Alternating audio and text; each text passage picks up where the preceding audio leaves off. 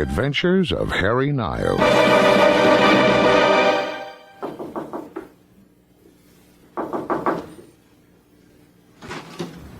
Harry?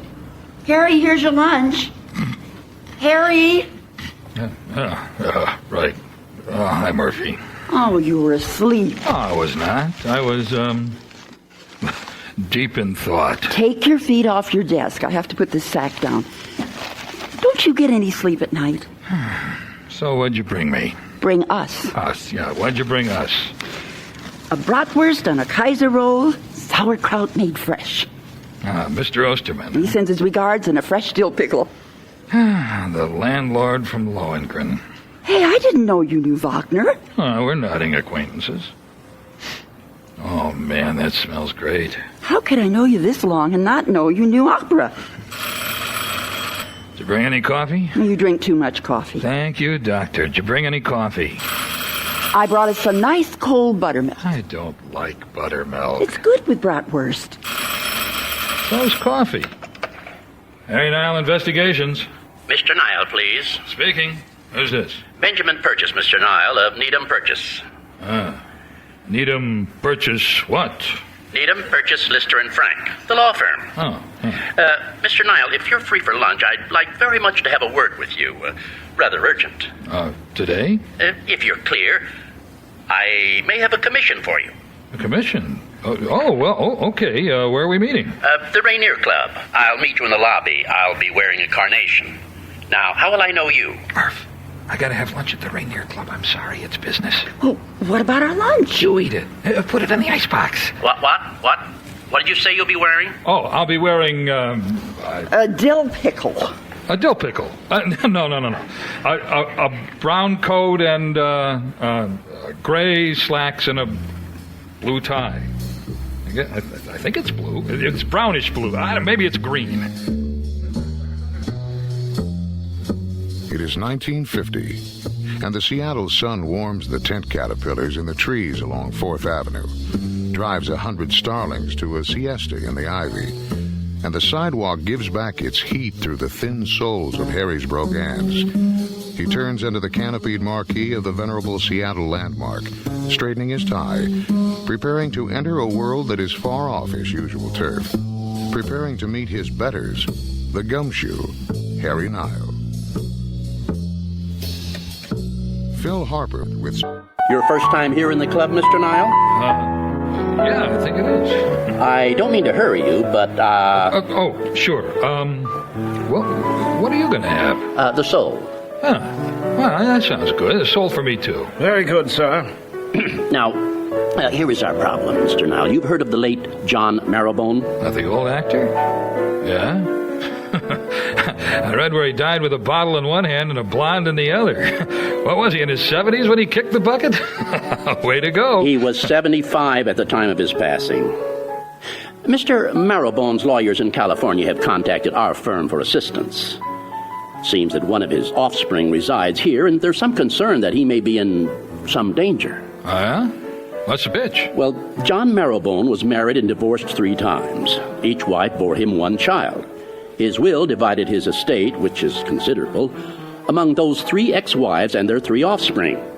But the first and second wives preceded him in death, so their shares and the rest of the estate will be divided among his 3rd wife and the 3 offspring. Now, the eldest is named John Marrowbone, Jr. He lives in New York. Then came his half-sister, Elizabeth, who is a film editor down in Los Angeles, and from the 3rd marriage sprang the youngest son named Eric. Makes his living as a musician. He's the one who lives up here, and the one whose life may be in danger. Oh, what about Eric's mother? Well, she remarried and lives in California also. So you think one of the others will try to do him in? Well, of course we don't know. All we do know is that Eric Marrowbone has had 2 narrow brushes with death in the past few weeks. Now, it's obvious he needs round-the-clock protection until the danger period is over. No, wait a minute. What danger period? John Marrowbone's estate provides equally for all 4 remaining legatees, the widow and the 3 children. But the money will not be distributed to anyone until Eric reaches his 30th birthday. Oh, why's that? Well, you would have to ask the late Mr. Marrowbone. But when all property is liquidated and taxes paid, we're talking about $11 million total. So divided 4 ways, that's 2 3/4 millions for each of them. But divided 3 ways, they'd each get Over to $3,600,000 apiece, yes. making murder worth $1 million, give or take. Exactly. It's been done for a lot less. Well, will you take the case, Mr. Nile? Well, when is Eric's 30th birthday? 1 week from today. You told the police all this? Well, they took a standard complaint report, but that was the end of it. They point out that there's been no threats, written or verbal. Just 2 accidents. Yes, we think someone tampered with his truck, and he was nearly electrocuted by his amplified guitar. Well, so, will you take the case? Sure, I'll take it. Where does this Eric live? On a houseboat in Lake Union with his wife and child.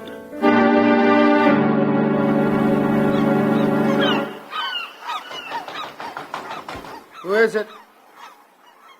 Eric Marrowbone? Who wants to know? Harry Nile.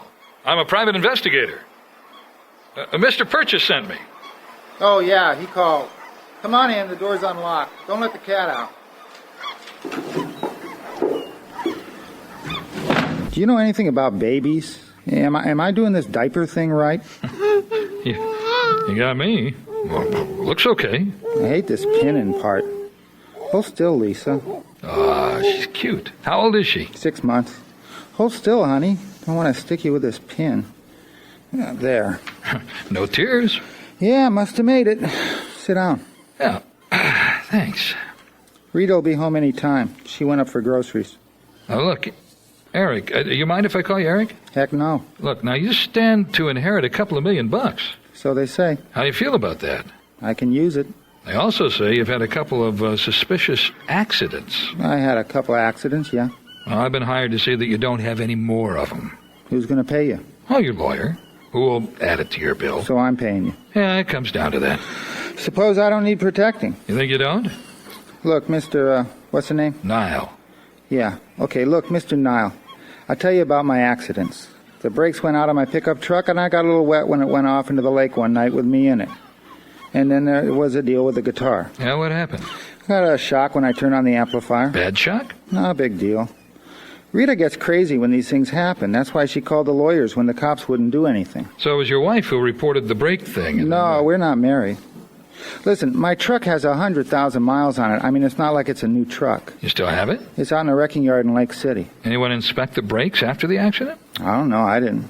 Okay, now which happened first, the truck or the guitar? Truck. And now how long after you were told about your father's will? About a month, I guess.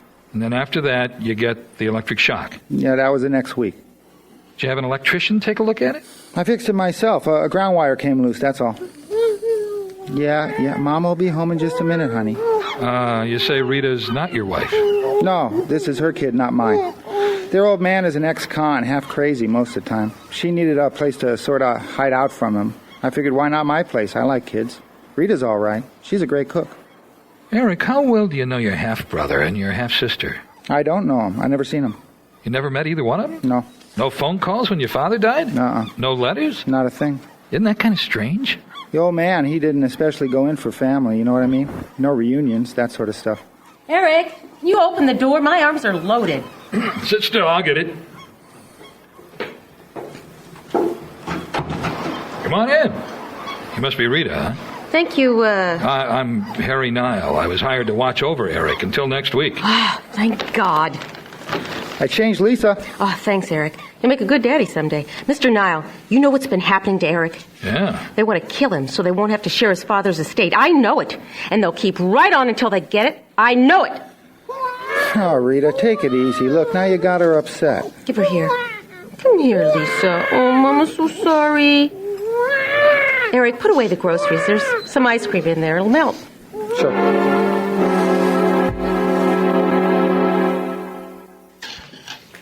Sounds like a very thoughtful person. Can you pass the mustard? Here. And he's never even met his half-siblings? So, Harry, what is it you want us to do? Well, Mr. Osterman, I thought maybe you and Murphy here could help me keep watch on their house. Harry, Mr. Osterman is my landlord, not a watchman. No, wait. Who is Osterman here, you or me? Well, you are, Mr. Osterman. Good. So, Osterman says what Harry wants me to do, I do. Do I get a six-shooter, Harry? No. You get to sit in your car for 4 hours and watch what goes on outside. Murphy, I need you to stay inside with Rita and the baby while Eric's playing in his band. Okay. And me, Harry, I'm what you call a watch out? Yeah. There's a place on shore where you can park and keep an eye on the houseboat. If you see anyone suspicious lurking around the walkway down to their place, you honk 3 times. Murphy calls the cops then. And meanwhile, you're going to be with Eric at his job. Yeah, right. But explain something to me. If it's Eric who may be in danger, why are we protecting Rita and the baby? Well, it's just a precaution. Yeah, you can't be too careful here, Murphy. My eyes will be sharp, Harry. I'll be a regular Paul Revere.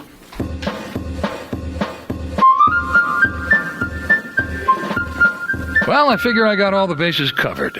But before nightfall, there's one thing I need to see, and that's Eric's old truck. He gives me the address of the wrecking yard, and I drive out to have a look. Yeah, this is the one we fished out of the lake. Well, you're a mechanic. Can you tell if the brakes have been tampered with or hydraulic lines cut? Sure. You want me to find out? Yeah, please. We'll see if we got any pedal. No, she's got no pedal. Probably no fluid in the lines. Let's have a look under the hood. Oh, yeah. Here's your trouble. Line from the master cylinder's loose. So the brake fluid could leak out. Oh, wouldn't take much. Couple pushes on the brake and you wouldn't be stopping. Well, could that fitting have worked itself loose? I doubt it. Never seen it happen. So you think someone had to loosen it intentionally, huh? Oh, I'd say so. Yeah. But this is the only piece of evidence I can come up with. And the first 24-hour watch goes by without incident. Next morning, after a few hours' sleep, I drop in on the lawyer, Mr. Purchase. Why aren't you with Eric, Mr. Nile? Oh, he's sleeping. He works nights. And I need to talk to you. Well, kindly make it fast. I do have an appointment. Who besides his half-brother and half-sister would have a motive to kill him? Nobody. Well, what about the guy his mother married after she divorced John Marrowbone? Well, what about him? Well, his wife gets a couple of million in the will, but with Eric out of the way, that becomes $3 million. And half of that money could be his. Oh, a possibility, perhaps. Need to get an address and a phone number on the other Marrowbone offspring and on Eric's mother and her husband. Well, I can have the Los Angeles law firm handle that. That'd be good. Well, have them call those people, too, and make sure they're all where they're supposed to be, will you? Very well, very well. Now I have to leave. I'll be in touch, Mr. Nile.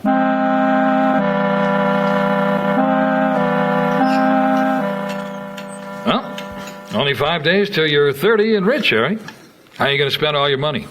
Well, I'm going to get a new guitar and a new pickup truck. Mr. Nile, do you think it's a good idea for Eric to be playing in that tavern? Why not? Well, if someone wanted to, if it's dark and noisy and you're not going to need the money, you can afford to take a few nights off, just till your birthday.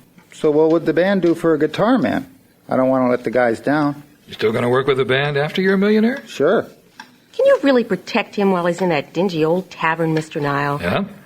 Shouldn't you get some more, what do you call them, bodyguards? Oh, come on, Rita. No, I think we've got it covered, Rita.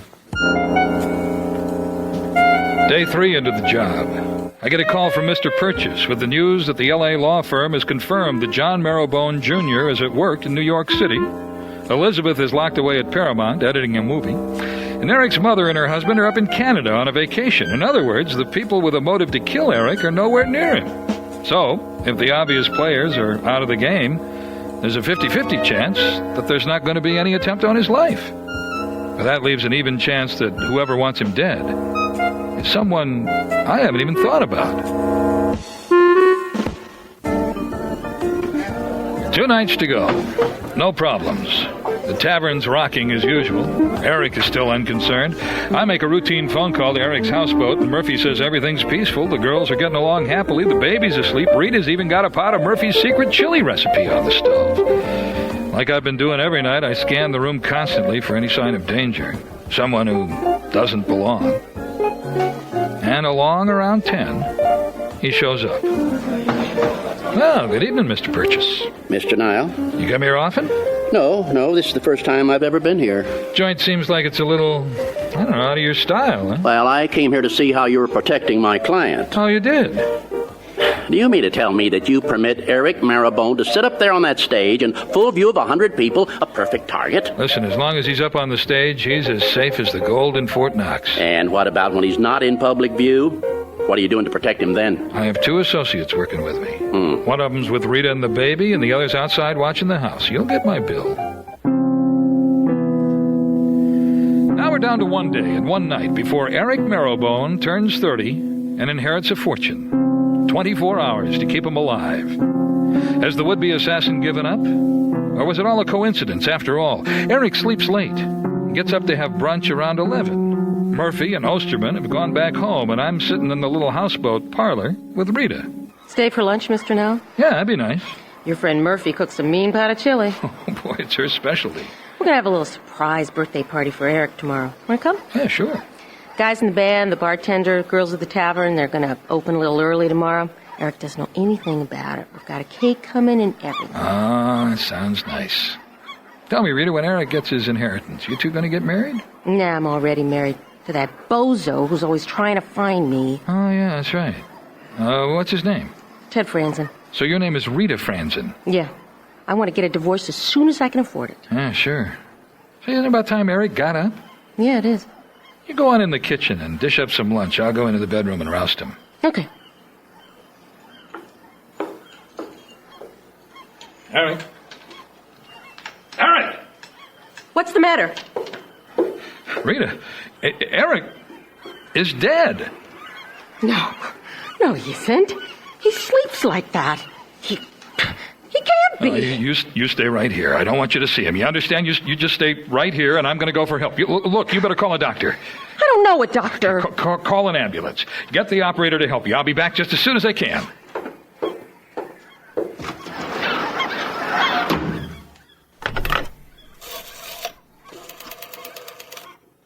Operator, I want to make a person-to-person call to New York City, to Mr. John Marrowbone, Jr. at 555-3897.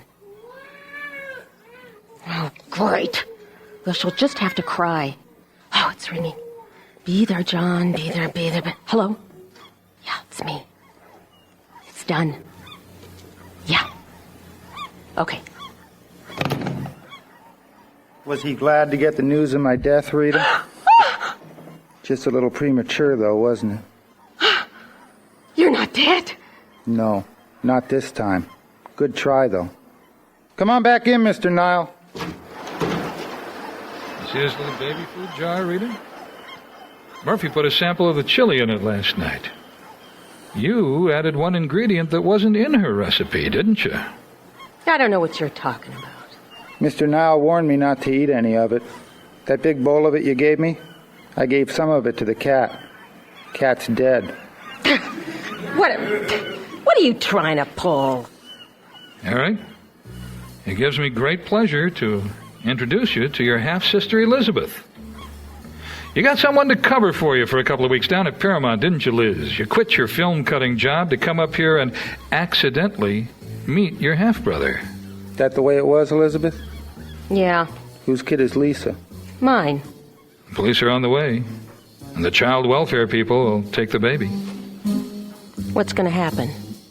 Well, if the judge lets you keep your inheritance, it sort of looks like you're going to be the richest convict at the women's prison.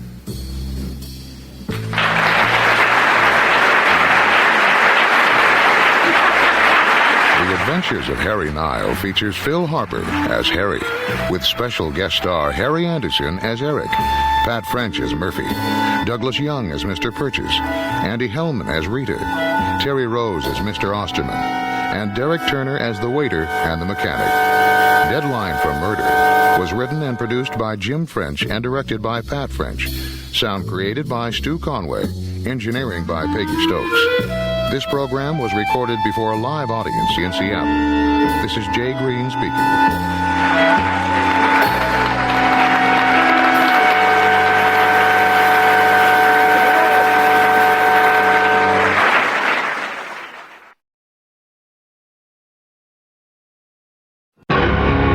The Adventures of Harry Nile.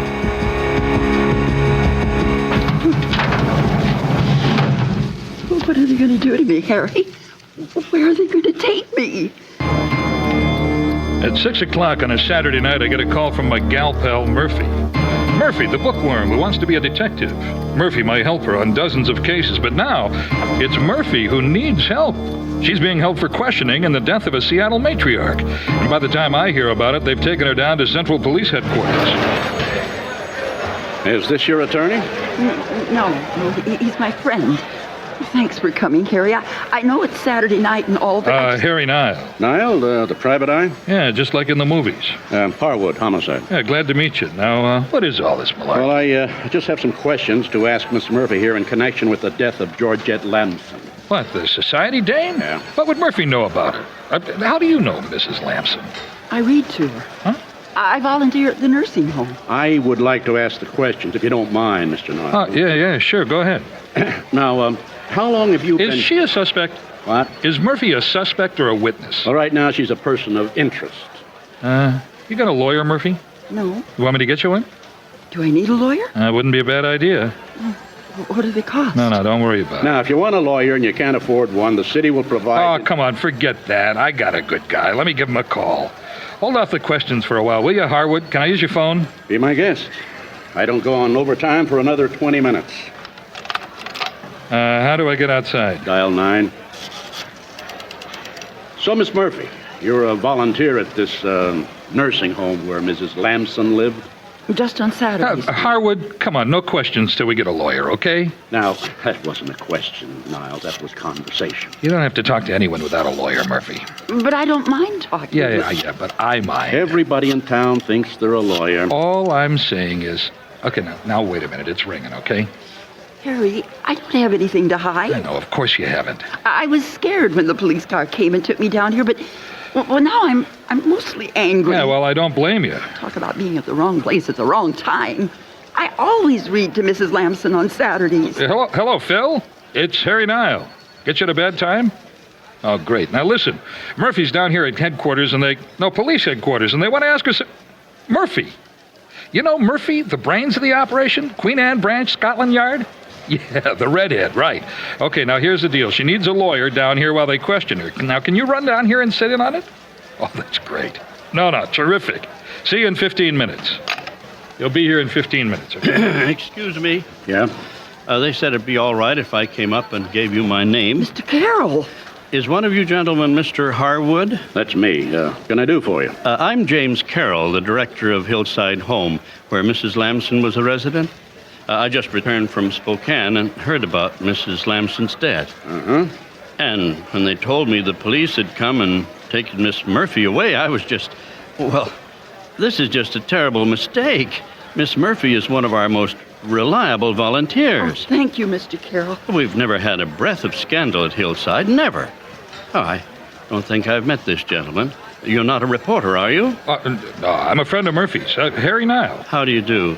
And we screen all our help very carefully. Only the best people work at Hillside Home. Now, Mrs. Lamson had been ill, and she was very far along in years. These things happen. Yeah, well, thanks a lot for coming by, Mr. Carroll. Miss Murphy, if there's anything we can do for you, I do want to help in any way I can, officer, but I'd appreciate it if the press weren't called in. Well, that's out of my hands. Oh, yeah, of course. Well, I just wanted to go on record. Okay, duly noted. Yes. Now, we'd like to get on with our work, if you don't mind. Oh, certainly. Well, chin up, Miss Murphy. Nice to have met you, gentlemen, under such sad circumstances. Okay, now, where were we? Can I have a word with you in private, Harwood? Okay. Next. Over this. Okay, that's fine. You got something the matter with your back there? Well, I put up my kid's basketball hoop this morning and... You tried Sloan's liniment? Yeah, Sloan's. Ben Gay's going to have to go see the bone cracker, I guess. Now, what do you want to talk about? Well, I was just wondering, why do you think the Lamson dame was murdered? This is an open investigation. I can't give out details. I know. I just thought maybe I could save you a little effort. When the lawyer shows up, I'll get into that. Well, look, you're not going to charge her tonight. Well, probably not. Depends on what she tells me and what the prosecutor thinks. He could file a complaint based on my write-up. Probably not until Monday, though. So you won't detain her? Like I say, that depends. Look, I don't know what happened to Mrs. Lamson, but I do know that Murphy had nothing to do with it. Yeah, well, you're right about one thing. Oh, what's that? You don't know what happened to Mrs. Lamson.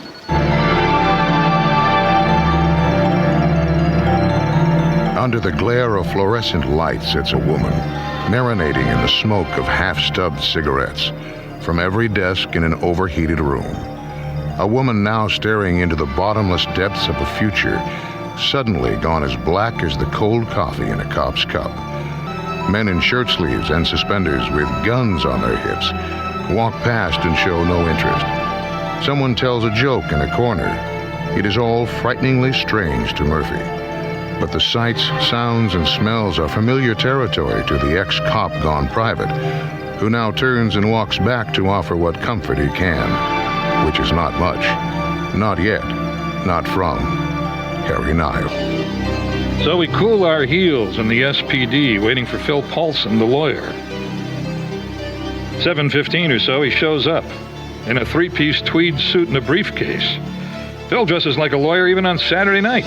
Homicide Detective Harwood takes us into a little interrogation room. All right, everyone cozy. Shall we get started? Go right ahead, Mr. Harwood. Okay. Miss Murphy, how long have you been a volunteer at Hillside Home? 3 months. Do you work with any other patients? No, only with Mrs. Lamson. Why is that? Well, they assigned me to be a reader. I guess because I work in the library, they thought that I would be... Okay. Now, what were you doing with Mrs. Lamson today? I was reading her Alice Adams by Booth Tarkington. Oh, that's all you do? Read to her? Oh, and we talk. Was Mrs. Lamson blind? Yes, She had a room to herself at the nursing home, and nobody shared it with her? that's right. So, when you were reading to her, you were completely alone? Yes. But people would go in and out. Oh, they can, but... Well, they didn't today. So all the time you read to Mrs. Lamson, nobody came into the room? Not that I can remember. And was she in bed? No, she was in her chair by the window. Do you remember what Mrs. Lamson was wearing? Lounging pajamas, a robe, a bed jacket, and gloves. She always wore gloves. Her hands were always cold. And she wore slippers and heavy wool stockings. What about jewelry? Oh, yes. She would insist on wearing her jewelry. What was she wearing today? Do you remember? Well, a necklace, a pearl necklace, and a diamond brooch that was pinned to her bed jacket. And earrings, diamond earrings. Now, what would you say all that stuff was worth? Wait a minute, Mr. Harwood. Miss Murphy isn't in a position to judge the value of jewelry. No, I'm just asking for her opinion, Counselor. Is the jewelry missing? When Mrs. Lamson was found dead, she was wearing no jewelry. So you're accusing me of stealing? No one is accusing you of anything as of right now. Did Mrs. Lamson seem unwell to you? Well, she was 90 years old, and she couldn't see or walk or feed herself. I mean, did she seem sick? No. She wasn't showing any sign of distress? No. When did you leave her today? At 11:30. I usually read to her from 9 to noon every Saturday, and sometimes I stay and feed her lunch, but, well, today I didn't. I left at 11:30. Why? Oh, the orderly had to strip her bed and put on new sheets or something. He said I was to leave at 11:30, so there'd be time for him to do that before lunch. Anyone see you leaving? Mabel. I said goodbye to Mabel at the nursing station. So you were alone with Mrs. Lamson for 2.5 hours? Yes. Completely alone? Nobody else came in while you were there? I think she already answered that. Cool down, Mr. Paulson. She's not on trial, and there's no judge or jury in this room. Yes, well, have you told Miss Murphy whether she is under suspicion for some crime or other? Well, I'll spell it right out for her. Miss Murphy, I'm investigating an apparent case of larceny and homicide, and you are a prime suspect. Plain enough for you?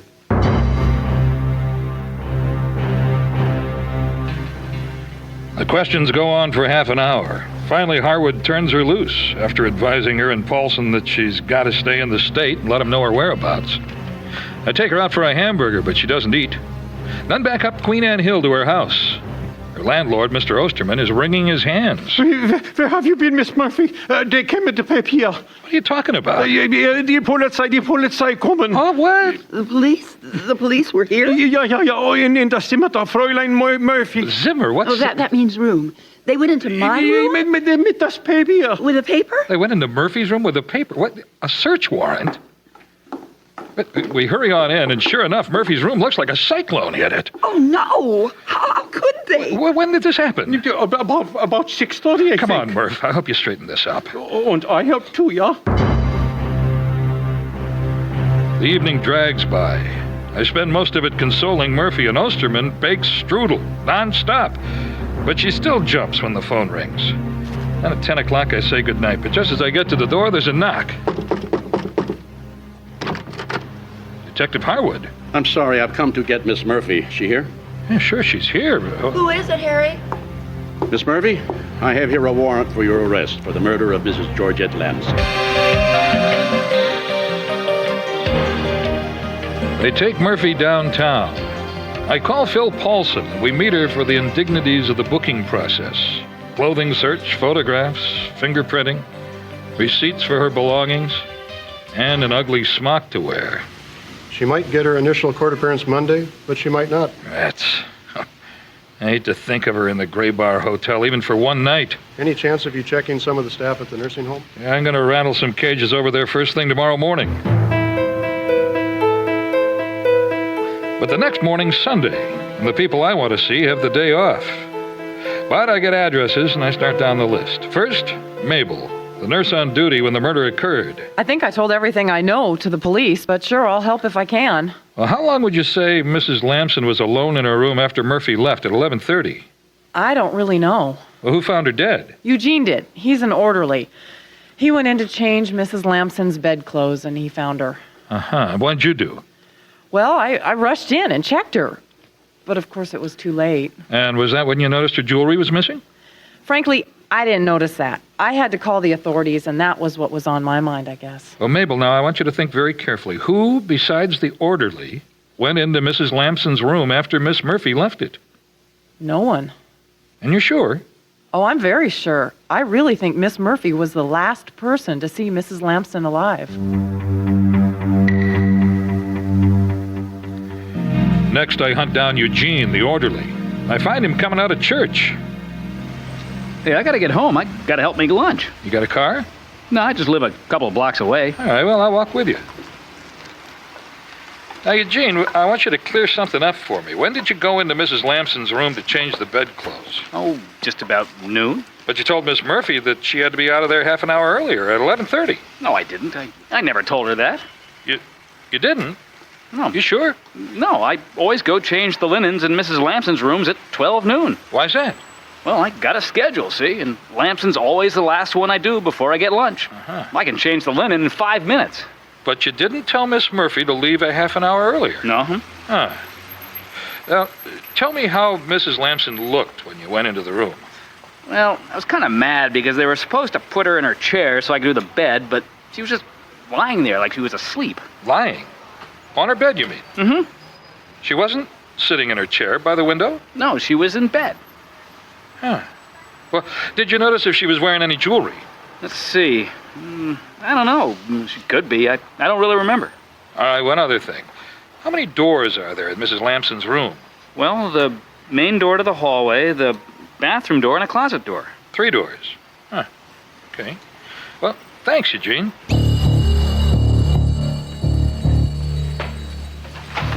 Oh, Harry, I couldn't sleep a wink. This is a nightmare.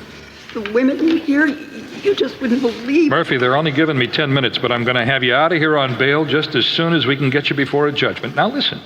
Remember how you told me you left Mrs. Lamson sitting up in a chair? Yes. Are you absolutely sure of that? Well, of course. She was sitting up in her chair when I left her. At 11:30? Yes. Because the orderly told you to leave at 11:30. Mm-hmm. When did he tell you that? Just about 11:25. 11:25? I thought you said nobody came into the room all the time that you were there. He didn't come in. He called through the bathroom door. Well, how'd he get in the bathroom? Well, from the other room next door to Mrs. Lamson's.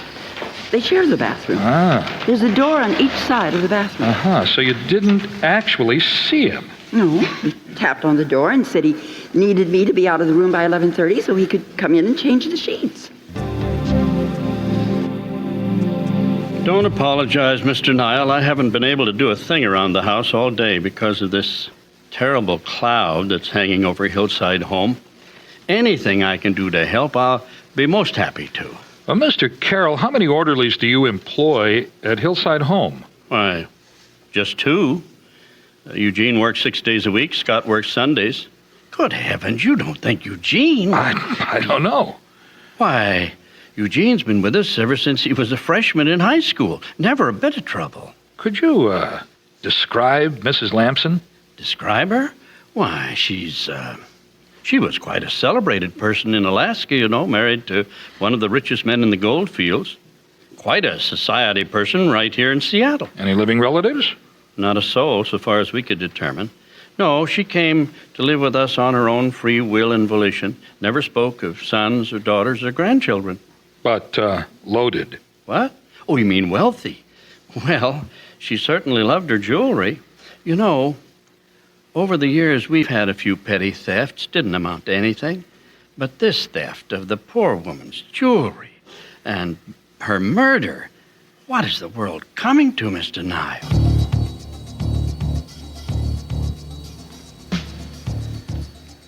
First thing Monday morning, I asked Harwood to call a meeting in Mrs. Lamson's room at the nursing home for the middle of the afternoon. Then I get busy on the phone with plenty of help from Paulson, the lawyer. When 3 o'clock comes, we're all in Mrs. Lamson's room at Hillside Home. Mr. Carroll, the director of the nursing home, is there, of course. Paulson is there. Mabel, the nurse, and Eugene, the orderly, and, thanks to Judge Quaylen, who named a reasonable bail, Murphy's there, too, escorted by Detective Harwood. Okay, everyone. I think we can get started now. Detective Harwood, would you kindly read from the paper you brought? Well, it's the medical examiner's preliminary report on the condition of the deceased. Cause of death is apparent suffocation due to external cause. Visible signs are... Well, you want me to go into that? Just the ear part. Oh, yes, the ears. The deceased earlobes were torn. What? Good heaven. What on earth? Her earlobes were torn, it says, in a manner consistent with the forcible removal of permanent earrings. Her diamond earrings. Someone pulled them right out of her earlobes. Why, who would do such a beastly thing? Wait just a minute. When I came in the room and saw Mrs. Lamson, there was no blood from her ears. No, because she was already dead when someone tried to remove the diamonds from her earlobes. Her heart had already stopped, and the blood would be draining away from her head. She was suffocated, probably by a pillow, while she was sitting in her chair. The killer decided he, or she, had disfigured the ears so badly that he needed to disguise what he'd done as long as possible, so he, or she, lifted Mrs. Lamson's body out of the chair and put it in the bed, arranging her bed pillow around her head to conceal her wounded ears. Miss Murphy, you little fiend. No, Mr. Carroll, it wasn't Murphy. Look at her, too small for this job. This took a larger person. What are you looking at me for? Well, you're a head taller than Murphy, maybe 40 pounds heavier. Well, thanks a lot. But I've got some news for you. I was on the phone from the nursing station that whole time, talking to a girlfriend who works over at Swedish Hospital. Now, you can fire me for that if you want to, Mr. Carroll, but you call up Kate Anderson and ask her. I was on the phone that whole half hour. No, Mabel, I won't fire you, but...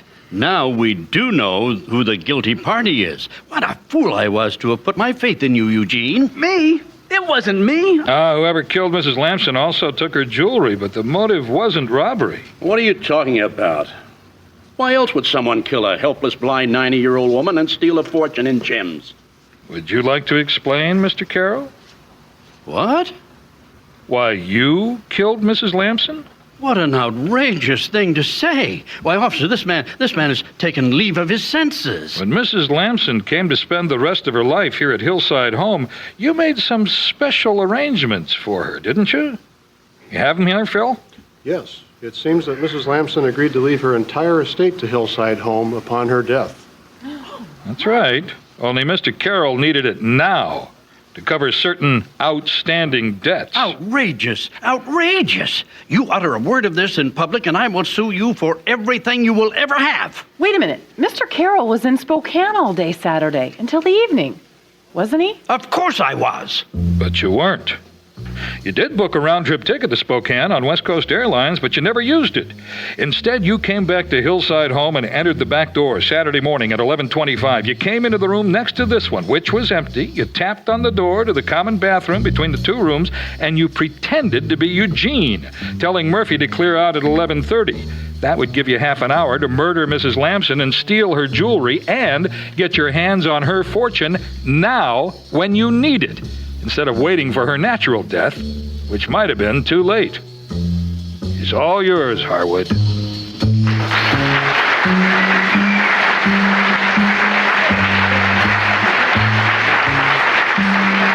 Adventures of Harry Nile feature Phil Harper as Harry and Pat French as Murphy, with Douglas Young, Merrill Mayo, Bob Pittman, Terry Rose, Karen Anderson, and Brad Perkins. Murphy, Wanted for Murder, was written and produced by Jim French and directed by Pat French. Sound created by Stu Conway, mixing by Peggy Stokes. The program was recorded before a live audience in Seattle. This is Jay Green speaking.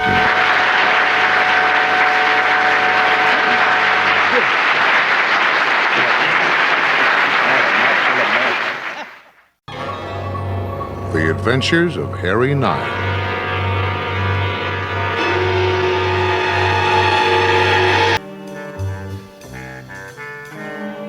Danny Clark writes me out a retainer, and I'm on the case.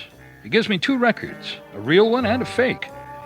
Comparing the 2, you can see the label on the phony isn't printed as clearly. The color's a little off, and the record itself is a little thicker than the genuine article. My first idea is to go visit a record store. I pick a small one. Help you? You carry How High the Moon by Les Paul, Mary Ford? Sure. Yeah, it's right here in this rack. Uh-huh. Huh. Something wrong? Just out of curiosity, where do you get your records? From the wholesalers. Why? You buy this record from the regular distributor? Yeah, I think so. Why? Do you do the purchasing for the store? Well, sure. Say, what's up? Well, I think this record you're selling isn't a genuine disc. Not genuine? What do you mean? Well, did you pay less for this record than you usually pay? I might have. They have specials from time to time. Why are you asking me all these questions? Well, listen, can you tell me the name of the guy who sold these records to you? I don't know his name. Actually, he's kind of new on the job. Or does this fella come in regularly? He should be here again tomorrow. Okay, well, now here's my card. If he comes in, can you try to stall him? Give me a call if you can, or at least get his card for me, will you? Oh, yeah, I guess I could do that. Listen, I don't want any trouble. Neither do I, friend. So let's help each other out, okay?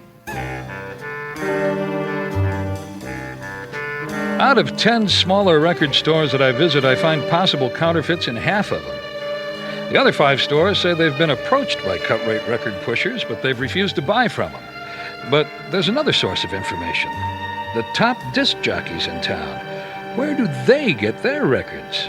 I call a guy I listen to at night quite a bit, a fellow named Gary Sutton over at KFO. He not only agrees to cooperate, he's thrilled to be talking to a private eye. And he invites me to be on his show the following night. Okay, folks, stand by. We're coming back on. And it's now 10:17 of the Gary Sutton Show here on KFO. And keep that radio dial right where it is, because my guests tonight are a psychic and a private eye. What a combo! Hey, if you just tuned in, where you been? Lila Lane, the psychic, says she can tell anyone's future. And Harry Niles, a real private detective who always gets his man. And now I've got a surprise. Lila, you think you could tell Harry's future? I'll try. Okay by you, Harry? Sure, I guess so. Well, now this is completely unrehearsed, folks. Go ahead, Lila. Okay. First of all, are we acquainted, Mr. Nile? I never saw you before tonight. Very good. Now, do you mind telling me your birth date and place of birth? No, September 21st, Haines, Nebraska.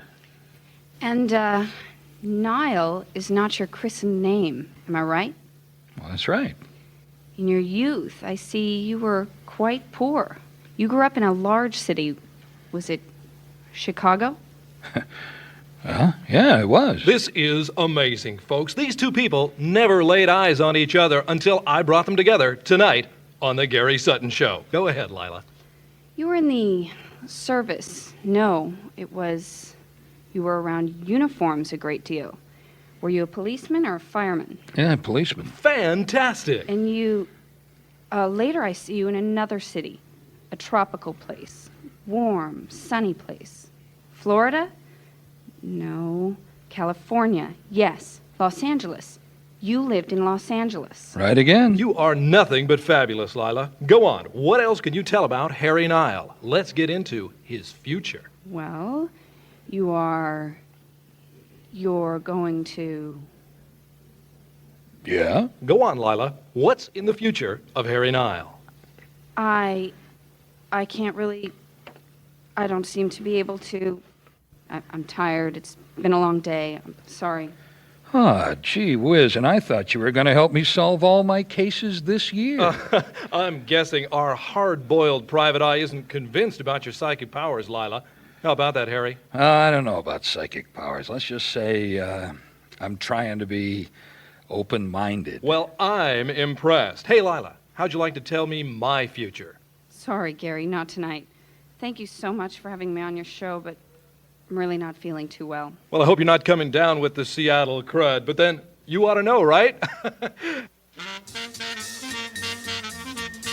Hey, out there, don't go away. We've got your favorite records until midnight, right here on KFO on the Gary Sutton Show, where the time is now 10:21. And here's a hit from the Gary Sutton Top 10. Hey, what's wrong, Lila? I'm just tired, that's all. You park downstairs, I'll walk you to your car. Would you? I'd appreciate that. Hey, Harry, you're not bailing out on me, too. Well, you told me what I wanted to know before you went on the air, and it's late, and I've got to get up in the morning. I want to thank you for the information and for having me on the show. I listen to you all the time. Well, hey, call in anytime. I'll play your favorite sides. Good night, Gary. Thank you. Okay, see you around. Well, I'm sorry you're not feeling well, Lila. No, I'll be all right. Came on you kind of a sudden, didn't it? Yes, it did. You don't believe in what I do. Oh, it's just my job to be skeptical. I was right about Chicago, and you're being a policeman. Oh, it's all a matter of record. Anyone could find that out if they tried. Most PIs have been cops at some point. Well, here we are. I'll ring for the elevator. So how would I have known you changed your name? Maybe you're a better detective than I am. I didn't know I'd meet you tonight. I had no time to do any detective work. Okay. All right. One more test. What was my name before I changed it? It was Italian. You kept part of your old name, but you shortened it. I can't see it yet, but I will. Okay, now level with me. How do you do it? It just comes to me. It's a gift. And Sutton didn't tell you I was going to be on the show? No, you can ask him. Okay, well, after you. Listen, Lila, I hope you don't take offense, but an investigator has to be a little skeptical. I understand, really. I always figure if a person really could tell the future, he wouldn't fool around telling fortunes when he could be making a killing on every horse race in the country. Listen, let me buy you a cup of coffee. Let me apologize. That won't be necessary. No, I'd like to, and then you can tell me what my new case is about. Then maybe that'll prove something to me. I don't do readings to prove anything to anybody. Well, looks like it stopped raining. Here, I'll get the door for you. Are you sure you won't have a cup of coffee? No, thanks anyway. Okay. Well, I'll walk you to your car. That really won't be necessary. All right. Well, again, it really was nice meeting you, and I'll say good night. Yeah, good night. Mr. Nile! Your real name was Miletti, Harry Miletti. Bullseye. And I've got to tell you this. You can ignore me if you want, but the reason I didn't give you a reading of your future is Yeah? you haven't any future.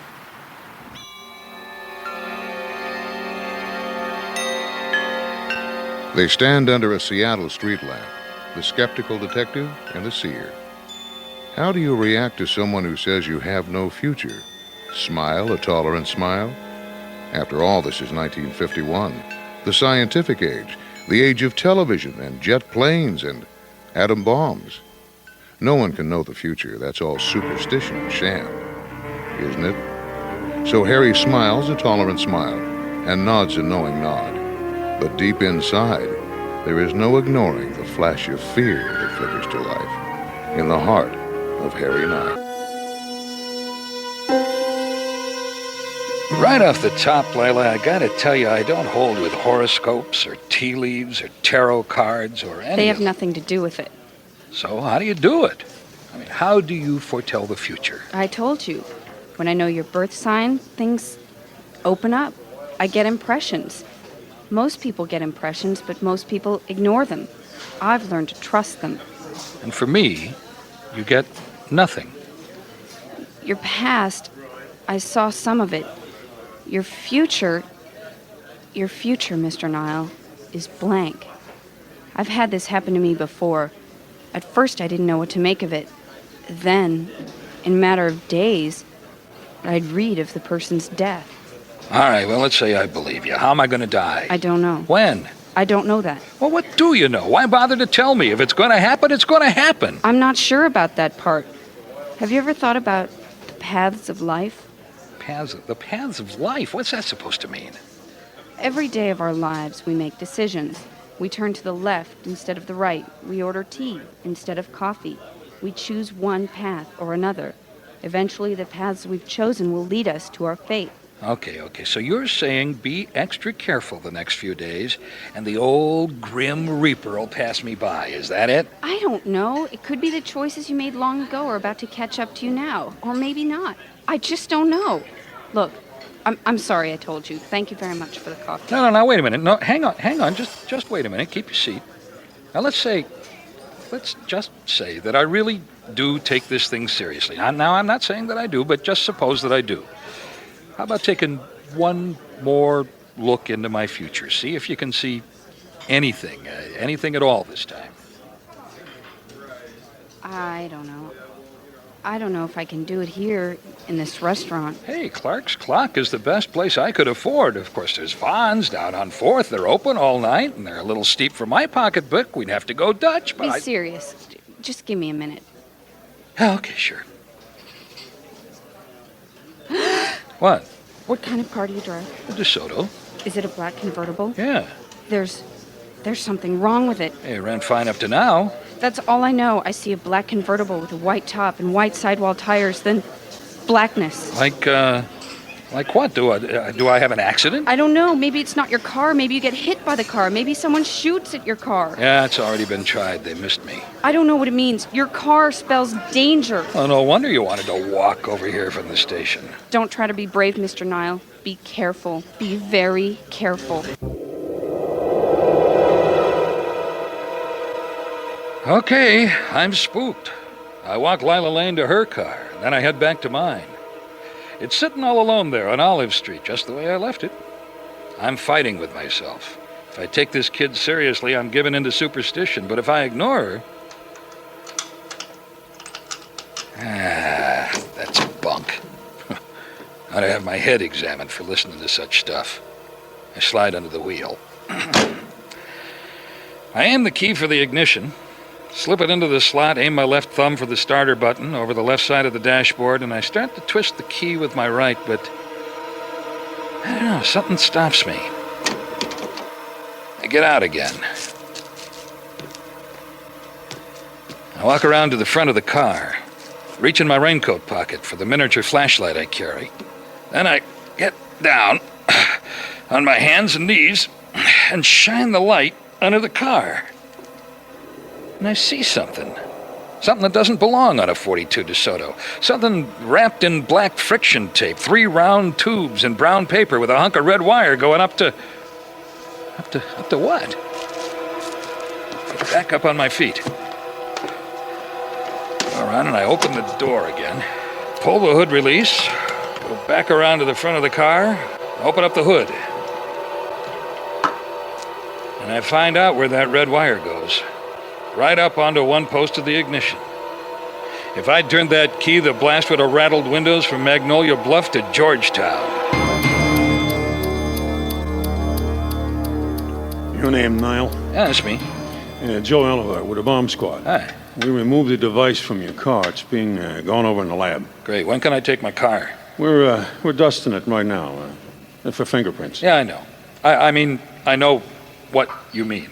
I was a cop. Well, that's so. Well, anyway, one thing might make your mind a little easier. Those weren't sticks of dynamite. They weren't? How were they? Fusees. You know what a fusee is? It's a railroad flare. They look a little like dynamite sticks, but they burn. They don't blow up. The worst thing they'd have done to your car, they fried the chassis a little bit. But who would attach railroad flares to your car? Someone who wants to scare me. But who would want to scare you? Murphy, you tell me to answer to that, I'll buy the ring. And who says I'd wear it? Who says it's for you? Harry, Huh? was she pretty? Is who pretty? Well, Lila Lane. She sounded pretty. On the Gary Sutton show. Was she pretty? She was pretty scary. I suppose she was really beautiful. I mean, being in show business and all. Well, yeah, she's a pretty gal. Harry Nile Investigations. Who's calling, please? Yes, he's here. It's the lovely Lila Lane. Oh, no kidding. Hello, Lila. Hello, Mr. Nile. We were just talking about you. Oh, or is that why you called? I mean, being psychic. Mr. Nile, I must see you. Oh, is that so? Yes, can you meet me? Well, I got a couple of other appointments that I want. I don't mean to sound melodramatic, but it's a matter of life and death. By life and death? Yes. You see, I've had some clarity on events in your future. And you can't discuss them on the phone? I think it wouldn't be wise. Huh. All right, where do you live? Do you know Woodland Park Zoo? Sure. The bird sanctuary, in half an hour. Okay, I'll see you then. She wants to meet me at the bird sanctuary in Woodland Park Zoo. You want to come along? Are you serious? I thought you wanted me to answer the phone. I think it might be better if you came with me. Hello, Mr. Nile. Lila, this is my assistant, Murphy. Hello. Hello. I have something I think may be very important for you, Mr. Nile. I didn't think it was wise to tell you over the telephone. I mean, well, there are such things as wiretaps. Oh, you think your phone is bugged? No, I think yours is. Why do you think that? The same reason I told you about your car. If you'd prefer me to go somewhere so you can talk. No. Murphy, you stay right here with me. Go ahead, Lila. Mr. Nile, you asked me the other night if I knew what kind of case you're working on. Yeah, I did in a kind of kidding way. Are you working on something that has to do with music? With records? Yeah. Yes, as a matter of fact. Mr. Nile, there are some very dangerous men involved with this case. They would not hesitate to kill you. Whatever was done to your car was meant to warn you. The next time, they will kill you. This could be the hour of your death. Murphy and I make our way out of the zoo with Lila Lane. In the parking lot, as Murphy heads for my car, I grab her arm. Harry, what's the matter? Lila, you wouldn't mind driving us back downtown in your car, would you? Why, no, of course not. That's good. Murphy, why don't you go get in Lila's car with Lila? Why, Harry? I'll be right there. I walk a few feet over to where I parked my car. I stop, and I get down to look under the car, and there's no bomb.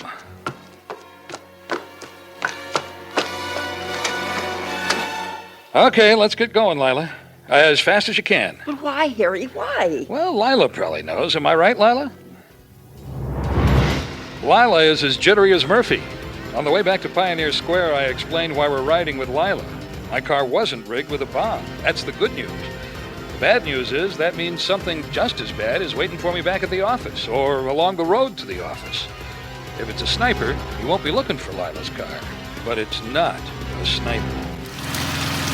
Oh, Harry, no, it's your building. Sure is. I knew it. I knew it.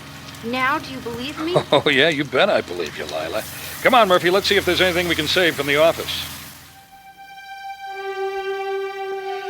But there isn't. The place is charcoal. All of my files, all of my records gone. All but the fake record, which I carried with me. And that's the record I give that night to Gary Sutton when Lila and I appear on his show to tell about our adventures. And there you have it. Capitol Records' great new hit with Les Paul and Mary Ford. Well, not quite, Gary. What do you mean? Well, it wasn't a Capitol record. It was a fake. Just like thousands of records copied from the originals that are flooding the market these days. And that's why my car was bombed and why my office was torched. Are you serious? Get this, folks. This is a scoop, and you're hearing it exclusively on The Gary Sutton Show. From the private eye who broke this case, my good friend, Mr. Harry Nile. You see, there was a real danger that the counterfeit record racket was going to be busted. So when you found out I was investigating it, you invited me on your show for an interview. Right, and I'm proud to say Which gave the mobsters plenty of time to rig my car with a warning that looked like a bomb. They knew I wouldn't be interrupting them as long as I was up here with you on the program. And to ensure that I'd get the point of the warning, you got little Lila Lane here to try to scare me off the case. What?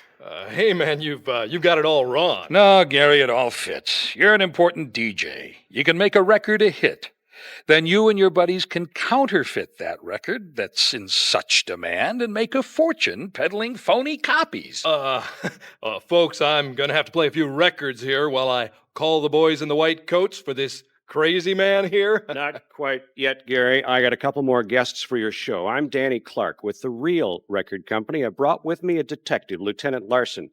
He's here to arrest you, Gary, for conspiracy to commit grand larceny, arson, and assault with a deadly device. The Hour of My Death was written and produced by Jim French and directed by Pat French. The Adventures of Harry Nile stars Phil Harper with Pat French, Dan Leach, Dodie Axelson, Terry Rose, Brian Gregory, and Gary Christensen. Sound effects created by Stu Conway and Bruce Rogerson. Technical supervision by Peggy Stokes. This program was recorded before a live audience in Seattle. Jay Green speaking. Can I pour you another, sir? I'm fine. More coffee here, sir. Would you care for another drink, sir? Man, look at me. Strata Cruiser to Honolulu, first class. Goes to show you solve one case, it gets you another. Last year I take a witness, Rudy Lundstrom, along on a wrap-up of a little scam, and now he thinks I'm Sherlock Holmes. Gives my card to another guy, and this guy looks me up. Now, to look at him, I wouldn't have thought the man standing in my office doorway would be about to buy me a round-trip ticket to Hawaii. Medium height, mid-40s, pudgy build, pasty skin, tan sport jacket over a really ugly green T-shirt. And a skipper's cap from last year's seafare to cover his bald head. Excuse me. I'm looking for a detective named Harry Nile. And you found him. You're Harry Nile? Right. And you're, I'm Denzel Scott. Denzel Scott. You want to come in and shut the door, Mr. Scott? Have a seat. We're alone? Yeah. You look a little uneasy. Anything wrong? Well, I wouldn't be here if there wasn't something wrong, would I? Sorry, I shouldn't have said that. You sure you won't sit down? All right. Now, how can I help you, Mr. Scott? It's my wife. Uh-huh. I think she's unfaithful. Yes. And you need proof. Yes. There, you see how easy that was? Then you can, you could follow her. Get evidence. Yeah, sure. You've done this before? Yes, Mr. Scott. Here, take my rate card. No, I don't care what it costs. I've got to know. It's driving me crazy. Understand. When do you want me to start? As soon as you can. You live here in Seattle? Yes, but my wife is away. Honolulu. Honolulu? Yeah. It says it's a business trip. But I know what people do out there on those islands.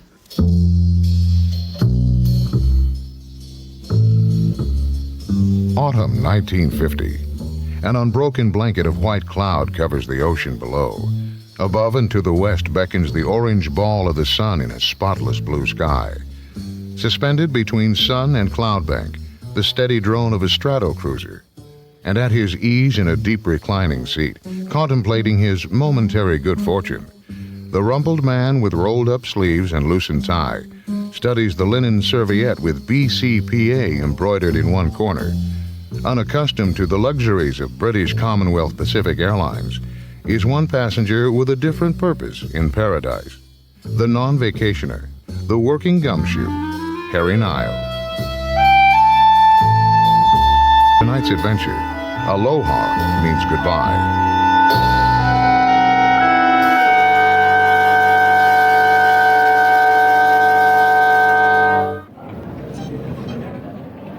Honolulu Airport, 8:50 p.m. Hawaiian time. I'm standing in line to go through customs, one of the drags about flying out of Vancouver, but it's a few bucks cheaper. I'm carrying a photo of April Scott, my client's wife. I'm booked into a hotel where she's staying, the Halekulani. And I'm supposed to shadow her, keep a written record of everywhere she goes, everyone she talks to, and then call Denzel Scott in Seattle every day and report. I've been through it all before. The guy is torturing himself. He'll wind up divorcing her whether I bring him photos or not, but it's his money. And if he wants to send me to Hawaii to confirm what he already believes, well, I can use the sunshine. Which is what wakes me up the next morning in the Halekulani Hotel. Brilliant sunshine streaming into my room from a little balcony outside my glass doors. A pretty girl wearing a sarong brings me breakfast and a new word for balcony. It's called a lanai, Hawaiian for porch. But porch isn't nearly so romantic sounding as lanai, is it? Care for some Kona? Compliments of the hotel. What's that you got in the pot there? Kona is coffee. Comes from the Kona coast on the Big Island. Here, try some. And here's a sweet roll and some fresh pineapple juice. Oh, good. Thanks. What's your name? Lonnie Lamour. Hawaiian? Polish. Well, a girl can't get too far as Beverly Kowalski of Cincinnati. You a cop, Mr. Nile? Why would you think I'm a cop? You look like a cop. The shoes. Shoes give me away, huh? You here on business or pleasure? Business. You after someone? Now, Lonnie. Someone staying in the hotel? I'm sorry. I'm just incurably nosy. But take my advice. Yeah? Lose the shoes. Aloha. Which is why I stroll down the main drag in Waikiki looking for a department store. I find a place called Liberty House. In half an hour, I'm fixed up with 2 flowery Aloha shirts, a coconut hat, some suntan oil, and a pair of size 11 beach sandals. Figure with this outfit, I'll fit right in while I'm tailing April Scott. Mrs. Scott's room is 1 floor above mine. Lonnie, the Polish Hawaiian, tells me the lady's gone swimming at Waikiki Beach, so that's where I go. Swim trunks, coconut hat, and sandals. The beach is already jammed with people. No one looks like their picture when their hair is wet or tucked up under a bathing cap, so it's lunchtime before I give it up and go back to the Halekulani. Aloha. Aloha to yourself, Lonnie. You say aloha when you say goodbye, and now it's aloha when you say hello. Aloha also means love. Versatile language. The lady's at lunch. Huh? The woman you're tailing, April Scott, she's in the terrace dining room, table 6. Yeah? Great. What's Hawaiian for thanks? Mahalo. Oh, and of course we also accept U.S. currency. I cross her palm with a few bucks and saunter into the dining room. Yep, April Scott is there all right. But she's not dining alone. Wither is a very tan and handsome tennis hero type with blonde hair that would make Betty Grable jealous. They do a lot more laughing and chatting than eating, and when they get up to leave, I'm behind them. But a big Hawaiian fella comes between them and me as they head out toward the parking lot and get into a convertible. I try to get around him, but when I zig, he zags. It's almost like he's running interference for him. I haven't had a chance to rent myself a car, so there I stand watching April Scott and her friend drive away, when a sedan pulls up right in front of me. Hey, boo. You want to chase him or what? Come on, get in. It's the Hawaiian guy. Hey, you going to stand around all day? You. Howley boy, I'm talking to you. Me? Now, come on, get in. We go see where they're going. It's okay. I'm a cop. I'm Detective Lieutenant Joshua Connor, HPD. What's your name? Harry Nile. From? From Seattle. You made me. You picked me out. Like one sore thumb, man. I knew you were a cop. I'm a PI. It figures. Which one you watching? The woman. I'm watching the man. You know who he is? No. Gary Simmons. He's from Portland. Con artist. They an item? I mean, what's the deal with it? He's after her, though. She likes him. I figure they're both going to get what they want, then I'm going to get him. There's a felony warrant out on him. He preys on rich women like your friend. Rich? Sure. Simmons, he don't waste his time on women with no dough. She must be rich. You didn't know that? I thought you said you were a detective. Kana follows the convertible south out of Waikiki to the plush Kahala neighborhood of big homes on lavish grounds. Simmons pulls into an estate with a tennis court, and Kana stops down the road. Yeah, that's where you get out. How come? Well, they're going to play some tennis while you keep them inside. I'm going to have a look in this big house Simmons is renting. You keep them nice and busy. I'll see you, boo. Sure enough, in 5 minutes, April Scott and the Simmons guy are out on the court volleying for serve. But then all of a sudden, he looks over at me. Hey, you. Uh-oh, he sees me. Hey, didn't I see you at the hotel?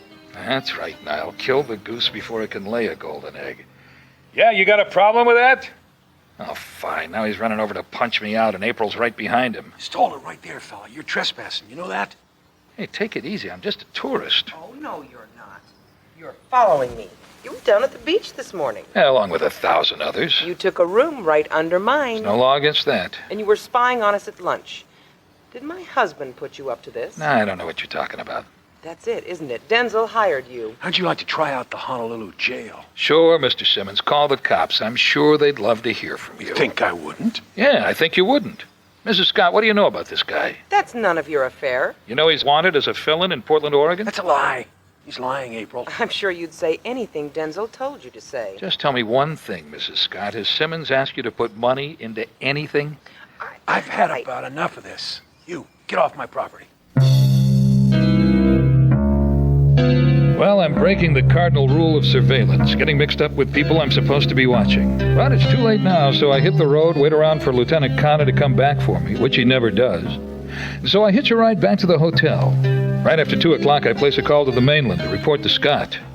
Well, what did you find out? Well, she's seeing a guy named Gary Simmons. Had lunch with him, rode out to a house he's renting. They started to play tennis. I knew it. Tennis. Well, I think I broke it up. Why would you do that? You were supposed to watch her secretly. So now she knows you're there, huh? You've bungled it. While I'm talking to Seattle, I see Gary Simmons pull up below and let April out. By the way she storms into the hotel, I can tell she's still steamed. When I hear her door slam 1 flight above me, I switch tactics and go knock on her door. You've got your nerve. Hey, Mrs. Scott, let's declare a truce. I have nothing to say to you. Okay, I admit I was hired to spy on you. But did you know Gary Simmons was a crook before I told you? Why should I believe you? Because I learned it from a Honolulu cop who's been trailing Simmons. He's a wanted man. Oh, all right, you can come in, but only for a minute. Thank you. Did you give him any money? No, I was considering investing in a real estate venture Gary's putting together. Where'd you meet him? In Seattle. He told us about this venture out here. Us? My husband and me. He called on us at home. Denzel knows him. My husband is insanely jealous of me. He was against my coming out here to the islands to look into Gary's venture because he was afraid that Gary and I would... Well, he is very attractive. And, did you? I consider that an insulting question. Is your husband well off? He and Wendell made a lot of money when they worked in pictures. Wendell? Denzel's brother. But ever since the accident, Denzel's had to take care of him. What accident? The car wreck that killed their parents. It put Wendell in a wheelchair. Now, you say your husband and his brother worked in pictures? Yes, that's how I met Denzel in an acting class. Oh, you're an actress, too? Yes. Now, please, just get out of my life and go back to Seattle and tell Denzel not to waste any more of our money on stupid detectives.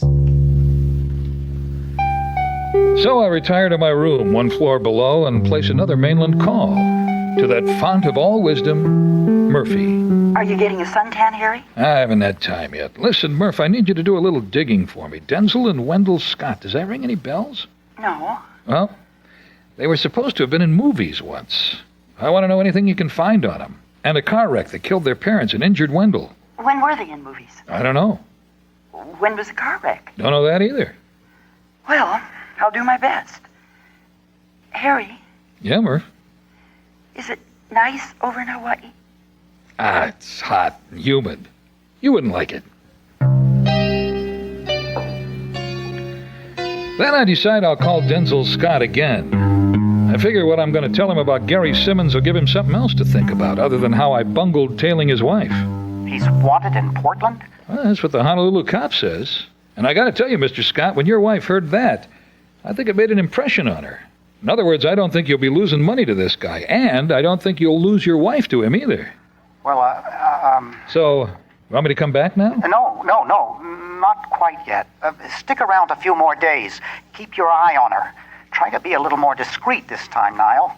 April is perfectly capable of deceiving you the way she deceived me. She fancies herself an actress, you see. Yeah, I see. Talk to you later, Mr. Scott.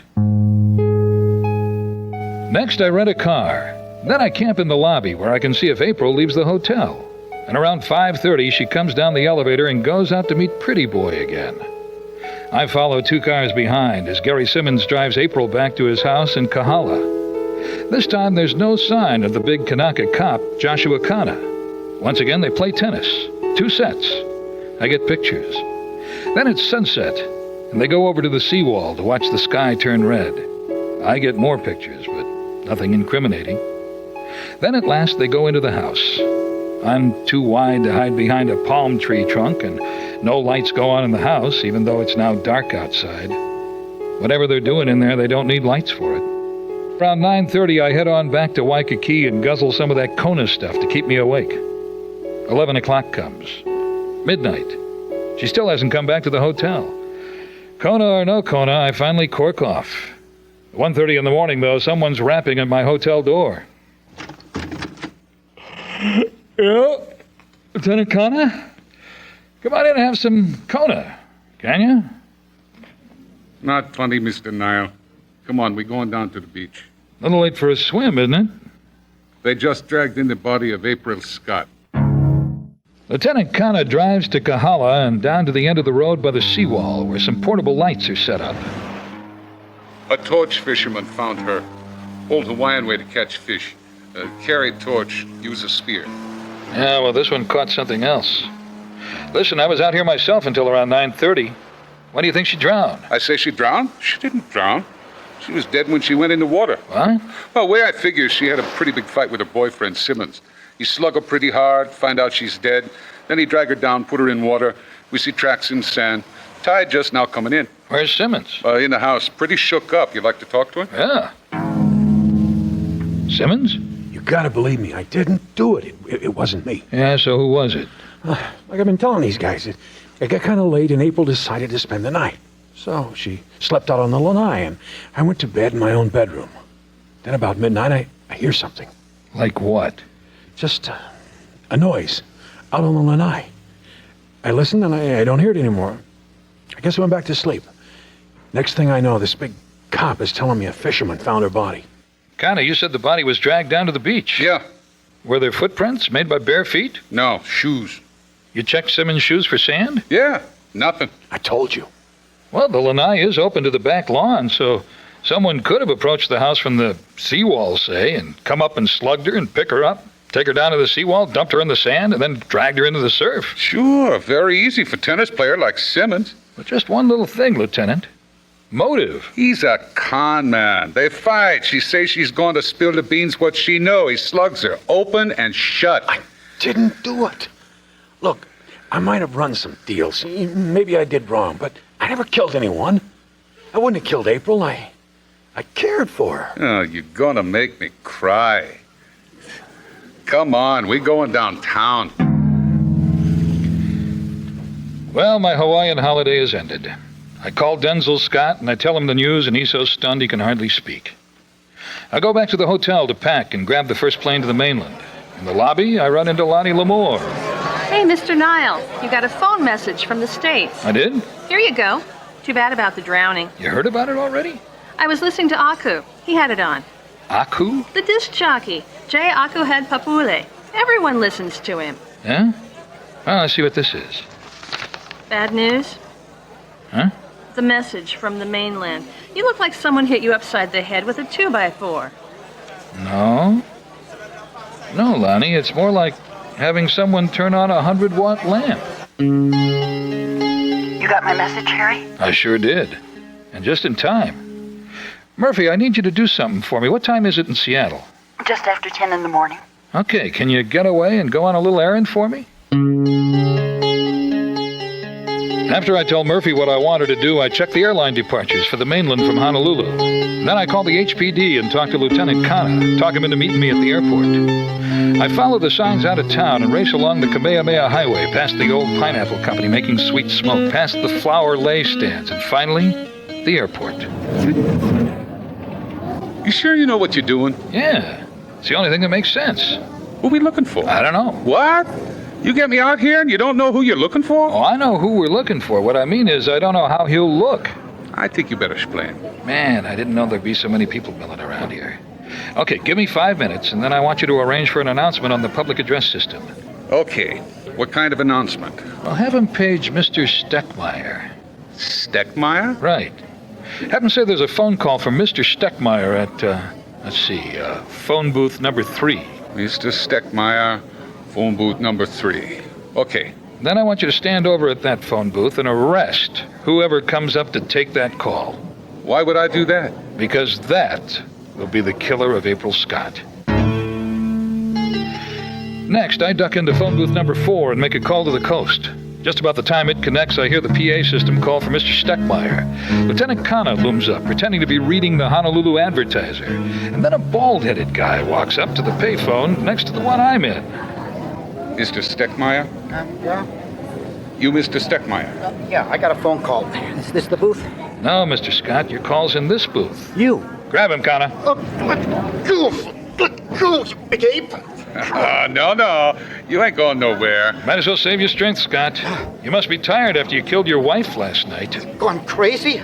I'm not Steckmeyer. Lieutenant, meet Denzel Scott. Born Denzel Steckmeyer. Better known to his old movie fans as one of the Scott twins. I'd never heard of the Scott twins, Wendell and Denzel, but I guess you two made a lot of movies together as juveniles 20 years ago. Then the act broke up when your folks were killed and Wendell was crippled in a car accident. Let's see what you building here. A man is insane. So Denzel can't make it in movies as a solo.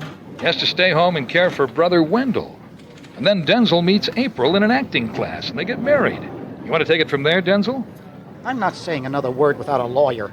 Then maybe Wendell will carry on. You there, Murphy? Yes, Harry. You're over at Wendell Scott's house? Yes, I came over and did what you said. I called the Seattle police, and there are 2 detectives right here. Then please put Wendell on the phone. All right. Yes? Wendell? Yes. It's amazing. I didn't know you two were twins. I never realized I was talking to you on the phone and not Denzel. But that was what you both counted on, wasn't it? You set me up. When I phoned Seattle to report to Denzel, it was you I was talking to. You hired me to be the perfect alibi so Denzel could fly here and murder his wife. When'd you get here, Denzel? I'm not talking. But Wendell is. The police are at your house in Seattle right now. All right. You know, it was all Wendell's idea, you see? All of it. He hated April from the very first time I brought her home. He was jealous that there was someone else in my life. I loved her. I really did. And I thought she loved me. But then I found out she married me because she thought I could help her acting career. She cheated on me, and she flaunted it, and I couldn't do anything about it as long as I had that. As long as you had Wendell. Yes. Okay, Boo. I think we go downtown now. Come along. Hey, Harry Nile. You coming? Yeah, sure, Lieutenant. I'll be right along. Just want to have a word with my, research assistant. Murphy, you still there? I'm still here, Harry. You solved a murder, you know that? I did? You sure did. You found out Scott's real name. You found out he was a twin. You found his motive. Hey, you did it all. All I had to do was have a nice Hawaiian vacation. Harry? Yeah? Harry, do they really put a flower lei around your neck when you get off the plane in Honolulu? Yeah. And do the trade winds really make the palm trees sway? Well, I guess they do. And does the air really smell of the perfume of a million blossoms? I don't know. I got a stuffy nose. Harry? Yeah? Harry, bring me a flower lei.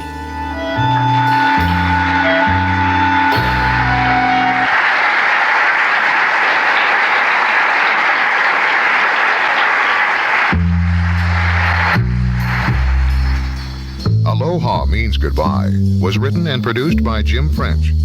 The Adventures of Harry Nile features Phil Harper as Harry, with Pat French as Murphy. Richard Sanders starred as Denzel and Wendell Scott, with Katrina Baxter Hodiak, Doug Smith, Pam Sowers, and Terry Rose. Direction by Pat French. Sound by Stuart Conway. Audio mix by Peggy Stokes. This program is recorded before a live audience in Seattle. This is Jay Green speaking.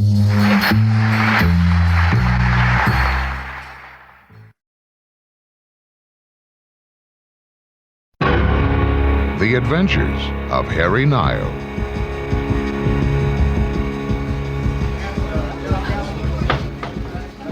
Saturday morning. Late breakfast at the doghouse. Fall 1950. No time to be on foot in Seattle, unless you're a duck. It's been raining for 10 days straight, and it seems like every time I get a case, it's at the other end of town, or up in Northgate, or down in Tacoma, for gosh sakes. Cabs are expensive, and there's no trolley cars or commuter trains around here anymore. Some genius decided they didn't need them. But now I'm minus my good old 37 V8. Town of Leo got torched by a guy I sent up the river. And when I grumbled to Murphy, she's like a broken record. Buy a car. The man gave you the money. Buy a car. I will. Oh, here's an ad in the paper for a Duesenberg. Duesenberg? Oh, and here's one for an Auburn Speedster. Sure. Yeah. And how about a neon sign that says, "You are being followed by a private detective"? I need a car that's subtle, Murphy. Inconspicuous. Hey, excuse me, folks. I couldn't help overhearing. I was in the next booth. You folks in the market for a good used car? Why, you a dealer? Yeah, I got a lot up on Aurora. Here's my card. Morris Motor Company. I'm Morris, Lou Morris. And you folks are Mr. and Mrs.? Oh, we're not married. Listen, what are you driving now? I'm not driving anything. I'm walking. Well, I've got a car just outside. Why don't we go down and... Harry's car was burned up by a murderer. Oh. Can it, will you, Murph? When he found out Harry had the goods on him, he set fire to Town de Leo. That was Harry's car. He named it after a character Hedy Lamarr played in the movie. Murphy. But his client gave Harry $2,000 to buy a new car. Wasn't that nice? Don't stop now. Give the nice man my blood type, why don't you? It is sometimes claimed that the gray and rainy skies of Seattle produce a gloomy mood. True, Seattle Rainier baseball games have on occasion been rained out at Sick Stadium. True, the onset of fall brings fogs that can keep the Black Ball Ferry tied up all day at Coleman Dock. But inclement weather never daunts the gooey duck, the used car dealer, or the dogged private investigator, Harry Nile.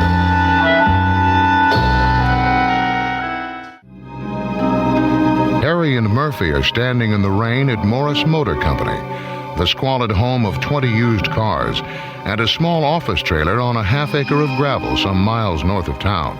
Talking with the owner, Lou Morris. Well, what do you think? 20 of the nicest used cars in town. All been safety checked. Low mileage. Hold that umbrella over my way a little more, will you? Sorry. Like I was saying. Now, I'm getting rained on. Well, why don't you go wait in the trailer, Murphy? I promise I won't buy anything without your blessing. Well, okay. But you don't take a test drive without me. Take a test drive. Just go in and make yourself at home, little lady. Now, something nice in a black four-door sedan? No. Looks too much like an unmarked police car. Well, I have this gorgeous Packard. No. Too fancy, too easy to spot. Listen, what Murphy said about the $2,000, now I'm not going to spend it all on a car. What have you got for about $1,000? Well, here's a dandy little Studebaker. Nope. Something a little bit bigger. I might have to spend a lot of nights on stakeouts. I got to have a little stretching room. Well, here it is, the perfect car for you. It's a Nash with a bed in the back. Just flip down the seat back. No, Dice, I don't want to get that comfortable. Well, how about this one? Oh, yeah, DeSoto, huh? Very rare model, too. 1942 DeSoto convertible. The factory only built a few of them before they converted to make tanks. I can get you into this baby for under $1,000. Mm-hmm. Car was stored all through the war. Got great tires. Mm-hmm. Top's been replaced. Drives as good as new. Go ahead. Slide under the wheel. Well, okay. Tell you what, I'll go get the keys. Shall I tell the little lady you're going to take a test drive? Okay. Tell the little lady. Be right back. Nice leather seats. Pretty dashboard. Safety signal speedometer. Push-button radio. And it smells good in here. Kind of perfumey. Well, the top doesn't leak, the heater works, the tires grip the rainy streets. What can I tell you? I part with $900 and change, and Murphy and I drive downtown in a big, comfy convertible. You don't think maybe we should have shopped around a little more? Oh, I hate shopping. Why, don't you like the car? Oh, I love the car. It's only that... Only the what?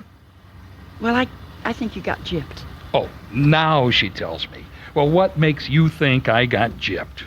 Well... while I was in the trailer... Yeah?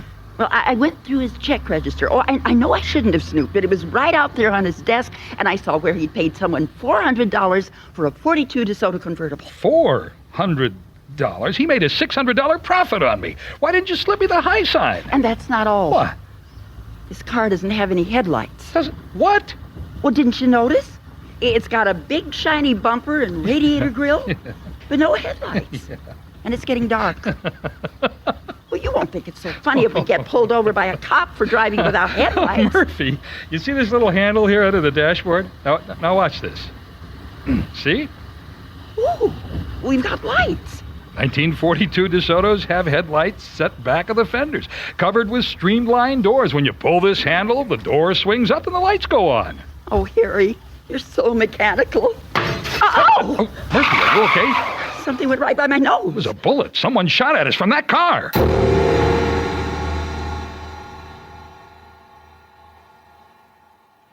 You feeling any better, ma'am? The hot coffee helps. Thank you for sharing it, officer. Well, I always carry a couple of thermos jugs with me. Now, Mr. Nile, what was he driving? The guy who shot at you? Look, officer, I was so shook up it could have been a fire engine for all I know. No, it was a sedan. It was dark colored. It was big, like a Packard. That's all I can tell you. It pulled up alongside me on the right, and pow, there's a hole in the window right by Murphy's head. I hit the brakes. The other guy roars off, turns onto a side street. See, the shot comes through the right-hand window and passes in front of you and the lady. Then it strikes the steel frame between the left front window and the wing on the driver's side. But it didn't go through. After I called you guys, we looked around the car. We found this slug under the seat. You want it? Oh, you bet. The lab will run ballistics tests on it. You have any enemies, Mr. Nile? My line of work? Yeah, you make a few, Anyone who'd want to kill you? I don't know. As soon as I get back to my office, I'll go through my files. Look, this could have been a case of mistaken identity, too. I've only had this car for an hour. Nobody knows I bought it. Well, except Mr. Morris. Murphy's got a point. After a few more minutes, the Seattle police turn us loose, and I head back north to Morris Motor Car Company. I don't see him in the trailer. Maybe he's gone home.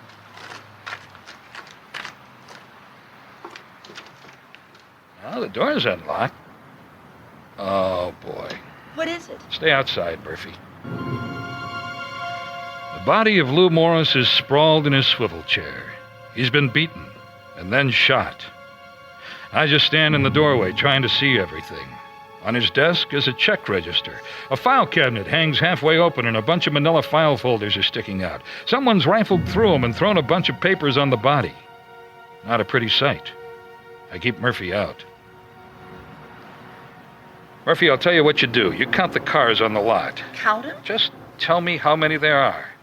Well, okay. This must be the board where he hangs the keys for his cars. Yeah, there's Hudson, Nash, Ford, Chevy. He's got 18 cars. Why? 18. Well, when we came here a couple of hours ago, he said he had 20. 20 of the cleanest cars in town, you remember? But then you bought one of them. Which left 19, but there's only 18 cars here now. And look, there's an empty slot over there between the Nash and the Studebaker. There was a Packard parked there. He tried to sell it to me. And it was someone in the Packard that shot at us. Can I come in and get out of the rain? No. You go back and get in the car. I'm going to make a phone call. Do you think Mr. Morris would mind? No. He won't mind. I call the police from Lou Morris's office and tell them he's been murdered. They tell me to stay where I am and not to touch anything. But as soon as I hang up, I grab a set of car keys off the rack. Come on, Murphy, get in the car. What's wrong? Where are we going? See that Nash over there? Here, take the keys. Start it up. Follow me. Murphy does like I tell her, and I get back in the DeSoto. I drive south on Aurora a couple of blocks, and I pull into a gas station where there's an empty service bay. I tell the mechanic to put the car on the hoist and give it a lube job, and I also tell him to park it around back out of sight when he's finished, which he agrees to do. Murphy's waiting at the curb in the Nash, and we take the back streets back into town. Harry, what's going on? Lou Morris was murdered. That's why I wouldn't let you in his office. Looked like someone tried to beat information out of him, and then they shot him. Oh, no. Terrible. What kind of information? Like maybe who's got the DeSoto. The car you just bought? Well, why would anyone... Well, there must be something about that car that's worth killing for. As soon as I can, I'm going to go over it with a fine-tooth comb. I want to find out who owned it before Lou bought it. Well, then why didn't you just leave the car at the lot? Let the killer come back and get it? Then nobody'd ever find out the reason he shot at us and killed Morris. I get Murphy safely home and I head back to the used car lot, which by now is awash with cops. The coroner's van is just pulling out when I walk up to the little trailer, and who should be there but Lou Butterfield from Homicide. I want to send those pictures as soon as they're developed, Mike, okay? Hi, Lou. I thought I told you to stay here. Where have you been? I had Murphy with me. I had to drive her home. Now, what's the deal about you buying a car off this guy and then getting shot at? I don't know, Lou. Listen, Lou, what... No, you listen. You gotta tell me why somebody would shoot at you, Harry. Police report says you bought a car from this guy, you drive it away, somebody shoots at you. Then a few minutes later, the guy who sold it to you gets shot. What's the connection? I don't know. I'm still trying to put it together myself. So why did you come back here to the lot? Well, frankly, I wanted to ask Morris who owned the DeSoto before he sold it to me. Maybe he had an enemy. Or maybe he was lonely for his DeSoto and wanted it back. Yeah, okay, make jokes. Any chance of my having a look in the office again? Why? I just want to look around. No can do. You know the rules. I won't take anything. Don't bug me, Harry. I'm a busy man. I got a John Doe shooting on my hands from last night. Huh? Naked body in Carkeek Park. No ID. So I don't need arguments from you. Lou, I'm the guy who got shot at, and I'm the guy who reported this killing. So, this makes you a hero? Oh, come on, Lou. All right. 30 seconds, and you're out. Which is about all I need. Sure enough, the check register is still lying on the desk, and I leaf through the stubs. One of them tells me that 10 days ago, Lou Morris paid somebody $400 for a 42 DeSoto convertible. But does it tell me who he bought it from? No. All right, come on out of there, Harry. I'm sealing this whole office until we're finished with the investigation. If we find out who sold the DeSoto to Morris, we'll ask him some questions. And you can be there if you want to be. Satisfied? There's something else. I think the guy who shot at us was in a Packard. It was a big black sedan. Well, Lou Morris had a big black Packard sedan right on the lot, and it's gone. So you think whoever shot at you first stole the Packard? I think first he tries to get Morris to tell him what he did with the DeSoto. Morris stalls. The guy beats it out of him, kills him, steals the Packard, heads into Seattle looking for me. Hold it. How does this guy know where to find you? My address is on the title transfer app, which is now probably missing. The guy could have been on his way to look for me when he spots Murphy and me in the car. Dumb. If this guy wanted the DeSoto, why not just follow you to where you park it, then steal it? I don't know. By the way, where is it? Oh, I've got it stashed down the street at a gas station. Now, let's go look at it.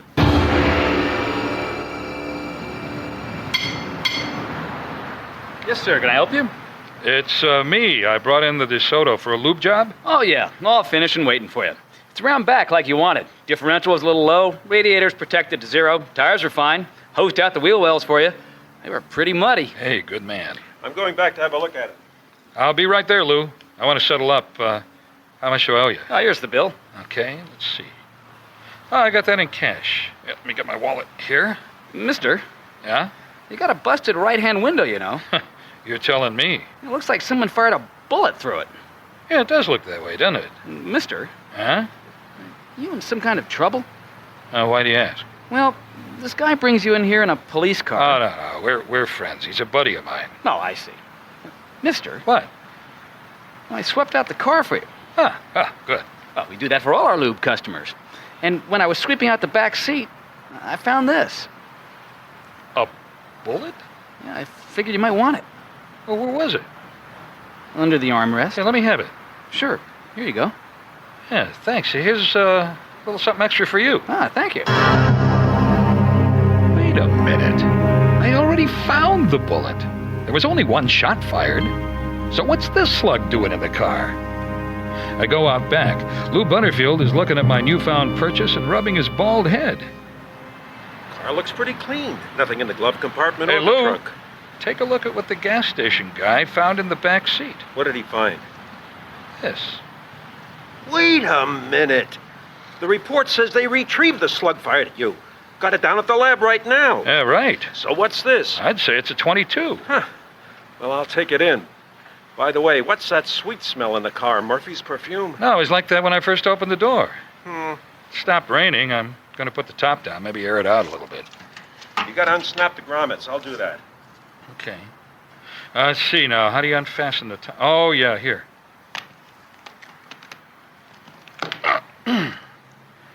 Now, where's that little knob that lowers the top? Aha! Well, the roof retracts okay. Looks like new canvas. Yeah, it does. You know, I think when I get that window fixed, this is going to be a fun little car. It's a darn good shape, this car is. You were saying? It's stuck. Isn't going down into the boot all the way. Here, I'll give you a hand on this side. Darn thing's sprung. Now, wait a minute. Don't force it. Harry, there's something down in the well, where the top's supposed to go. Raise it again. Well, here's where the perfume's coming from. Have a look. This was down in the well, where the top retracts. It's a woman's purse and shoes. Now, isn't that interesting? Shiny black handbag, scuffy black pumps. So, the previous owner may have been a dame. Could be. Give 'em here, Lou. No, nothing doing. Evidence. Evidence? Of what? Give 'em here. Hey, they were already in the car when I bought it. They're mine now. Oh, they'll be stunning with your outfit. I take the shoes and handbag down to the office for a close inspection. They were bought at a Seattle store called Best's. The handbag's been emptied out, but whoever owned it must have spilled a whole bottle of perfume in it.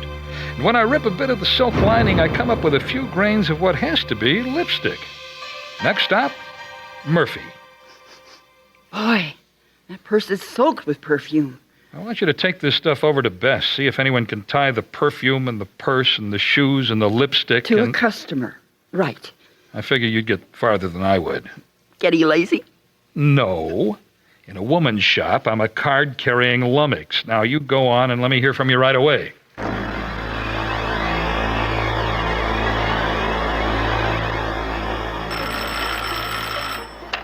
Yeah. Got a pencil? You got something already? Write this down. Jacqueline Brandon. Brandon. One of the sales girls knew her right off. Said she's a regular customer. Says she bought a purse last year sometime and got the shoes about a month ago. And she's sure it's this Brandon gal? Well, it's her lipstick shade and her perfume. It's called Motif. $20 an ounce from France. And the shoes, didn't you notice? They're a large size. And Jacqueline Brandon, Harry, is 6 feet tall. Oh, we're halfway home, Murph. Come on back to the office. Bring the bag and the shoes. So I look in the book. Nothing listed for any Jacqueline Brandon. Then I call the Department of Licensing and give them the serial number. They get all excited. It seems that Lou Morris sold me a hot car. He stole it from Jacqueline Brandon? No, he fenced it. He bought it from whoever stole it. Well, that's why he only had to pay $400 for it. Exactly. But who killed him? And why? And who is Jacqueline Brandon? And why did she leave her purse and shoes in that car? Yeah, come on in. Excuse me, I don't know if I'm in the right place or not. Well, it depends on what you're looking for, I guess. Harry? Harry? Yeah, I'm hip. Come on in, Miss Brandon. How do you know my name? Well, you see the sign? I'm a detective. Oh, this is Miss Murphy. How do you do? You've got something of mine. There, on your desk. Hand her purse and her shoes, Murphy. Here. We were wondering, how we could get this back to you. You're not in the phone book, you know. How did you happen to find it? Oh, the perfume. It led us right to it. How did you find out my name? Well, the store label was on the purse and the shoes, and the clerk knew who you were. You're pretty smart. Find anything else? Oh, what do you have in mind? Nothing. Or were you thinking of the bullet that's stuck in the back seat? I don't know what you're talking about. What bullet? Is that why you tried to scare us out of the DeSoto? Are you nuts? Just a little better informed than you think. You see, Jackie, Lou Morris wasn't quite dead. Who is Lou Morris? He lived just long enough to whisper your name.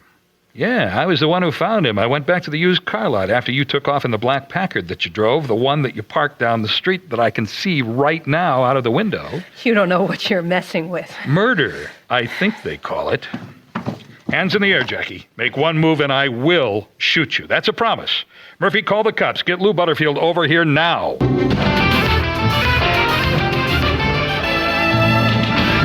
Well, we make a pretty good team at that, Harry. You helped fill in the blanks in the case. Would somebody please tell me how?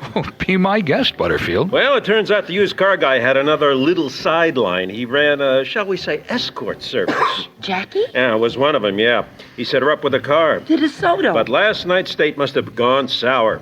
She drives down into Car Creek Park and winds up shooting the guy. And that's where the second slug came from. Drives back to Morris Motors and leaves the car. And we come and buy it. But then she remembers she also left some of her stuff in the car. And when she comes back to retrieve it, Lou tells her he sold it. But he's decent enough not to want to tell her who bought it. They fight. She's bigger and meaner than he is. She shoots him, jumps into the Packard, and takes off in search of the DeSoto and the evidence. And she found us, driving along, minding our own business. But it was a man who shot at us. Yeah, we both thought it was a man. We assumed it was, but neither one of us got a look at who was driving the Packard. Did Mr. Morris really live to tell you she was the one who shot him? No, but I knew enough to make the bluff, and it worked. See, when Lou and I went to the gas station, the attendant told me he'd washed mud out of the wheel wells. I just put two and two together. Car Creek Park. Gotta be pretty muddy after all this rain, right? A bullet lodged in the back seat. This bimbo's muddy shoes and purse. Hey, what can I say? It was a hunch that paid off. The Brandon woman claims she never meant to hit you when she fired into the car. She says she just wanted to scare you into bailing out of the vehicle so she could remove the evidence, the purse and the shoes. Gosh. Well, after all this, are you going to keep the car, Harry? Keep it? I can't. It was stolen, remember? And by the time I get my money back, I'll be too old to drive. Too bad, though. It was almost as good as new.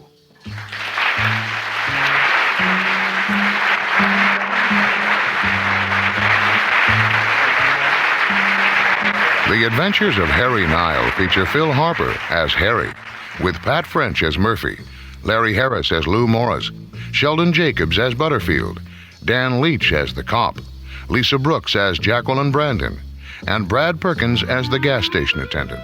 Pat French directed from a script by Jim French. Sound created by Stuart Conway. Mixing by Peggy Stokes. This program was recorded before a live audience in Seattle. This is Jay Green speaking.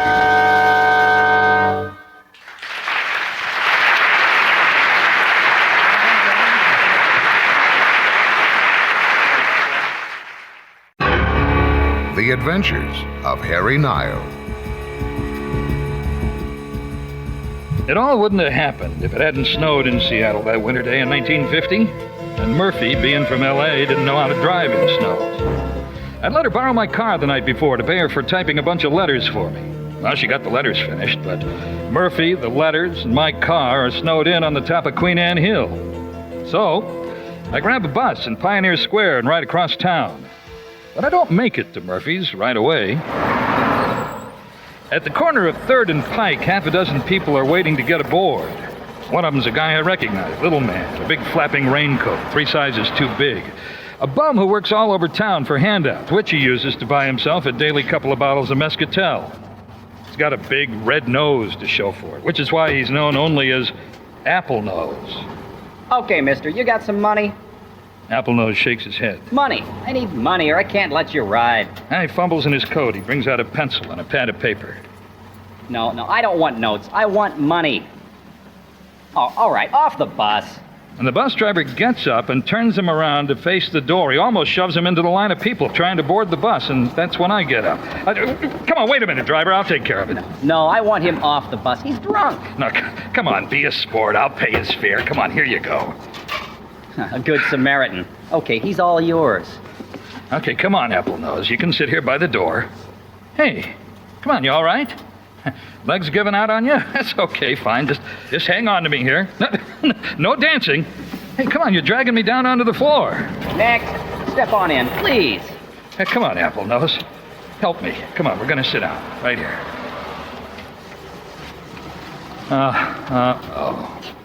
Passed out. Let's get you up in the seat, old boy. Anybody here want to help me out? Okay, I can make it. Come on. Now up you go. Holy smoke, he's bleeding. Hey, what's this blood doing on the floor of my bus? I'm grappling with him, but he's got me in kind of a bear hug. He's hanging on to me for dear life. We sink to the floor of the bus. His hands are grabbing at my clothes like he's drowning, but it's too late.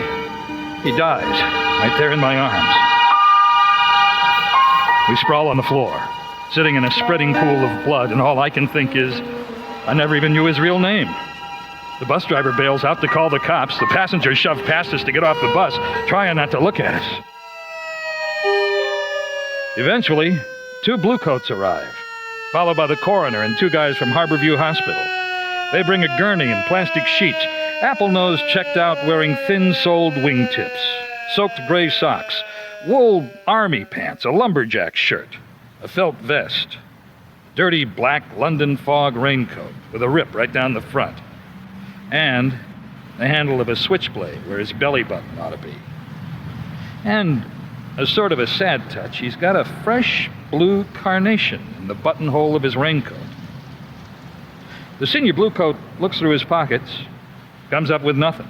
You know this guy? Everybody in the square knows him. They call him Applenose. I don't know his real name. Well, I don't suppose you saw him get knifed. No, I'm afraid not. Well, guess I better take your name. Yeah, sure. Harry Nile. Here, let me give you one of my cards. Oh, I'm sorry, I got blood on it. Yours or his? No, it's his. I was just trying to help him. Okay. Well, now you're a witness, so I need you to sit down here in the bus, and we'll need you to answer some questions, okay? Oh, okay. I sit down. That's when I feel something in my left coat pocket. My fingers go around a wad of paper. It's fat enough to choke a water buffalo. I didn't have that when I got on the bus. I gingerly pull out a fistful of bills with a rubber band around them. I know where they must have come from. Poor old Applenose.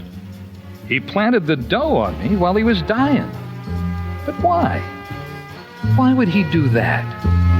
The big green bus stalled at 3rd and Pike is just another obstacle to the traffic mushing through the early winter snow. But to an old wino, it's the sweet chariot that carried him home. And to Harry, it's fate with chains on its wheels. The officer looks at Harry's business card and decides it just might make some points with his sergeant if he took him in for questioning. Harry protests, but he knows the routine. They need a good, reliable witness, and who better than the trained PI, Harry Nile. The cop drives me downtown. He apologizes for the inconvenience, and I apologize for messing up his back seat with my blood-soaked pants. But when we get to the cop shop, he introduces me to a detective named Coon, who looks like a lineman for the Philadelphia Eagles. So just on impulse, you jump up and pay the guy's bus fare. Just like that. Make that sound like some kind of crime. Mr. Nile, please don't get belligerent. I'm not getting belligerent. I'm trying to find out what the heck I'm doing here. I told you all I know. You're helping me investigate a homicide. I don't suppose you recognized any of the people who were waiting with him at the bus stop. No. Didn't see a fight or anyone make a threatening move? No. No. Okay. How well did you know the victim? Oh, I'd give him money from time to time, that's all. So, what did he say to you when he got on the bus? He said nothing. He's a mute. He has no voice. Oh. So he doesn't talk? He carried no identification? That's not unusual. Guys on the street kind of like to protect who they are. It's all the privacy they have left. Oh, thanks for telling me. You know, we've only been chatting 5 minutes or so, and I'm hearing from you quite a lot of knowledge about the street life. You've been there yourself, Mr. Nile, on your way to becoming a PI? No. You were a social worker, maybe? Yeah, I was a cop. Oh, whereabouts? Chicago. I'd like to hear that story sometime. Well, I imagine you'd like to go change your pants. Yeah, that I would. Then why don't you do it? Oh, you won't be making any out-of-town trips, Mr. Nile. You asking or telling? Well, see, if we should luck out and find a possible suspect, I'd need to see if you could identify him. But why am I telling you this? You were a Chicago cop.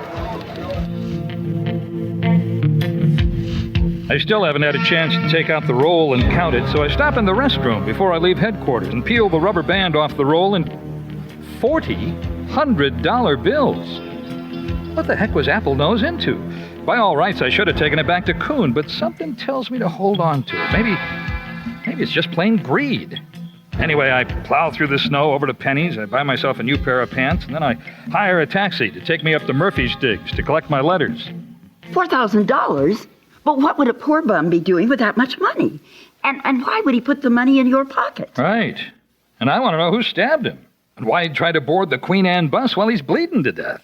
Hey, maybe he stole the money because he knew he couldn't get away, so he planted the evidence on you. Nah, I doubt it. He was a beggar. I can't see him going in for felony theft. He was a harmless sort of guy, wandering around in a muscatel haze. There's no way he could steal that kind of money and get away with it. So? Are you going to investigate? Investigate? Nobody's paying me to investigate. Oh? Well, $4,000 seems like a pretty good retainer to me. What? Well, I mean, what if this apple nose knew he was dying and wanted to pay you to find his killer? Oh, come on, don't get weird. Only, maybe Murphy's right. $4,000 would pay for a lot of my time. So it's back to 3rd and Pike, where Applenose boarded the bus for glory. On the theory that he couldn't have walked very far with a knife sticking in him, I checked the buildings at that intersection, and I began with the Woolworth store. A mute? Oh, if we have them, they'd be back in musical instruments. No. I mean a man who's a mute. He can't talk, no voice. Kind of a little guy. Big red nose, black raincoat, a blue carnation in his buttonhole. Oh, no, sir. I didn't see anyone like that. I check out the drugstore, the 5-story office building. Going from office to office would normally take hours, but half of them are closed on account of the snow.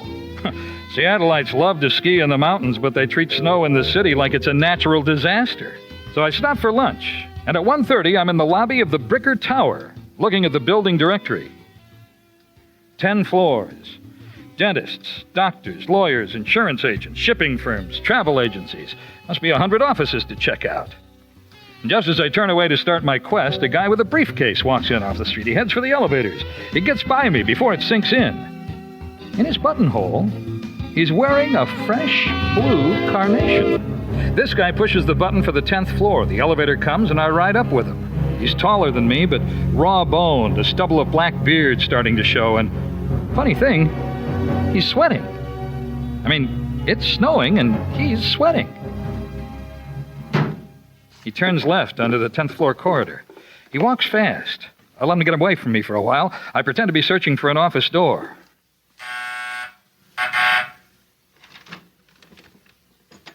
So he stops at the door of an office 5 doors down, right-hand side. He pushes a button to get in, and after he goes in, I take a look. Right on the door, it says Ambrose Gem Imports. So the guy could have been carrying a bunch of diamonds.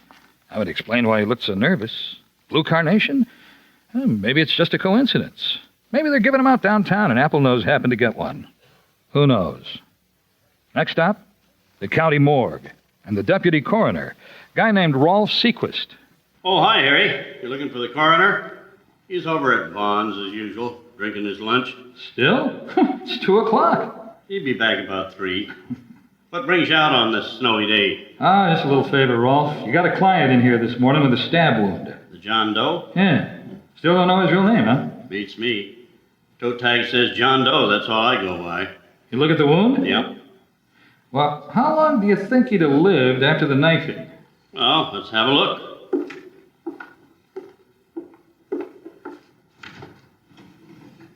You understand this is going to be an informal opinion, not for the record or anything. Woo! Look at the nose on this guy, 100 proof. What's that new song Gene Autry came out with last Christmas?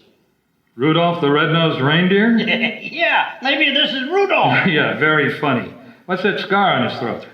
Looks like at one time he had a laryngectomy. What's that? Where they removed the larynx.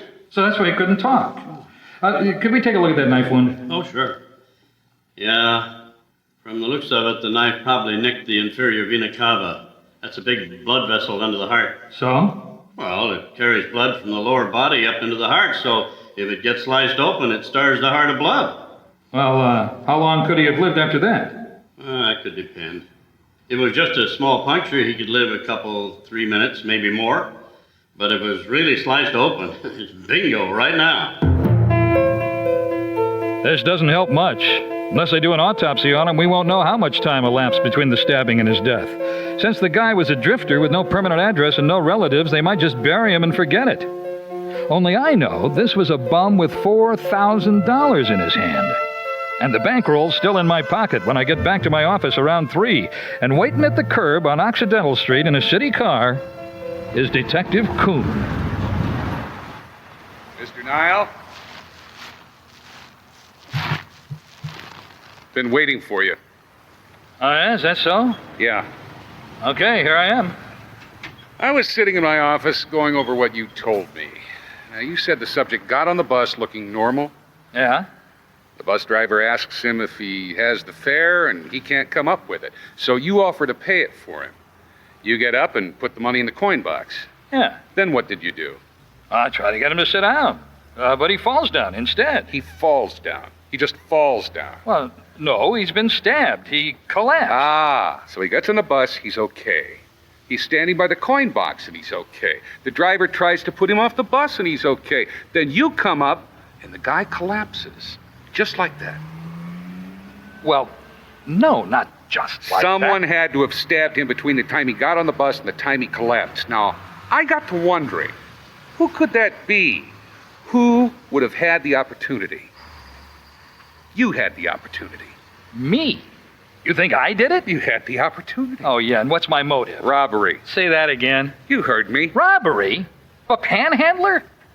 What would he have on him? 6 bits? Maybe $1? My information is he'd come into quite a large sum. Oh, yeah, I'll bet. And so you think I'd rob and kill a beggar and steal from him in front of a busload of people? And how did I get away with that without everyone seeing me do it? Oh, you get real close to him. You got your switchblade palmed. You press it against him while you pretend to be helping him. You press the button, out comes the blade. A beggar with a bundle of dough. Where are you getting your tips these days? An opium den? And you don't mind if I just go up and have a look around your office? Yeah, let's just see your warrant. I can get a warrant in 30 minutes. Well, you better get one for my apartment, too. And while you're at it, see if I made a big deposit in my account at the bank. Oh, it's the People's Bank, Dexter Avenue branch. You're pretty cocky. Yeah, I can afford to be cocky. I'm clean. And you haven't got even one witness who could back up this cockeyed theory of yours. That's where you're wrong, Seamus. I've got a witness. And all the time we're talking, I've got the $4,000 in my pocket. But I win the bluff, for now anyway, and Kuhn drives away. And I stand there wondering who told him Applenose had dough on him. Somehow I think I'll find some answers back at the Bricker Tower, so I drive back there and I do a little reconnoitering. And because this is a murder case, this time I decide to take my gun. It's starting to snow again.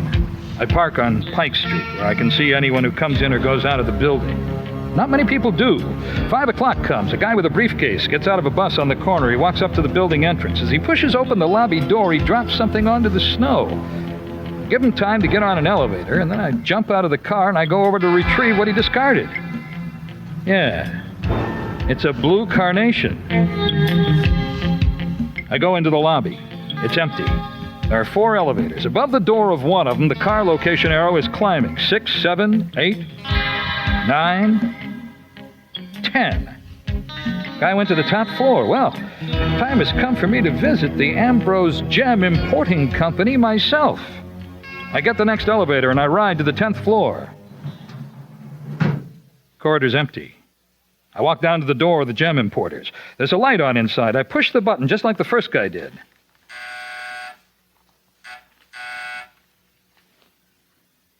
Nothing. And I see someone coming to the door. Can I help you with something? The bus driver. I beg your pardon? Do you have an appointment? No, you're the bus driver. You drove the bus this morning. Oh, the Good Samaritan. Yeah, I work a shift driving the bus. Why don't you step into the office where we can talk? I don't get it. What's a bus driver doing in a gem importing office? Just trying to make ends meet. Are you interested in buying a stone? Oh, not really. I'm interested in blue carnations. Like the one you were wearing before you tossed it away in the snow. Like the one the panhandler was wearing when you stabbed him on the bus this morning. Come on, put your hands up. Now, who else is here? Nobody. There's nobody here. Okay, you turn around and hug the wall right now. Are you a cop? You do what I tell you. Lean against the wall. I want to see your arms out. Now, I'm dialing the phone with one hand, but this gun's in the other. Hey, listen, mister, this is a mistake. All I did was tell the old guy to get off the bus. Operator, emergency. Get me the police. How do I know you didn't stab him? You were holding him. Oh, you forget I saw everything. You had contact with him. You pushed him. It was long enough for you to stab him. He couldn't cry out because he had no voice. Hello, police headquarters, I need to talk to Detective Kuhn. This is going to look bad for you, you know. Coming into a gem company with a gun. I could testify that you tried to stick me up. You shut up. Kuhn, this is Harry Nile. Now take this down. I'm in the office of the Ambrose Gem Importers on the 10th floor of the Bricker Building at 3rd and Pike. You get here as fast as you can. I've got your killer. Now we'll see what you're carrying. Okay, now while we're waiting for the law, we're going to take a little tour of your back room, all right? There isn't much back there. A high table like a workbench with a light on a gooseneck over it. Thing that looks kind of like a microscope. Some rags, a couple of stacks of catalogs, books, and a safe. Little portable refrigerator. I open it up. Inside, a couple of bottles of beer, a bottle of Coke. Oh. And in a cellophane bag, carnations. Pink, white, and yellow. So what's the deal with the carnations? They're sort of a code, right? Identification. You knew Apple Nose. He wasn't just a bum riding the bus. He had some connection here. You think whatever you want. It won't make any difference. I ushered the bus driver back out to the front office, and there we sit. I'm studying him. For a guy who's about to face a murder charge, he's pretty calm. He's almost too calm. And then... This is the police. Open the door. You just stay in that chair, pal.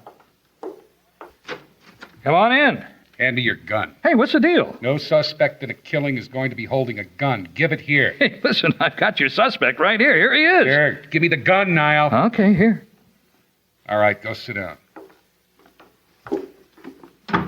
Now, suppose you tell me what you're doing up here. Hey, Coon, I've just about got this case knocked. Apple Nose was wearing a blue carnation.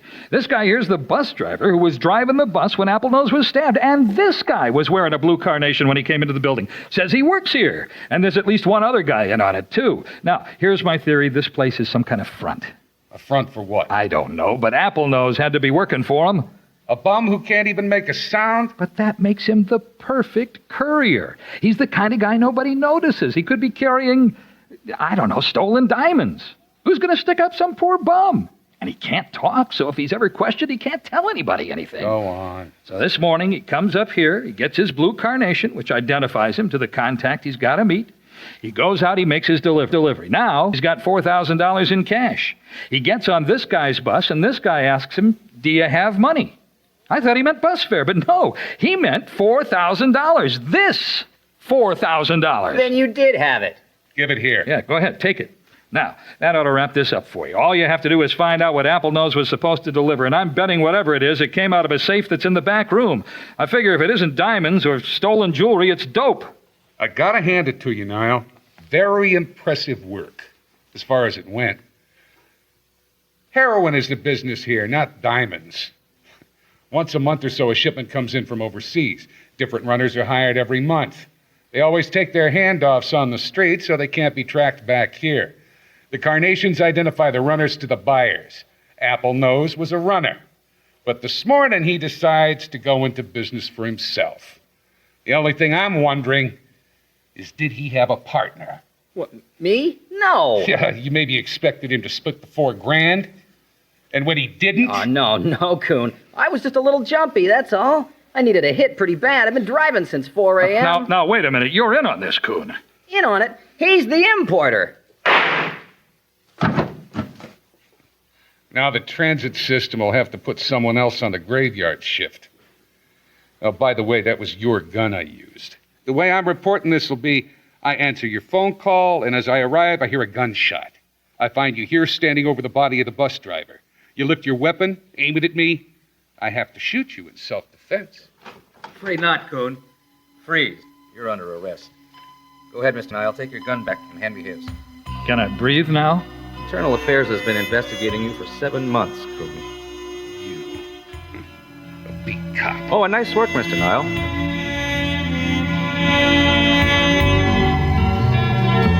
The Adventures of Harry Nile feature Phil Harbour as Harry, with Pat French, Ed Gately, Doug Smith, Derek Loso, and Merrill Mayo.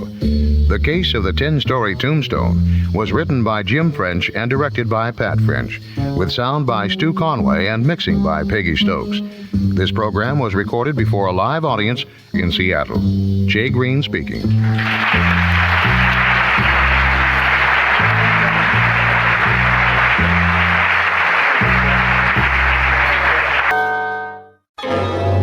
The Adventures of Harry Nile.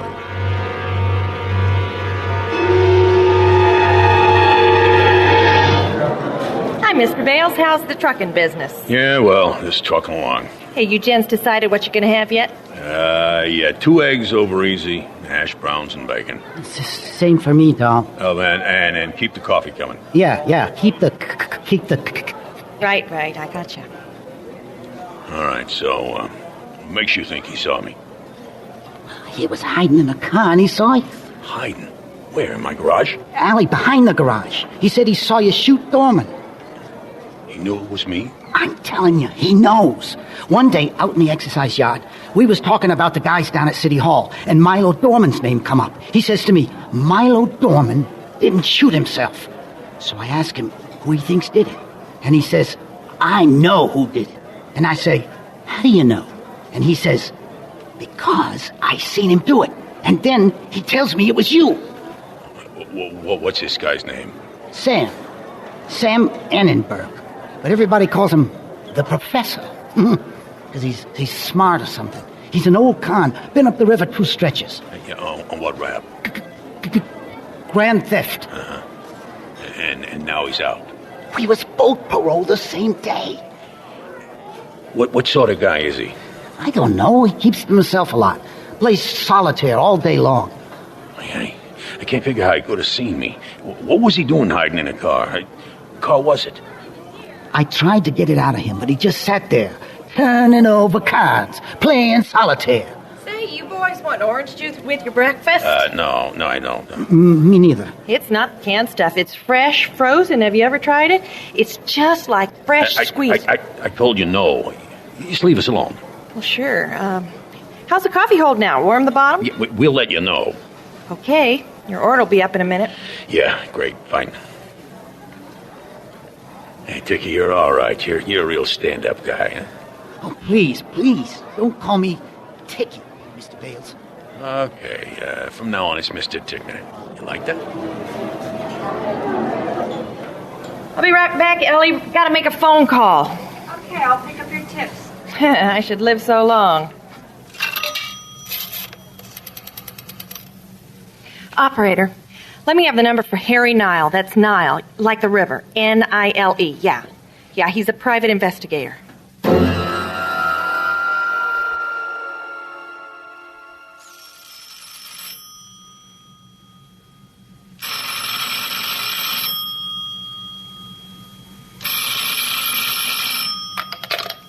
Harry Nile Investigations.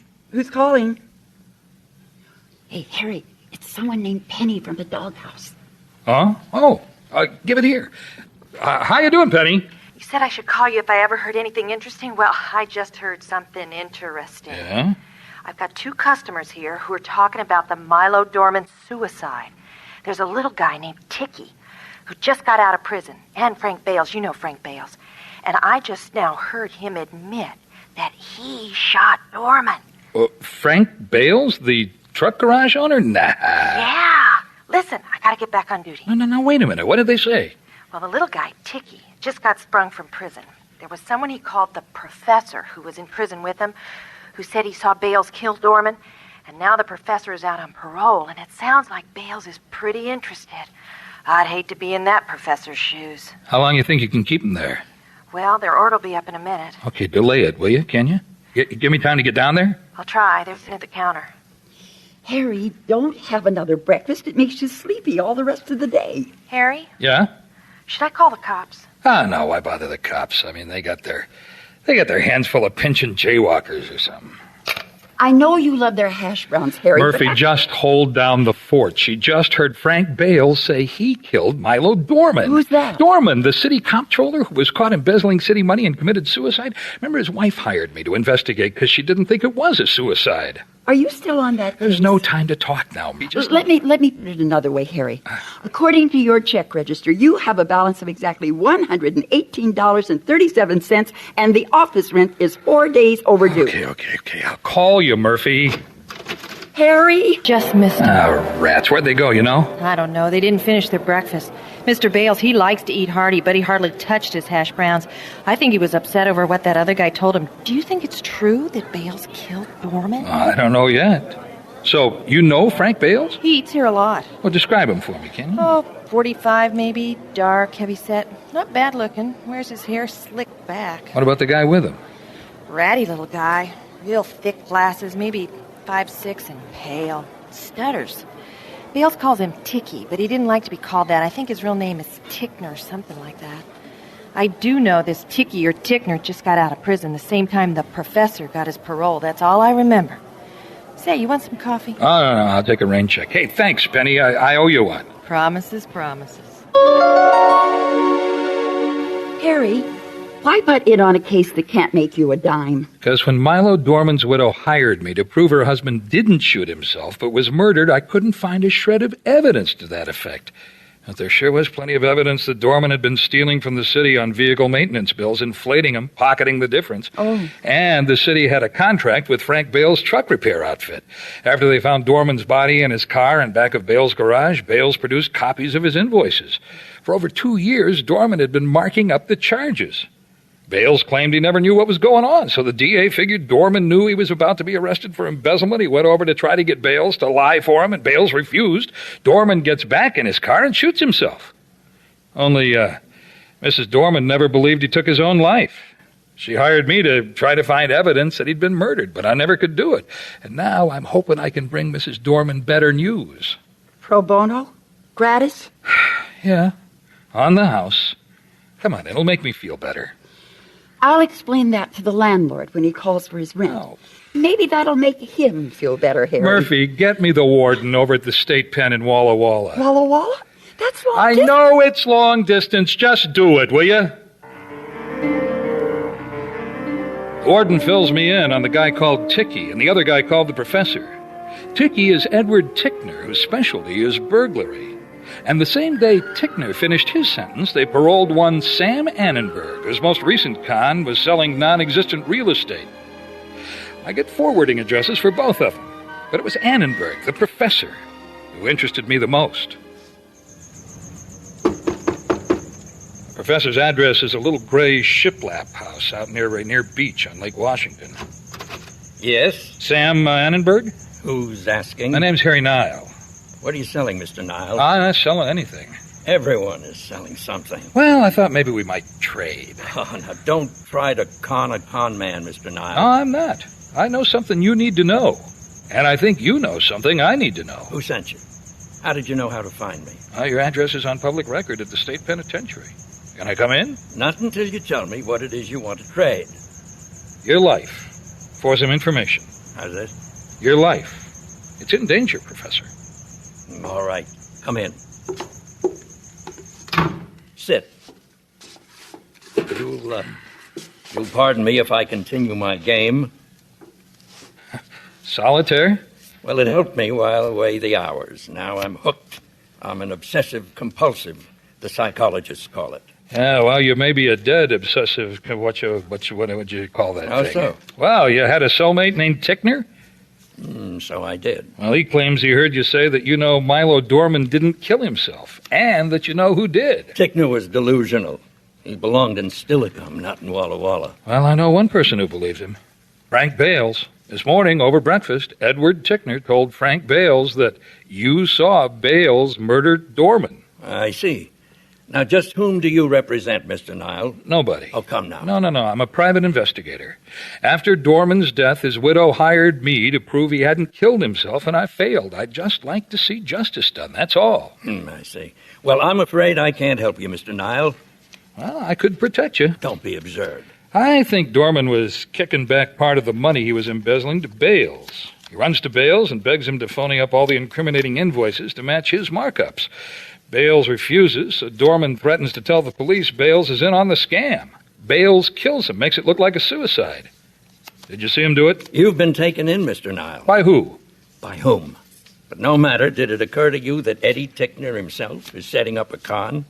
On who? On whom? On Bales. On Bales. Tickner never heard me discuss anything about the Dorman case because I knew nothing about it. Tickner could convince Bales that you did, and he might offer to shut you up for good. Yes, he's fully capable of it. Tickner's a weasel. I detested him. He'd invent this cock and bull story to get Bales to fork over the killing money. And you'd be just as dead, whether you really saw Bales commit murder or not. Point well taken. Look, there's a woman in Seattle who lost a husband she loved a lot. She had to accept that he embezzled money. But it's very important to her to know that her husband didn't take his own life. If you could just... Impossible? Impossible. Out of the question. Look, will you stop with those cards for a minute? She doesn't even need to know who you are. She just needs to know her husband didn't... You're on a fool's errand, Mr. Nile. Do you suppose I would place my life in jeopardy to soothe the tender feelings of a woman I don't even know? If you think that, then I have some Florida real estate I'd like to sell you. How does it make you feel knowing that a murderer is loose out here in society, living free as a bird, and you hold the key to getting justice done? Nah, I guess you're too smart. Too smart to do something square and honest for once in your life. Well, I'm real sorry I interrupted your cards. Go on back to your solitaire. Mr. Nile, do you think Frank Bales will send Eddie Tickner to kill me? Well, I wouldn't sell you much life insurance. Well, then I would like to hire you as my bodyguard. And I can pay, Mr. Nile. Before my visit to Walla Walla, I was quite successful in real estate. Would $1,000 assure my safety? The thing I've got to do is convince Sam Annenberg to tell me what he saw on the night of Milo Dorman's death, and then get him to the district attorney. But if the DA buys the story, there'd be a grand jury and a ton of publicity, and Solitaire Sam would have to testify. So if anyone wanted to bump him off, they'd have plenty of opportunity. At the very least, I want Sam to tell Milo Dorman's widow that her husband wasn't a suicide, but he refuses to budge. So I take the next step and call on Eddie Tickner. Find out if Bales has already given him the contract on Sam. Eddie's address is a little rented room in an old ramshackle house downwind from the steel plant. I find him out in the postage stamp of a backyard with his shirt off, lying in a canvas lounge chair. You getting rid of that prison pallor, Ticky? Huh? Who are you? Take off the shades. You can see me better. I can't make you out. Here, come closer. Any better? I've never seen you before. What do you want? Got yourself a job yet? Nah, I guess not. Pretty hard to find work when you're a con, but you don't look too worried. Maybe you're going to come into a nice little sum of money, huh? Say, who are you anyway? Well, I'm a friend. You didn't know you had. Look, if you got something to say, just say it, okay? Then get lost. Okay. Well, let's say you've just given a piece of information to a friend, and this friend hires you to make sure that that information goes no farther. Go on. So you take care of it. Now, where there were 3 people who knew this information, now there are only 2, but that's still one too many for your friend. So? So? Think it through, Ticky. Don't call me Ticky. All right. Edward. At the same moment you put Sam Annenberg's head in the noose, you did the exact same thing to your own head. If Solitaire Sam knows Bales killed Dorman and you heard Sam say so, both of you are a threat to Frank Bales. Look, how do you know so much about this? Because I'm the invisible man. Never mind how I know. I'm here to keep you alive. The first thing you have to do is make sure Frank Bales can't find you. And the second thing you have to do is let me take you to the district attorney. Are you out of your mind? No! I'm giving you your only chance to stay alive. Has Bales paid you to hit Sam yet? No. When does he want you to do it? Soon. Say, who are you? I'm a private investigator named Harry Nile. A P.I.? I've been blabbing to a P.I.? Who are you working for? Let's say it's a little unfinished business for a nice lady. Now put your shirt on. The Harry Nile taxi service is going to deliver you safe and sound into the arms of the law. The law? You mean into the arms of Frank Bales? No, not if our timing is right. Now, come on. We haven't got all day. All right, for crying out loud. Let me get my regular glasses. I can't see 2 feet without them. So Eddie Tickner sits in the back seat, and I make one detour on the way to the DA. It's a little gray shack down at Rainier Beach. You go ahead and drive, Professor. You expect me to drive? Will you kindly tell me... Tickner, what are you doing here? Hello, Professor. I see it all now, Nile. What a fool I've been. You're working for this weasel. Hey. You've located me for him, and now he'll kill me. No one's going to get killed. We're on our way downtown when you're going to file a deposition on what you saw the night of Milo Dorman's death. I saw nothing the night of Milo Dorman's death. I never spoke to you, Tickner. I hated the sight of you. Ah, you're lying, Sam. He's lying. Go ahead, Professor. I'm sitting in back to keep hold of Tickner. You drive us downtown. I don't know how to drive. Huh? You don't? I'm from New York City, so I never learned how to drive. Huh. Well, okay.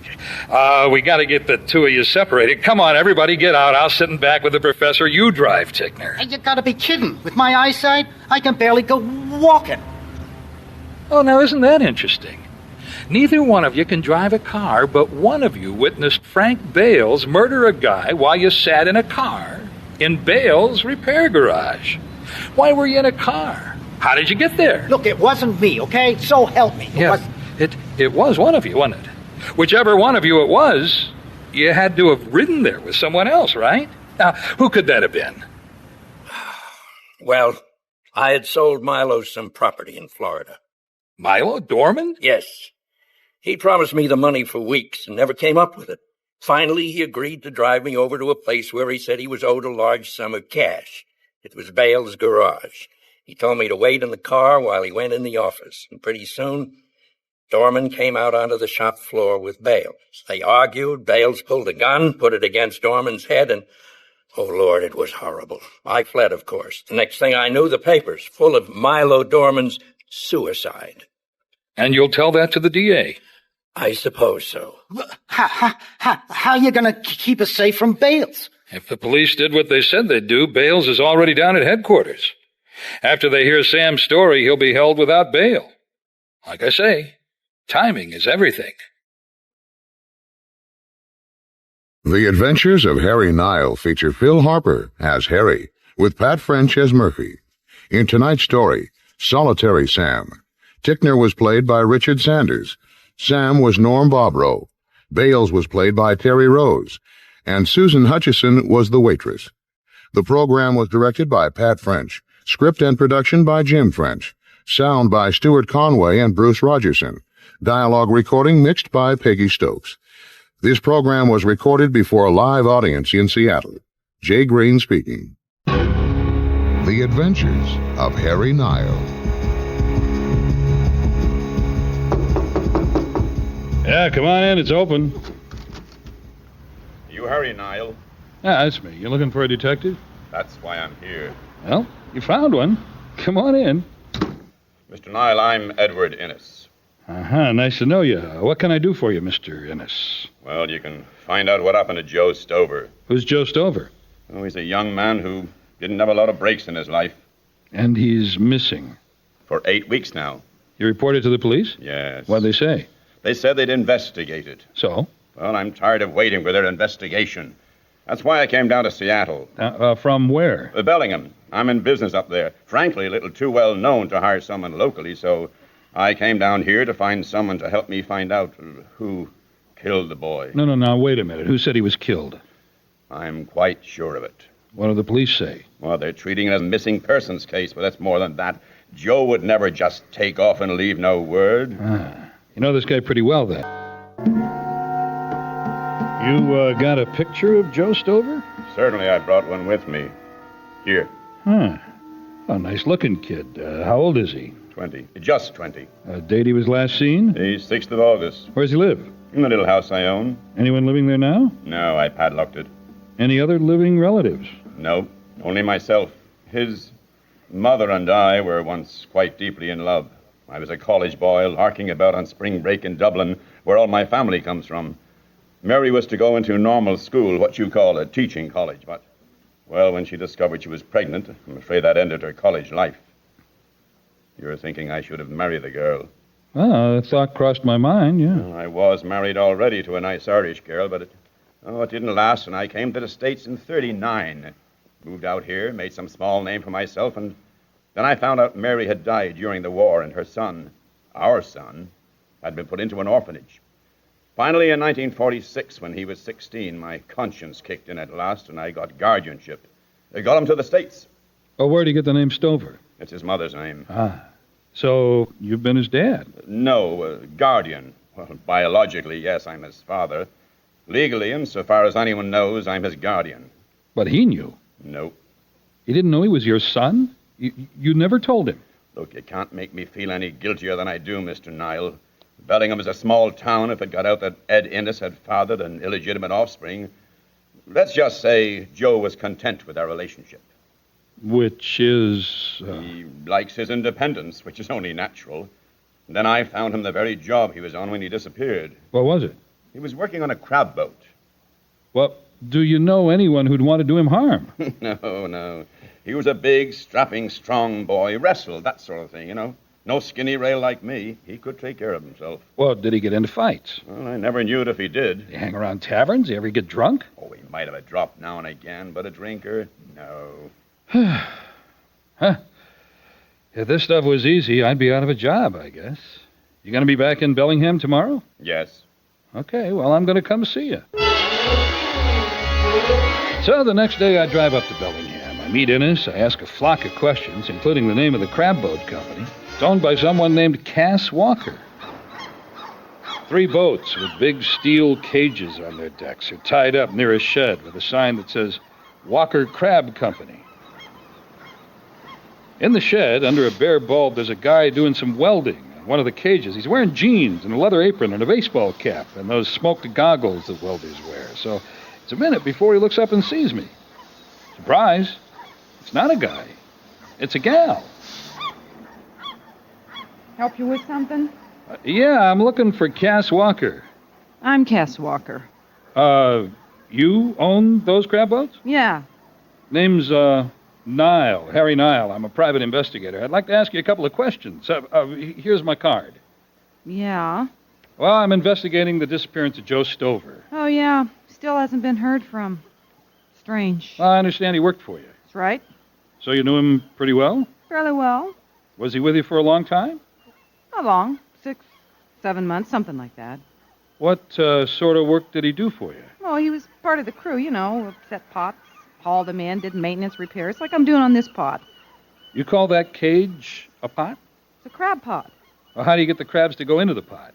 Well, you just fasten the bait in them. You drop them where the crabs are. They go in for the food, but, you know, they can't get out. Oh, yeah? What do they eat? We use mackerel or a hunk of some other kind of fish. They're scavengers, you know. They'll eat just about anything. Huh. Interesting. Well, now, listen, when was the last time you saw Stover? It's been 2 months now. Anything special about that last time? No. I mean, like, maybe an argument? No. How did he get along with your other crewmen? Fine, as far as I know. How many men you got working for you? Varies. I've got just one full-time guy now. Well, how do you run 3 crab boats with 2 people? Well, 2 of the boats aren't running right now. Huh? Yeah, waiting for parts. So, you go out alone on a boat? Oh, never. You never take chances. You never go alone. Huh. Well, if you should think of anything else about Stover, anything at all, I'd appreciate it if you'd just give me a call, can you? Sure. So, who are you working for? Oh, I'm sorry. In this line of work, you don't reveal a client's name. It's just a policy that we follow. Oh, and the other guy, the guy who's working for you, what's his name? Oh, that's Johnny Edison. Is he around now? Will be. He went uptown. Should be back pretty soon. Well, you mind if I stick around till he gets back? My guess. Mind if I go back to my welding? No, sure, go ahead. I amble around. I step down onto one of the boats. I make a couple of notes. About that time, a battered pickup truck drives down the wharf and stops in front of the shed. Driver gets out with a paper bag in his hand and heads for the doorway, glancing at me. Now, that would be John Edison. I give him a couple of minutes, and I walk back to the shed. Well, if I'd known we were going to have company, I'd have got more food.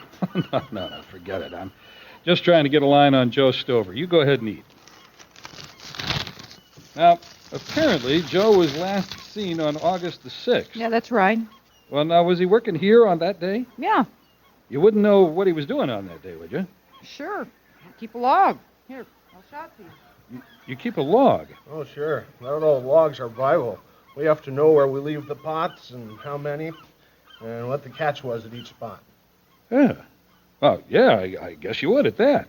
You can look in that log and tell what we made on every run, what crab was selling for that day. Here it is. Yeah. Joe went out on the Samish, worked all day, got back to port about 7. The Samish? Well, that's the boat you were standing on when I drove up. Oh, you were aboard the Samish? Yeah, I hope that's all right. Sure. Can I take a look at the log? Yeah. Huh. So you left Bellingham at 5:30 a.m. Then we set 4 pots down at Eliza Island, went across Samish Bay over to Skagit Island, checked a couple of pots there, swung over to Guaymas, picked up 4 there, 4 more at Cyprus, set out 4 more pots, came back in, tied up at 7 p.m. Only got 78 pounds that day. Oh, not a good catch? And a heck of a lot better. Huh. How come? Engine trouble. Real rough water. And the winch conked out a couple of times. So how many pots you got altogether? 46. And they're all in the water now? Oh, no. They're, it's right here on this page. 22 are in the water. Yeah, and I've been repairing this one. Ah. And you keep the rest stacked up out there on the boats? Right. I see. Now, what are the numbers here in the margin? Tide times. There's a really big tide in these waters. Did Stover happen to mention where he was going the evening he disappeared? Not to me. Me either. Next stop, back to the client. Edward Innes lives in a house perched on a cliff overlooking Chuckanut Bay. All right, let's talk motive. Who would want to kill him? I told you I haven't the faintest idea. That's why I hired you. Okay. Now look, I can respect your belief that Stover is dead. But we may be going about this all wrong. Why assume he was murdered? They say he walked away from the dock the night he disappeared. Maybe he fell in the bay. I don't know. The answer's there, somewhere. Which is when I make 2 decisions. One is how I'm going to case the Crab Company's records. The other is about taking Cass Walker's advice. Never go into dangerous waters alone. So, of course, I call the Queen Anne Library in Seattle and get a hold of Murphy. Harry, how am I going to get up to Bellingham tonight? Over here, the bus. Take notes. Are you ready? Client is a guy named Edward Innes, early 40s, tall, thin, haggard, bad breath, bad conscience. 1721 Chuckanut Hill Lane. Edward Innes. Okay. And his son, the missing kid, a big, strapping, handsome 20-year-old kid who doesn't know Innes is his father. Whoa, the thought quickens. Harry, that's a punt. Uh-huh. Innes got him a job on a fish boat owned by a woman named Cass Walker. She's 35, she's strong, stringy, she looks like my kid brother. Cass Walker, whom you don't like much better than Innes. Murphy, will you stop being a psychiatrist and start being a sleuth? She's got an employee named John Edison. He's maybe 25, 26 years old. He chews tobacco, he eats Chinese food. Not at the same time, I hope. Okay, yak it up. Harry, you don't like any of these people. I can hear it in your voice. Subtle though you are. I don't have to like anyone. I just have to find a motive, an opportunity, and how it was done, if it was done. We have no corpse. Anyway, I'm going to be down at the Bellingham Harbor at a little outfit called the Walker Crab Company. Crab Company. Crab. You know, you're beginning to sound like one yourself. Just get on the bus. I'll pick you up at the depot. Oh, boy. Murphy's bus won't arrive in Bellingham until 5 past midnight. Cass Walker and John Edison lock up the Crab Company at 6. The activity along the wharf dies down around 7, and then an obliging rain squall dims the October twilight enough to let me slip up to the door and spring the lock and roll the door open just enough to get inside. Then I ease it closed again. What I'm after, I don't know. I snap on my pen light and I find Cass Walker's logbook. I go through it page by page, hoping there'll be some clue buried in her neat penciled entries. I take out my own pencil and do a little fast arithmetic. And then I duck back out into the rain. Take a quick walk along the wharf. I do some more figuring and I hurry back into the shed. Now I know what to look for. If it's here... Where is it? Where? Oh, come on, it's got to be here. She's such a demon for keeping records. Aha! I find something. It's only a bunch of receipts clipped together, but it's the dates on them and the notations in Cass Walker's handwriting. I know I've got part of the answer, and I can fill in the rest. At 9 o'clock, I douse the pen light and I nudge the shed door open to leave, but outside headlights suddenly sweep across the door, and an old pickup truck slides to a stop beside my car. And out of it pile Cass Walker and John Edison on the run. She's got a tire iron and he's got a crowbar, and I'm trapped.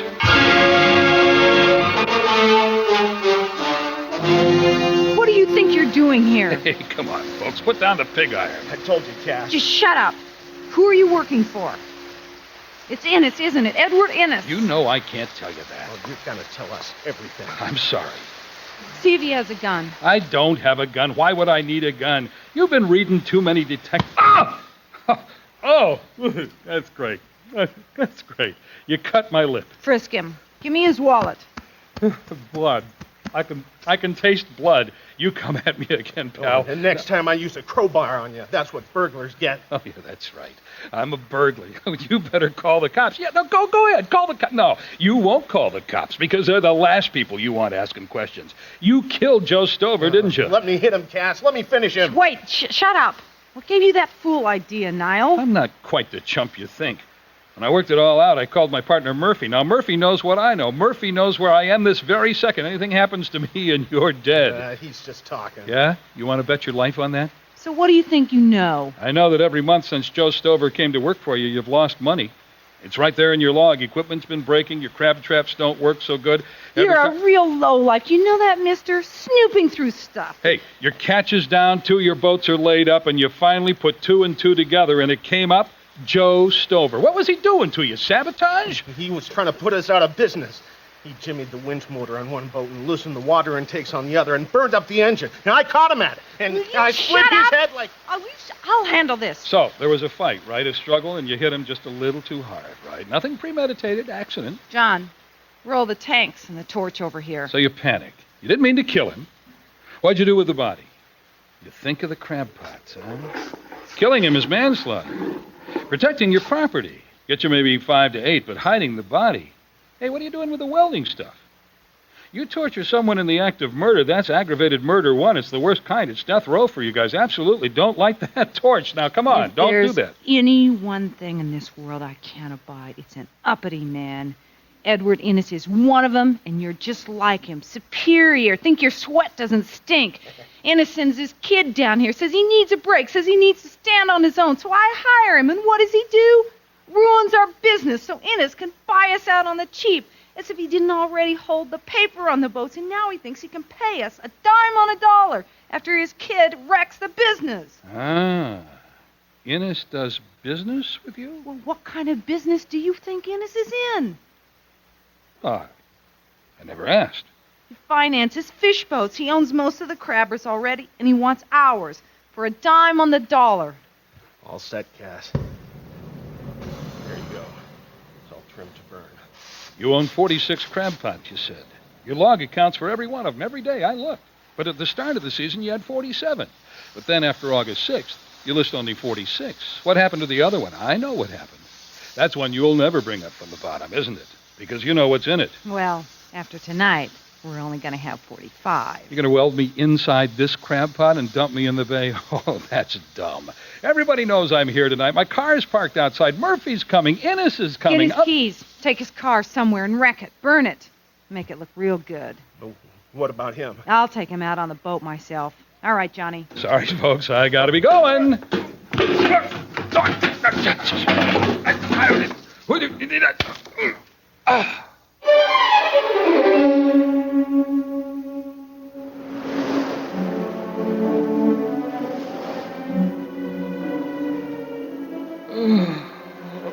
Where are we? Deception Pass in a fog bank. Come on, let me out of here. You're real high and mighty now, aren't you, Mr. Seattle Detective? Oh, come on, let me out of this thing. Couldn't if I wanted to. After Johnny knocked you out, I welded the latch. You're in there for good, Mr. Big Shot. You must really get high on hate. Tide's turning. What does that mean? Well, if I got rid of you right here, if you could hold your breath till 8 in the morning, this would be dry land. Want to try it? I don't know. What time is it? 12:05. Murphy's coming in. And there's nobody to meet her. What are you mumbling about? Just a little message to an angel. I thought Murphy was your partner. Yeah, she is. A woman? Last time I looked. You work with a woman? Best partner I ever had. I let her down once before. Swore I'd never do it again. Well, this will be the last time. That'll be one good thing. Shut up. I don't want to hear any more about your love life. No, who's talking about love? I'm talking respect. I don't know much about love. I do know about friendship. I got her up here from L.A. She never whimpered about the cold or about the rain. I went to Hawaii on a case, and I forgot to bring her a souvenir. Funny things you remember when you're freezing to death and can't feel your arms and legs. Listen, Yeah? None of this was our idea. I mean, Innes made us hire the kid. Johnny lost his temper. It hit him too hard. That was wrong, like you said. He didn't mean it. The minute he'd done it, he didn't mean it. So why didn't you just call the police? We thought about the crab pots and how those crabs scavenge anything we put in them. It seemed like we could make the whole thing go away. But it wouldn't go away. No. And now you're making it twice as bad. They're going to get you, Cass. You know that. Doesn't matter what Johnny does with my car. 2 disappearances from the same dock. What can I do? What can I do now? This boat got a radio? Doesn't work. Well, why not just turn us around and go back to Bellingham? I'll tell the police what you told me. John Edison will get manslaughter, involuntary, 1 count. You'll get aiding and abetting. You'll both have to account for burying the body, but if you can show you how to change a heart instead of murdering me, What am I doing? Listening to another man telling me another lie. Wait a minute, what are you doing? Getting the winch ready. Putting you in. Oh, Cass, you're not just killing me, you're killing Johnny, you're killing yourself. Both of your necks in a noose. Cass! Help! Help! Shut up! Listen! That's the shore. We're almost aground. The tide. We're going to... Ahoy, the crab boat! Ahoy, the crab boat! This is the Coast Guard. You are out of the channel and in danger of grounding. We are approaching and will fire a line to your stern and we'll pull you away from the rocks.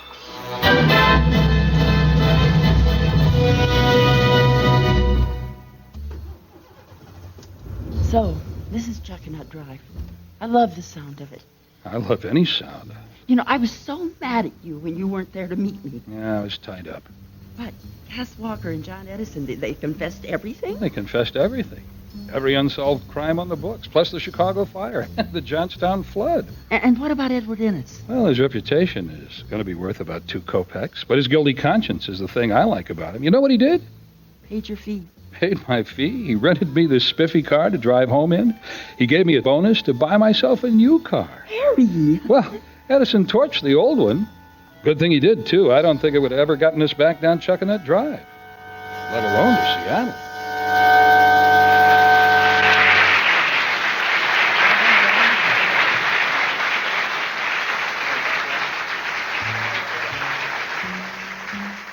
The Case of the Sinister Scavengers was written and produced by Jim French and directed by Pat French, with sound created by Stu Conway and mixing by Peggy Stokes. Phil Harper stars as Harry Nile, with Pat French as Murphy, Michael Morgan Dunn as Edward Innes, Kathleen Warren as Cass Walker, and Derek Turner as John Edison. This program was recorded before a live audience in Seattle. This is Jay Green speaking.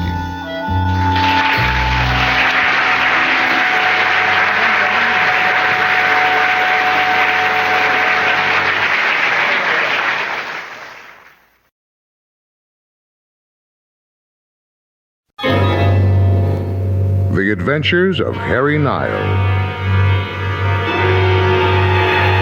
Mr. Nile, my husband's going to kill me if someone doesn't stop him. The police say they can't arrest him until he tries something, but he has tried to kill me, and they won't believe it.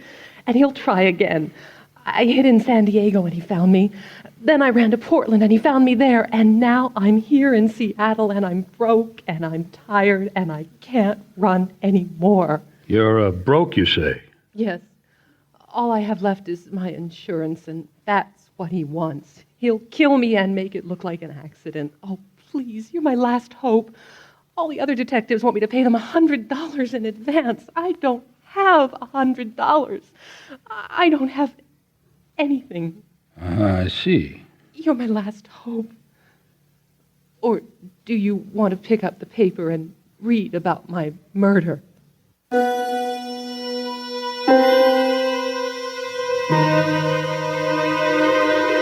Her name is Karen, and she must have been beautiful once, but Now she looks lost in the wrinkled raincoat that droops over her shoulders.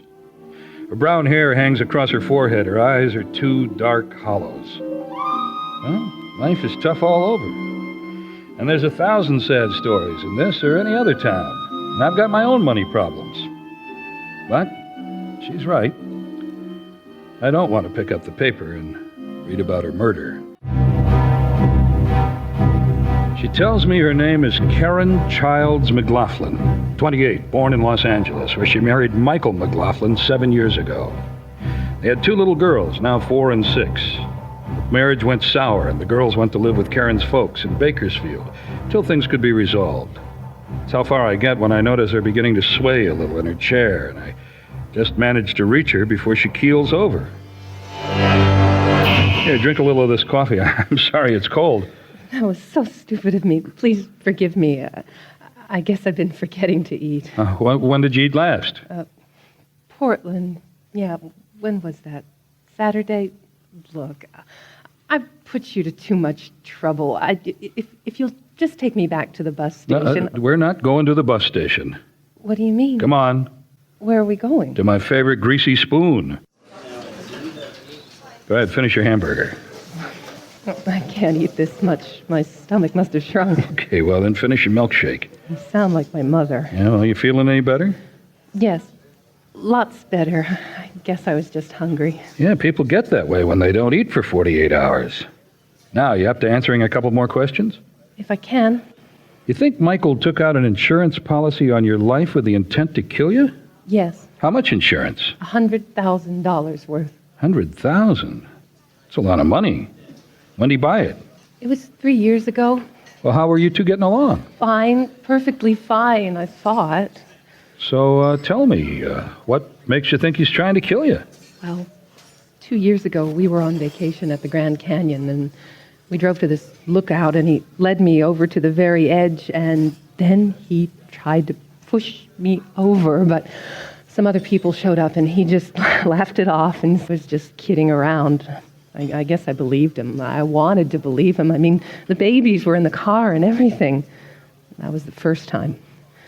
Then one day I was taking a bath in the bathtub, and Michael came in to shave, and he had this extension cord on his electric shaver, and after he finished shaving, he walked over to the tub with the shaver still connected, and all of a sudden I knew what he was going to do. He was going to drop the cord in the water and electrocute me. Well, what'd you do? I leapt out of the tub and I hid in the closet. What did he do? Oh, he said I was crazy, that I was imagining things, but I saw the look in his eyes. It was the same look he had at the Grand Canyon. Yeah. Any other attempts?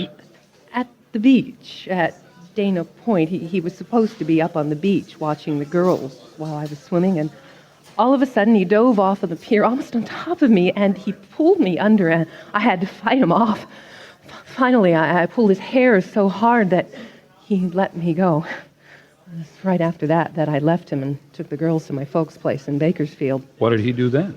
Oh, he called and drove up and begged me to come back to go see a doctor. Well, go see a doctor. Sure, he was trying to make out like I was crazy, of course. Well, the folks knew I wasn't crazy. I knew I wasn't crazy. He just wanted another chance to kill me and make it look like an accident. So you went to San Diego? I have a girlfriend who lives down there.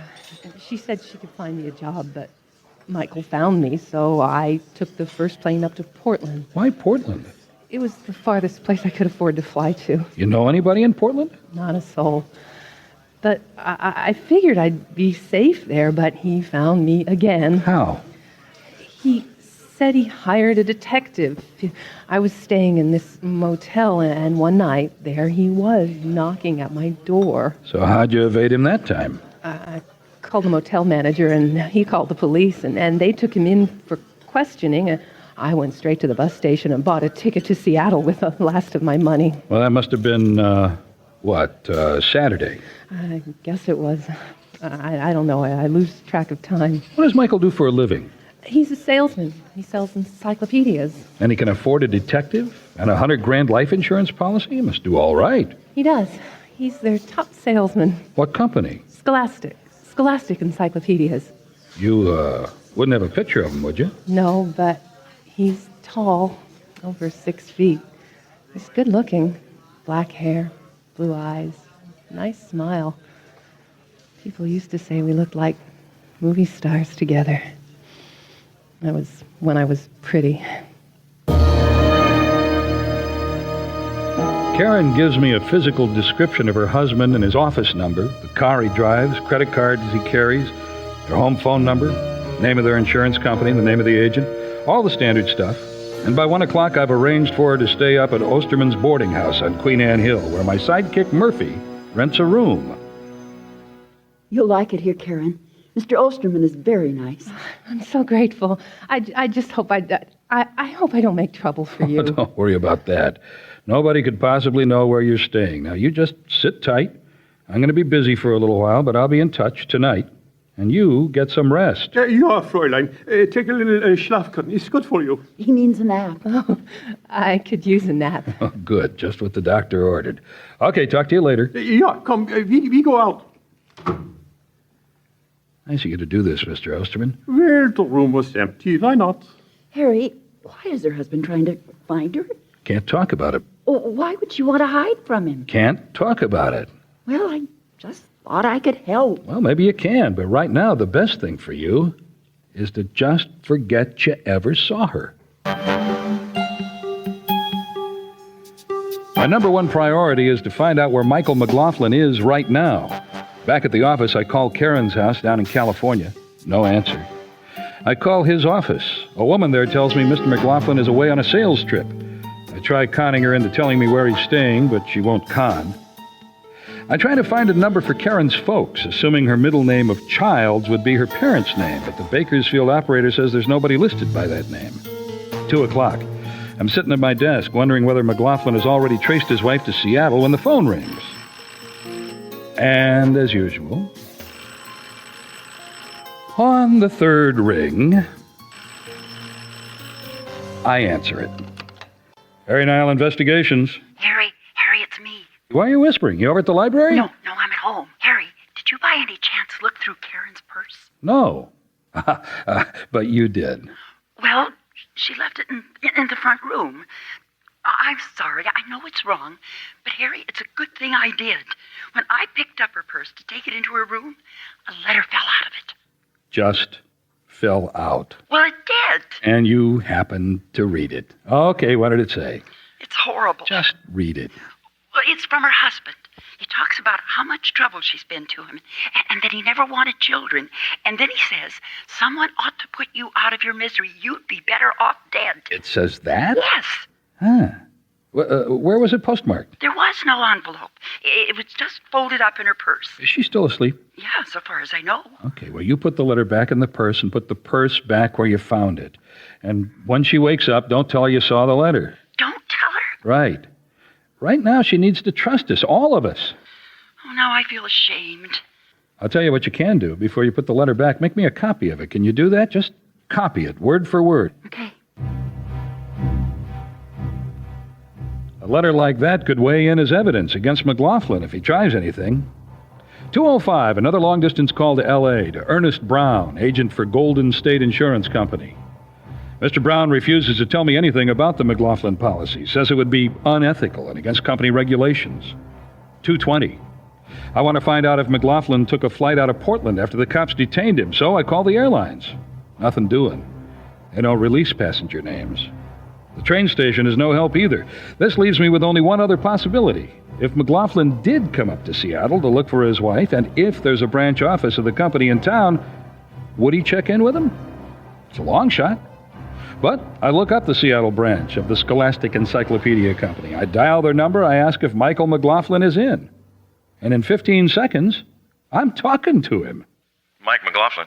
Mr. McLaughlin? Well, that's me. Who's this? My name's Harry Nile. A friend of mine referred me to you, said you might be in town. I'd like to talk to you. In person, if you can take a couple of minutes. What was it you wanted to see me about? Encyclopedias. What else? It takes me just under 10 minutes to get to the offices of Scholastic out on Elliott Avenue. Michael McLaughlin is a broad-shouldered guy wearing a tan silk suit and a $20 tie. He's got thick black hair, teeth from a toothpaste ad. And his aftershave smells as good as he looks. Are you familiar with our 20-volume Scholastic Family Encyclopedia, Mr. Nile? You can save the sales pitch. I have something to discuss with you, and I think you'd prefer to talk about it outside. Here's my card. Private detective? What do I want with a private detective? You really want to talk in here? I'll be right back, Joy. Okay, Mr. McLaughlin.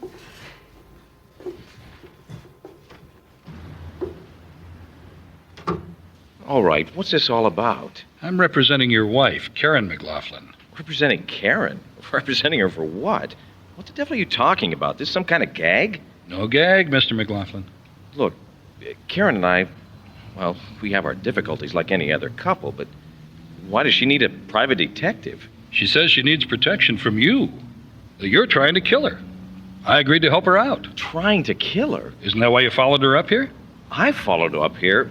Are you sure you've got the right McLaughlin? You've been married 7 years? You have 2 little girls? Oh, yes. You took out a heavy insurance policy on Karen's life? What if I did? You insured your wife for $100,000? Yes, and I also bought a $100,000 policy on my life with Karen as beneficiary.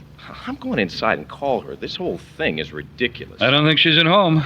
Why not? Because like I said, she's here in Seattle. She's here? That's right.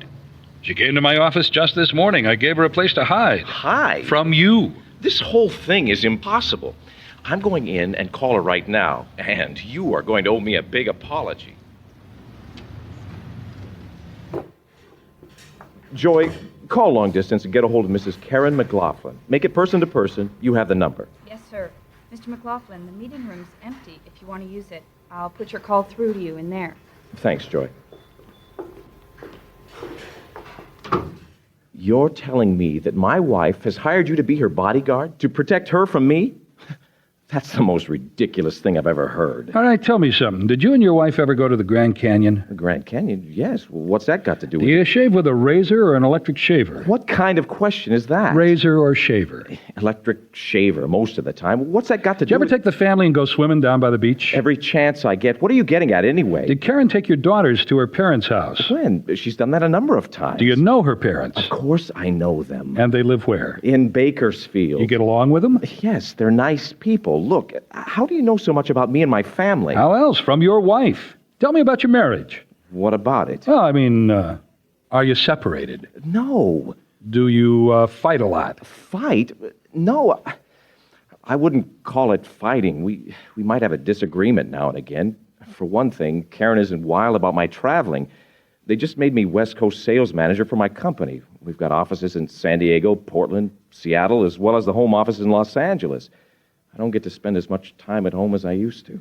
When you went to the Grand Canyon, do you remember anything in particular about Karen thinking you were going to push her over the edge? No, of course not. Did you ever think about electrocuting your wife in the bathtub? Listen, chum. I am this close to decking you. Yes. Did they let it ring a long time?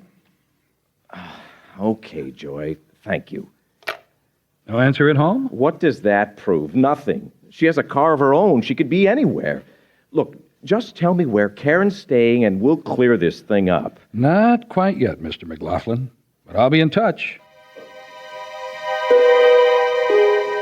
I drive away from the meeting with McLaughlin, and I'm good and confused by now, but my instinct still tells me to stick with Karen's story. It's only a short hop up to Queen Anne from Elliott Avenue, up to Osterman's boarding house, where I've got Murphy watching over her. Well, Karen had a good nap, and she's feeling better, aren't you, Karen? Quite a lot better, thanks. Karen, I need something from you. Anything? I need your parents' phone number in Bakersfield. My parents' number? Why? Well, they may be able to tell me some little thing, some detail that'll help. And Harry's really good at details, Karen. Well, I hate to get them involved. They're so upset as it is. Well, when's the last time you called them? Well, last week sometime, Wednesday, I think. How were the girls? Oh, they were fine, just fine. What are their names? The girls? Oh, Mary and Jane. Mary and Jane. Listen, I don't want you calling my folks. There's nothing they can do to help, and I don't want them mixed up in this. Okay, it's up to you. Now, I've got some work to do. I'll be in touch with you later. Walk me out to my car, Murph. Sure. I'll be right back, Karen. Did you make a copy of that note from her husband? Yeah, here it is. I copied it word for word. Okay, good. Tough to read his writing? Oh, it wasn't in handwriting. It was typed. It was typed? Uh-huh. Huh. Come on, sit in the car with me while I read this. Okay.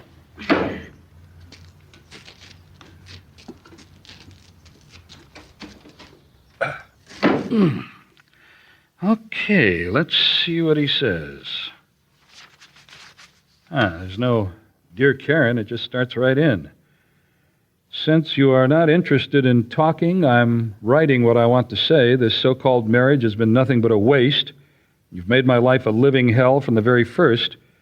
I tried every way to please you, but you were looking elsewhere for love. Do you think she was unfaithful to him? Well, sounds like he thinks so anyway.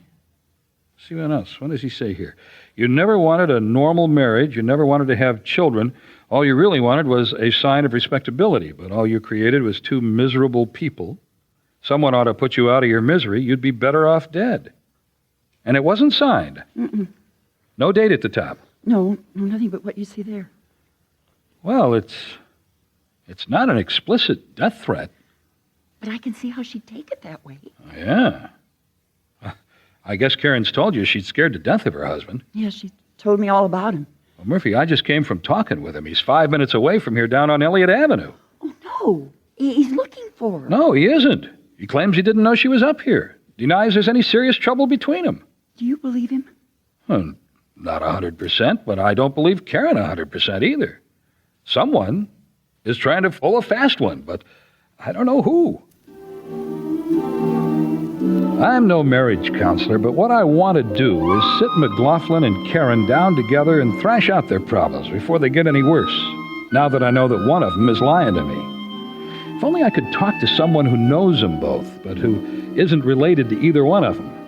Strikes me that the insurance agent who sold Michael his policies might be that person. So just before 5, I called back to Ernest Brown at Golden State Insurance Company, and he's still there. Yes, I'm fairly well acquainted with both Mr. and Mrs. McLaughlin. What's your interest in them, Mr. Nile? Well, did they seem to be happily married? Well, there again, you're asking me to talk about a client. It's not really ethical. Well, look, I respect your ethics, but there's a chance you could help avert a tragic situation here. All I want to know is whether you had the impression that Karen McLaughlin was, afraid of her husband's motive in buying the insurance. No, absolutely not. You know, you should be talking with my assistant. She services that account, but unfortunately, she's on medical leave through the rest of the month. Any way I could reach her? Well, I suppose she's at home, but I know. It wouldn't be ethical to give out her number. I'll tell you what. Give me your name. Can you do that? Well, I suppose that would be all right. Her name is Brucella Converse. Brucella? There's one you don't hear a lot. Converse? Yes. She lives in Glendale. That's all I can tell you. I see. Okay, well, thanks for your help, Mr. Brown. 5:10 p.m. It's another dead end. Her number's been disconnected. Well, I can't afford any more time or phone calls on a pro bono case. It's time to bring the increasingly mysterious McLaughlins together, which I arranged for after certain precautions. At 8 o'clock that night over at good old Mr. Osterman's, with Murphy as referee. I decide not to tell Karen in advance that her husband is going to drop in on her. So when I drive up with Michael McLaughlin in the car and Mr. Osterman cautiously opens his front door and Murphy is fidgeting on the sidelines, I expect a certain amount of fireworks, but not the kind I get. So, where's Karen? In her room. She's prettying herself up. I told her you were coming over. Ah, here she comes.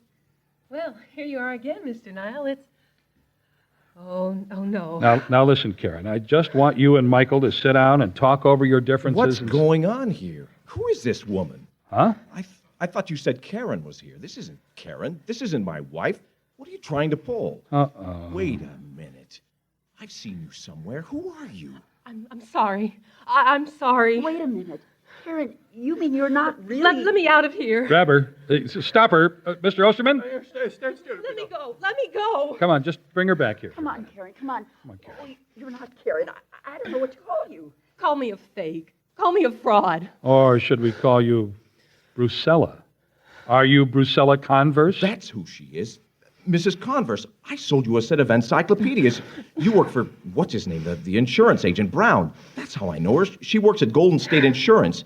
You'd call me up at the office and talk about the books. Is he right? Yes. What are you trying to do, Mrs. Converse? Just forget it. Just forget I'm alive. You never knew I was alive anyway.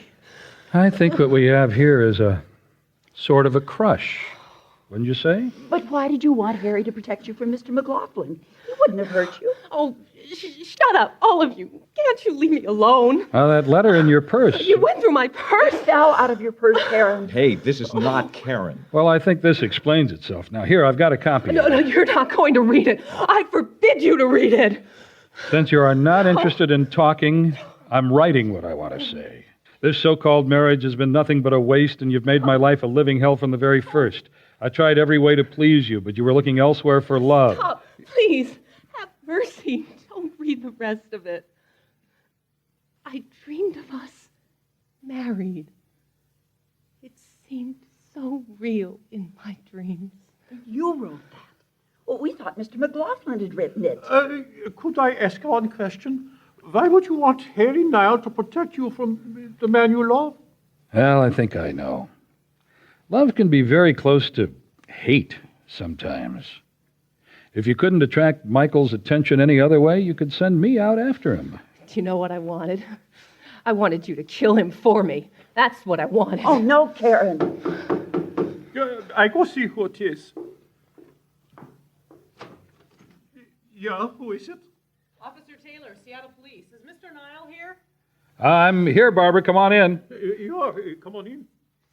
Good evening, folks. I'm Officer Barbara Taylor. Mr. Nile, you asked me to be here? Yeah, I did. My hunch turned out to be right. This lady is Brucella Converse from Los Angeles, and this gentleman is Michael McLaughlin, also from Los Angeles.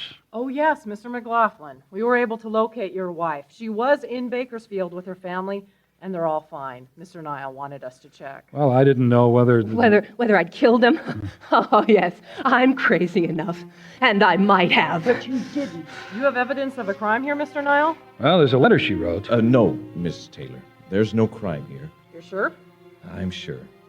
I'd like to know that Miss Converse here gets the help she needs. Well, I'll take her downtown for evaluation. Now I'd like to get to a phone. It's been a while since I talked to Karen and the girls. The Adventures of Harry and Nile feature Phil Harper, with Pat French as Murphy. Karen was played by Lisa Brooks, and Michael McLaughlin was Brad Curtis. Terry Rose is heard as Osterman, with Dan Leach, Karen Anderson, and Dodie Axelson. The McLaughlin Matter was written and produced by Jim French and directed by Pat French. Sound was created by Stuart Conway and Bruce Rogerson. Technical direction by Peggy Stokes. This program was recorded before a live audience in Seattle. This is Jay Green speaking. The Adventures of Harry Nile.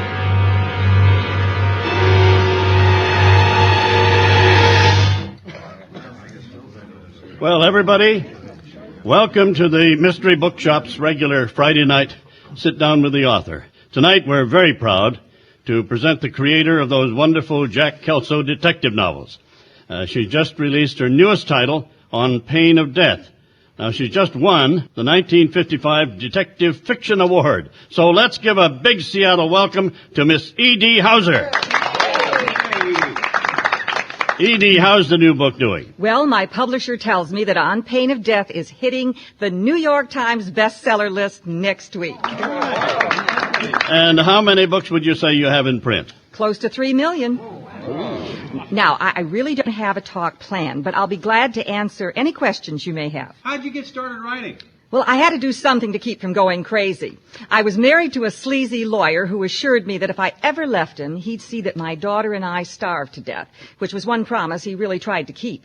But between beatings, I secretly started writing. I got a few things published in the L.A. papers, and then I tried writing detective fiction. Are you serious? Your husband beat you? All the villains in my Jack Kelso novels are very authentic because they were based on my ex-husband, the Snake. So, when my first royalties came in, I took my daughter and escaped. The way you feel about marriage, is Jack Kelso ever going to get married? Oh, I have nothing against marriage, my dear. Only against my ex-husband, the Snake. My first marriage was wonderful, but all too short. He died when our daughter was only 10. And then, like a fool, I married Leo the Snake. But you ask, is Jack ever going to get married? Well, I don't know. You'll just have to keep reading my books to find out. Did you base Jack Kelso on a real private eye? Well, yes, in a way I did. In fact, he's a private eye who works right here in Pioneer Square now. There was something about him that attracted me when I did a piece on him for the L.A. Times years ago when he worked down there. And I sort of had him in mind when I created Jack Kelso. You wouldn't by any chance be talking about Harry Nile, would you? Well, yes, I am. Do you know him? I work with him. I'm his associate, Murphy. Well, honey, you tell him that E.D. Hauser owes him one. Yeah, well, he's not the only one you owe. Oh, great. Ladies and gentlemen, look who slithered out from under a damp rock. I give you the shyster lawyer himself, my ex-husband, Leo Barnes the Snake. Hey, Edie, you gonna tell all these nice people how you stole your stories from me? No, I'm not going to tell them that because it isn't true. Can we get him? You've been making money off me for a long time now, and now I'm gonna make some off of you. I'm doing a book of my own. Sir, I'm going to have to ask you to sit down and be quiet. You run this place? Yes, I'm the manager. Great. You're gonna love my book. Why don't you sit down and shut up? Well, I'm slapping a defamation suit on my loving former wife. And you and everyone in this room is witness to the lies she's telling about me. And then I'm taking her back to court and sue her for plagiarism. That's fine now. I think you've had your say. You never had an original idea in your life, babe. You're making a fortune writing stories that were mine. So now you're living at 3 Point, and I'm renting a dump in South Park. If you have something to say to me, Leo, put it in a letter to my lawyer. Oh, yeah, he's in my book, too. So all your big fans of Edith Barnes, she said, that's her real name, you know. If you want to read the real story, I'll send you the book when it's printed. It's only $12. Here, take one of my cards. All right, you're going to have to leave. No, seriously. Drop over. I'll show you where she got her ideas. How dare you do this to me? Go ahead, everybody. Grab a card. You, sir, are out of order. I got lots of other juicy tidbits in the book, too. A lot of local color, including some big names. I'll see you in court, Edie.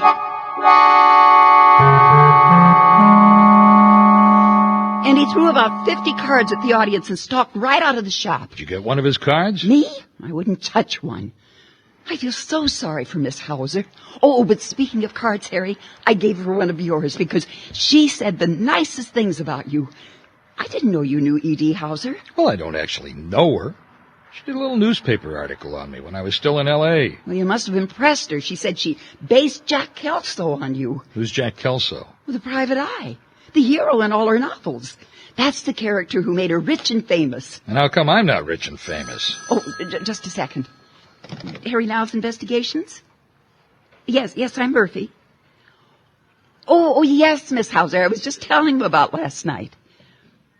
Of course. Here, I'll put him right on. Guess what? It's E.D. Hauser herself. No kidding. Yeah, Harry Nile. Harry, this is E.D. Hauser. You knew me as Edith Barnes when I did that story on you down in L.A., remember? Yeah, sure I do. How you doing? Well, not so good. Did your assistant tell you what happened at the bookstore last night? Yeah, your ex-husband showed up. Gave you a bad time. Yeah, he pretty much loused up my little party. But apparently sometime after that, someone shut him up for good. What do you mean? Well, sometime last night, someone killed the little snake. And guess what? I'm a suspect. The police just left. I know it's Saturday, but can you come over? 10:15 Saturday morning. E.D. Hauser's place clings to a cliff overlooking Puget Sound. You have to drive down a narrow gravel driveway through a forest of fir trees that open up to a view that takes in everything from the smokestacks of Tacoma to the hills of Bainbridge Island. A yellow Jeepster sits in the carport, and there's a big black Buick Roadmaster by the front door. Harry, you found me. Good, come on in. Hey, it's good to see you again, Edie. Well, I meant to call you years ago after I moved up here. I built a whole career on that interview we did when you were still in Los Angeles. You may not know it, but I sort of patterned my hero after you. I'll send you a bill. Harry, this is Richard Connors, my lawyer and a good friend. He was a judge of the Superior Court. Oh, pleased to meet you, Judge. Oh, just Richard is fine. I've been hearing a lot of good things about you, Harry. I called Richard just before I called you. Sit down, please. I made some coffee. I don't know how good it is. Yeah, well, let's find out. Yeah, sure, I could go for one. Okay, I'll be right back. Now, you two go ahead and get acquainted. Now, she says the police woke her up this morning and as much as accused her of murdering Barnes. That's her ex-husband? Yes, Leo Barnes. Huh. What's their evidence? Oh, we were just talking about that when you came. Any chance she did it? Oh, of course she didn't. But there are some problems. Like what? Well, she's never made it a secret that she hates his guts. And I guess last night he showed up at the bookstore where she was signing her books, and they had a set-to in front of a big crowd of people. Yeah, in fact, my assistant was there, saw the whole thing. She was telling me about it when Edie called. Good. We can use her as a witness, if it comes to that. Apparently, Barnes had been drinking, shouting and accusing her of plagiarizing stories he wrote. How was he killed? Well, the police tell me someone shot him. Could you shove those papers off the coffee table and make room for the tray? So, what exactly did the police say, Edie? Well, they wanted to know if I own a gun, and I told them, yes, I do, and it's registered. Living alone out here on the point, I thought a gun was a good idea. So they wanted to see it, and wouldn't you know, I couldn't find the darn thing. I kept it in my bedside stand, but it wasn't there. Kind is it? A Smith & Wesson K-22. Did you keep it loaded? Well, sure. I figure if someone's breaking into my house, I might not have time to find bullets. Then they wanted to know where I was between 10 p.m. and 1 a.m. And where were you? Well, it happens that after the bookstore debacle, I went and got something to eat, and then I drove around Seattle checking landmarks until I got home at midnight. Checking landmarks? What do you mean? Well, I always do that when I'm writing a Jack Kelso book. I try for as much realism as possible, so I scout out actual places to put him in, you know. And you did that for how long? Oh, maybe 2 hours. The book signing ended at 9, and I hadn't had any dinner, so I went down to Pier 54 and had some fish and chips at Ivar's and tried to calm down. I was there about an hour.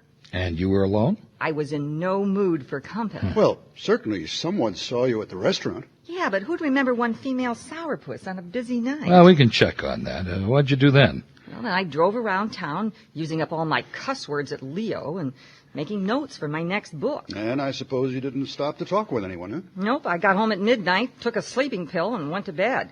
Next thing I knew, it was 7 a.m., and the cops were banging on my door.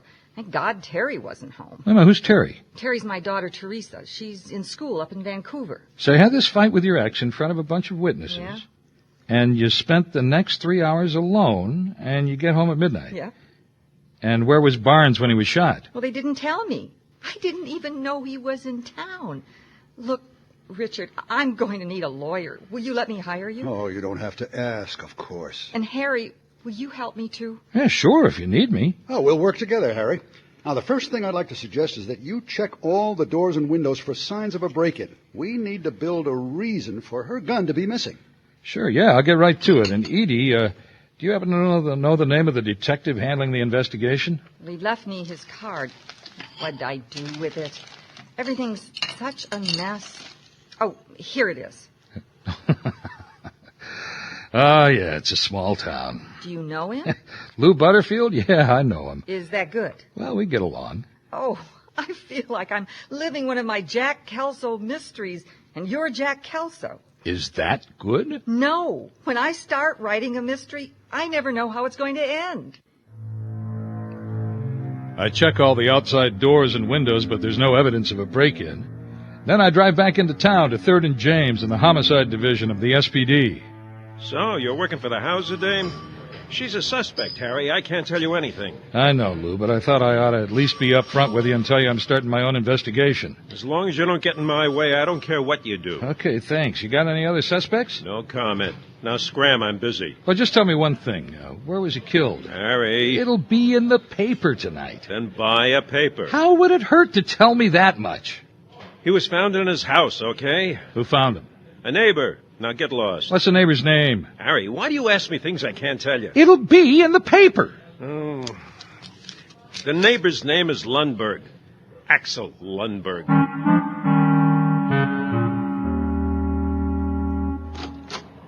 Yeah? Mr. Lundberg? Yeah? Listen, I'm sorry to bother you. I'm a private investigator looking into the shooting next door. You mind if I ask you a couple of questions? Yeah, that's all right. Did you find the body? Who you say you work for? A private investigator. Harry Nile. Here's my card. You from the insurance? Huh? You from the insurance? No. I'm a detective, a private detective. I want to talk to you about the shooting next door. Yeah, they got him good. So did you find the body? Yeah. Did you see who shot him? Me? Nah. Well, did you hear the shot? I hear 3 shots. Bang, bang. Then I hear scream, then 1 more shot. Oh, there were 3 shots. Bang, bang, scream, then another bang, no more screams after that. What'd you do then? Me? Well, I think maybe I go over, see what's going on. But then I think maybe I go over and get myself shot too. That's not so good.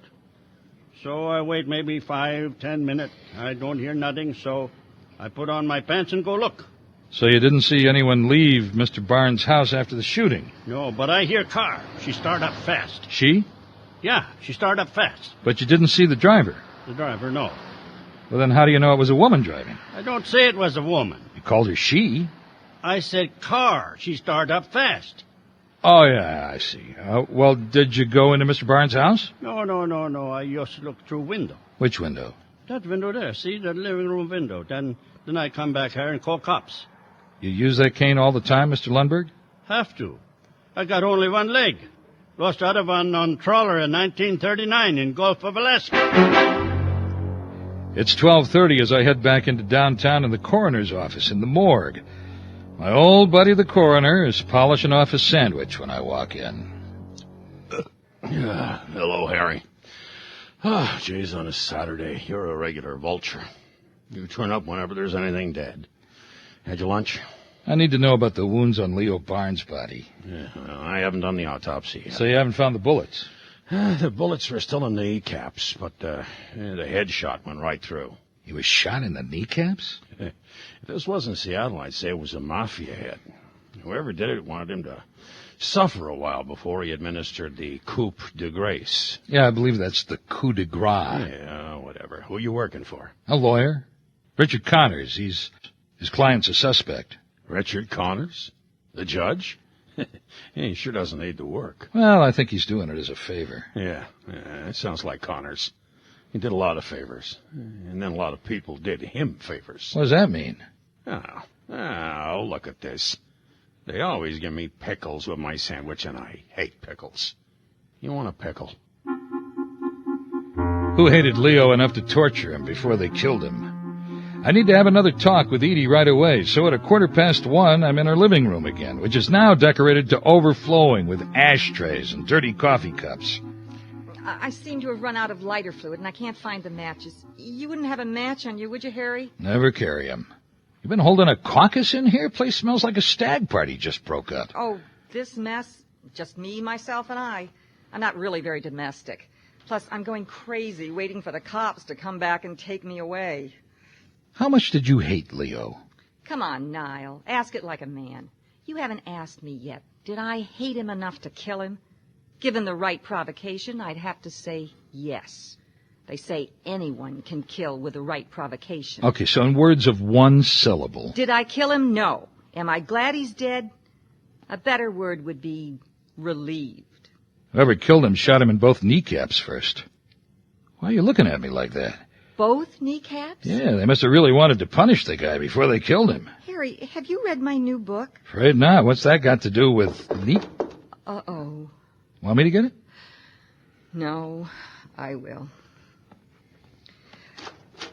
Detective Butterfield? Mrs. Edith Hauser Barnes, I have a search warrant which allows us to search your house. Edie, you better call Connors. Get him over here. Yes, okay. Now, Harry, if you'll step aside, my men will begin. I didn't hear you mention what you're looking for. A gun. Go on in, boys. It's fine tooth time. Right. Let's go, Nick. Come on outside, Harry, and let him work. Listen, when your guys got to the murder scene last night, where'd they find the body? In the living room. Where in the living room? On the floor. Ah. Why?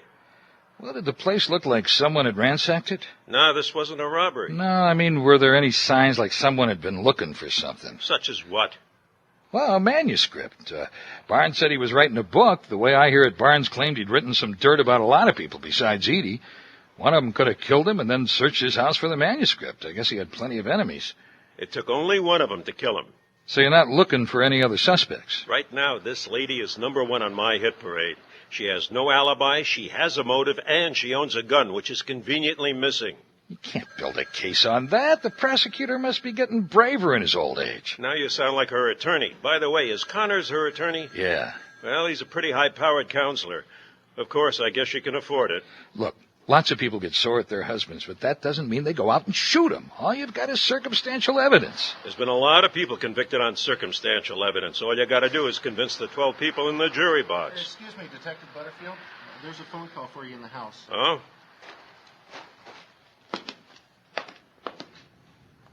Butterfield. You're where? What make? Good work. No, we were just getting started. Come on inside, Harry. That call was from my boss at Homicide. They found a Smith & Wesson K-22 that had been fired within the last few hours. They checked the serial number. It's registered to you, Mrs. Barnes. It's your gun. This is unreal. Did he say where they found it? In a vacant lot about a block away from the murder scene. Now, would you like to save us all some time and tell me about it, Mrs. Barnes? I don't know anything about it. Are they going to find your prints on the weapon, or were you wearing gloves? I didn't shoot him. Okay. Mrs. Edith Hauser, I'm placing you under arrest for the murder of Leo Barnes. No. Anything you say can be used against you in court. I don't believe now we're this. taking you downtown to be booked. You might want to get a coat and put some shoes on. Richard, where are you? I'll stay here till he gets here. Come on, ma'am. Harry, tell me this isn't happening. This can't be real. I'm afraid it's as real as it gets. It's almost 4 o'clock before they book E. Hauser. Richard Connors has a few words in private with the guy from the prosecutor's office, and they get her arraignment moved up to Monday morning. But Edie will spend the rest of the weekend in jail, and the reporters in the public safety building have a field day as she's marched to the jail elevator. Hauser, did you kill your ex-husband? Edie, did you kill Neil Barnes? Can you write your way out of this one, Edie?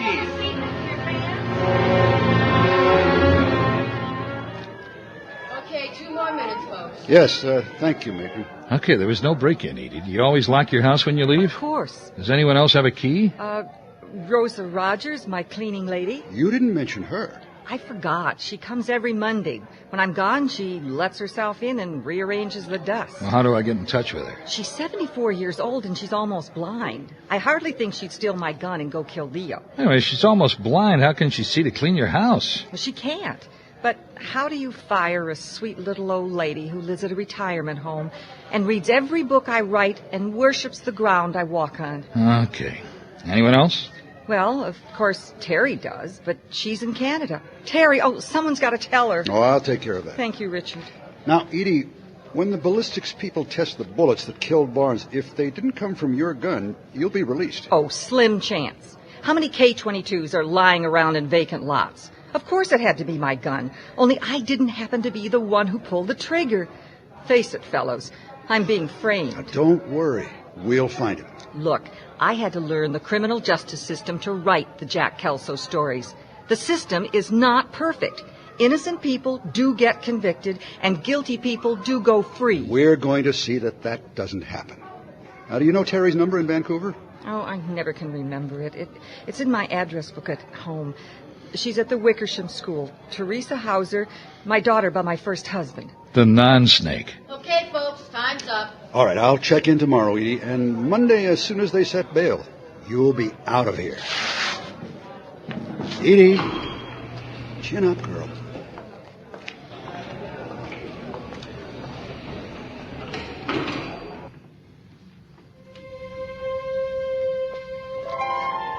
I walk the 4 blocks back to Occidental and Main and plod up the stairs to my office. I tell Murphy everything that's happened, and she sits down hard in her chair with her back straight, biting back tears like a 12-year-old who just found out her sister stole her boyfriend. And she must have done it. Yeah, I'm afraid so. Only I can't believe it. Yeah, it's rough. She, of all people, would know that if Leo Barnes was killed, she'd be the obvious suspect. I mean, after all she said about how she hates him. Nothing subtle about Edie. Oh, and there's another thing. What? Well, in her new book, On Pain of Death, on page 62, listen to what she wrote. The elevator door dragged open, and there was Rodriguez writhing in agony. The knees of his jeans were shredded, and blood was filling the floor of the elevator. Someone had shot off both his kneecaps. Life imitates art. Harry, someone could have taken advantage of that. Someone unexpected. Someone who hated Leo as much as Edie did and wanted to frame her. How would he get a hold of her gun? That's right. Well, so much for that idea. What are you going to do now? Hey, I suddenly remembered. This is Saturday. Why are you still here? Go home. Go to a movie. Oh, I just thought somebody should stay here in case you needed me or someone called while you were out. Well, I appreciate it, Murph. I know you're feeling bad about E.D. Do you know, I have every one of her Jack Kelso books. Murphy, E.D. Hauser is just another human. You can't expect a person to be immune to all the bad impulses because she's rich and famous. Looks like she reached her boiling point last night and did something about it. That brought her down into the mud with the rest of us mortals. And it ain't pretty, but that's the way it is. That's very profound, and I'm sure you're right, but it just doesn't make me feel any better. Yeah, I get that. Yeah, Harry Nile. Yes, Harry, it's Richard Connor. Yeah. In the event that we go to trial, I thought I'd better let you know my plan of defense. Okay. Now, I'll build on Edie's mental condition after the shocking encounter with Leo in the bookstore. I see. After that, she drove around for hours, her anger growing. Then she remembered she'd brought along her gun for protection because she'd be driving around town late at night, alone. Uh-huh. And then she finds the address on Leo's business card. Even though she's afraid of it, she goes in, they have a violent argument, and he lunges at her. She fires in self-defense, but the entire event was erased from her memory by her mental condition. Temporary insanity. Uh-huh. Now, I may be able to get her into treatment with no jail time. At the worst, 5 to 8 in the Women's Correctional Facility. I still have friends in the prosecutor's office. I think I can handle this. Just one thing, Richard. What? There's a witness. Leo's neighbor. Says he heard 2 shots. The kneecap shots. Then a period of screaming from Leo. And then the 3rd shot. The fatal one. Would a crazy person be that methodical? Well, I don't see anything inconsistent with temporary insanity in that. Well, the jury may think it's a little far-fetched. Harry, better leave the design of the defense to me, all right? Yeah, sure.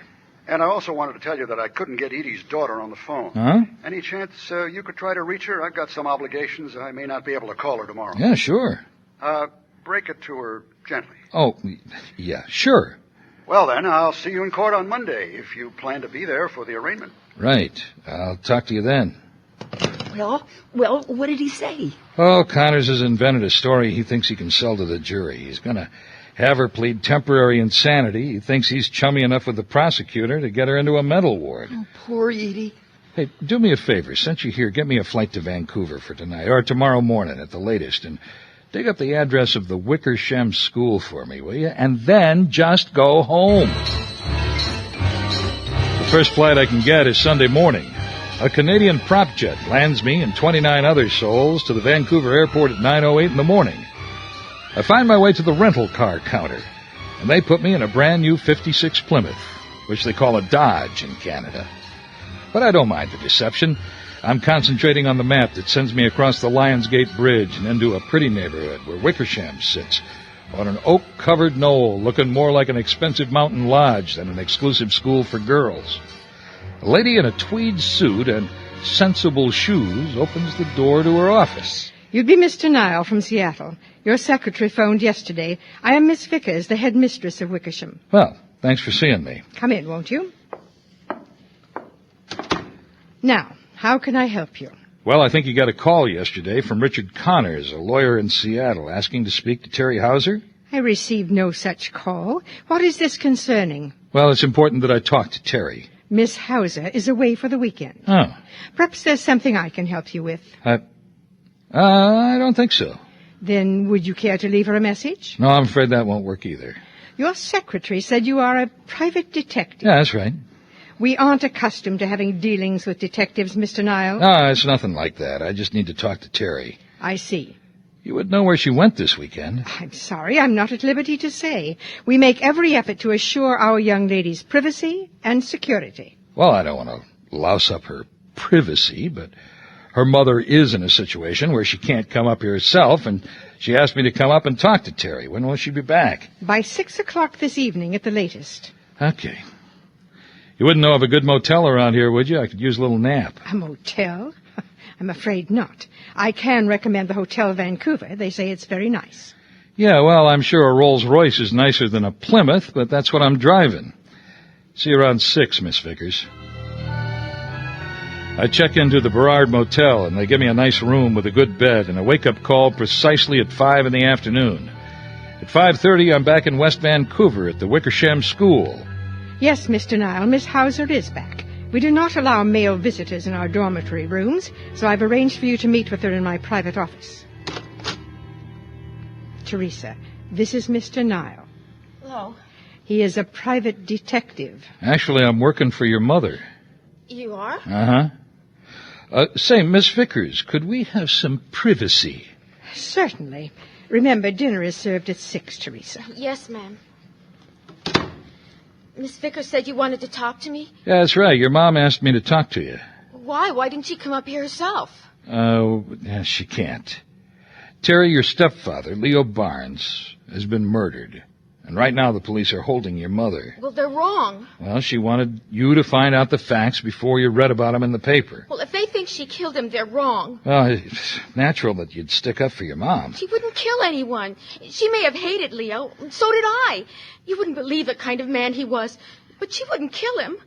Why do they think she killed him? Well, Friday night she did a book signing in Seattle. He showed up there. They had a fight. I know. Huh? How do you know? I was there. I saw everything. You were at the bookshop Friday night? I wanted to surprise her.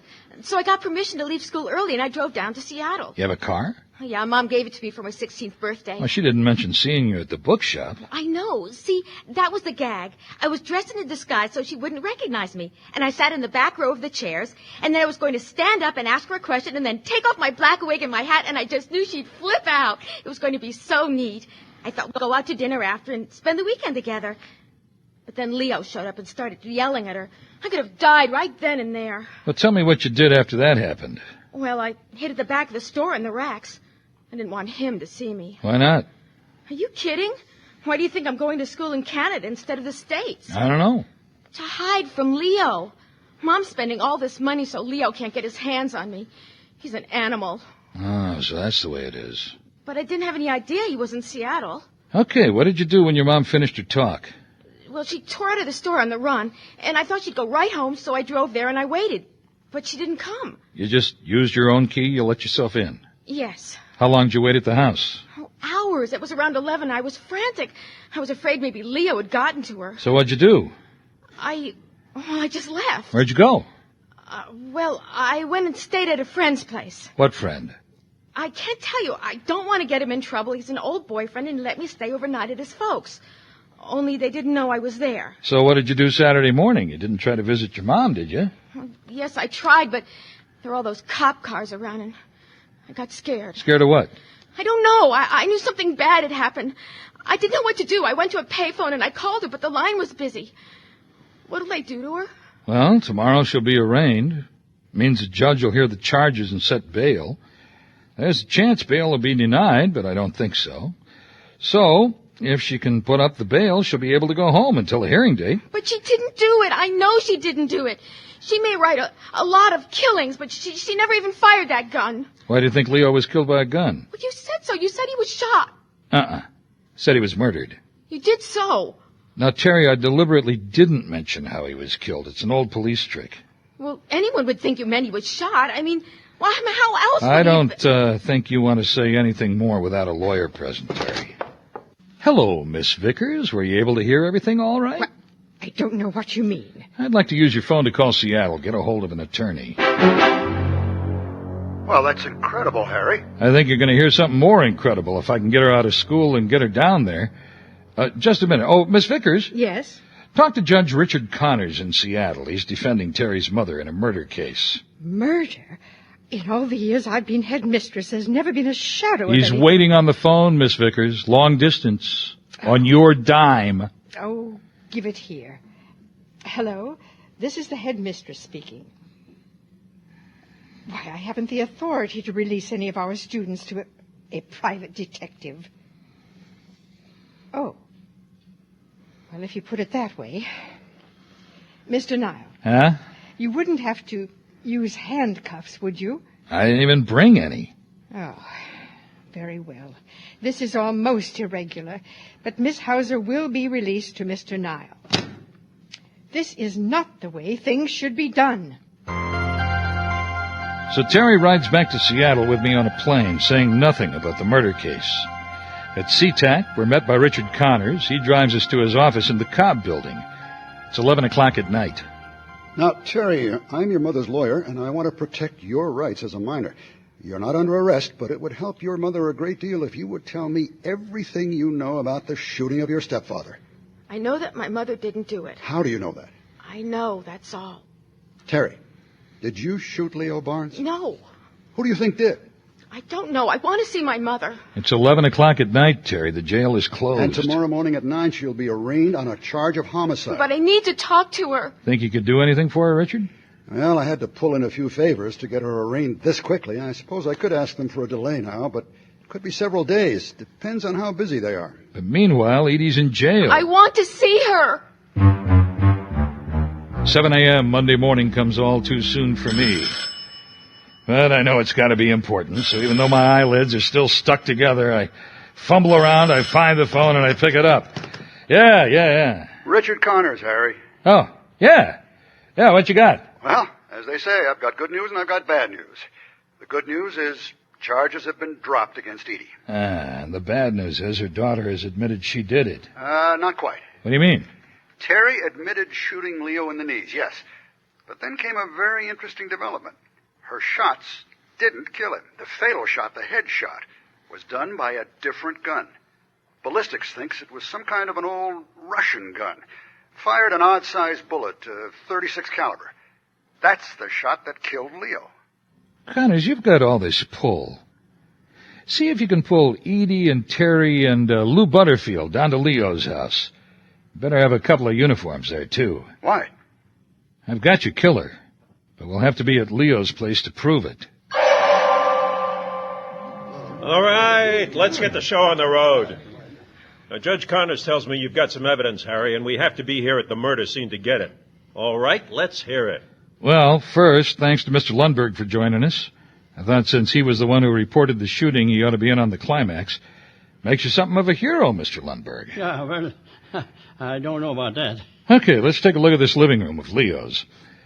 Roller shades on the front window pulled all the way down. That's the west window. Guess he didn't much care for sunsets. So the only daylight really comes through the south window. You want to speed this up, Harry? I'm sorry to put you through this, Edie and Terry. Terry, tell us what you did Friday night after your mother left the mystery bookshop. I ran after her, but she was already gone. I thought she'd be going home, so that's where I went. I waited until 11, and she didn't show up. Then I went in her bedroom, and I took her gun. There were only 2 bullets in it. I had Leo's address because I picked up one of the cards he threw around.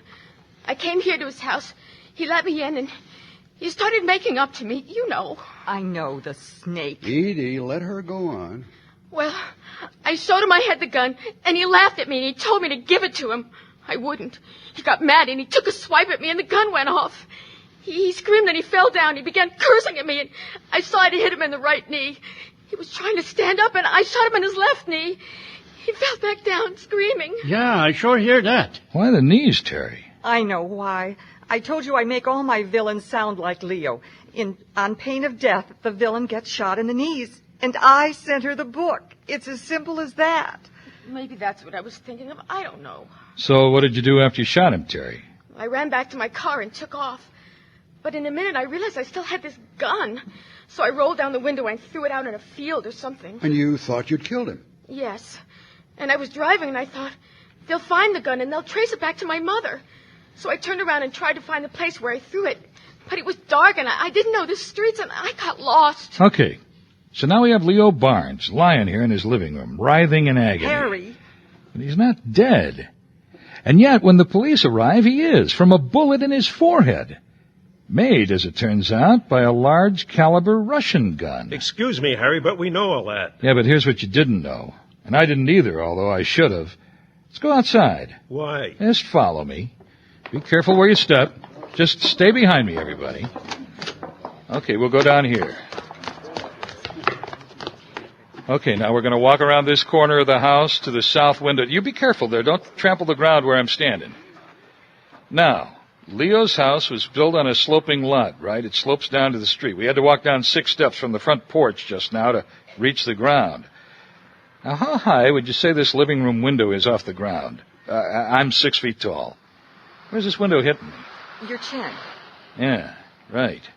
Window's about 5 feet off the ground. Now, this is the window Mr. Lundberg looked through and saw Leo lying on the floor. Is that right, Axel? Yeah, that's the one.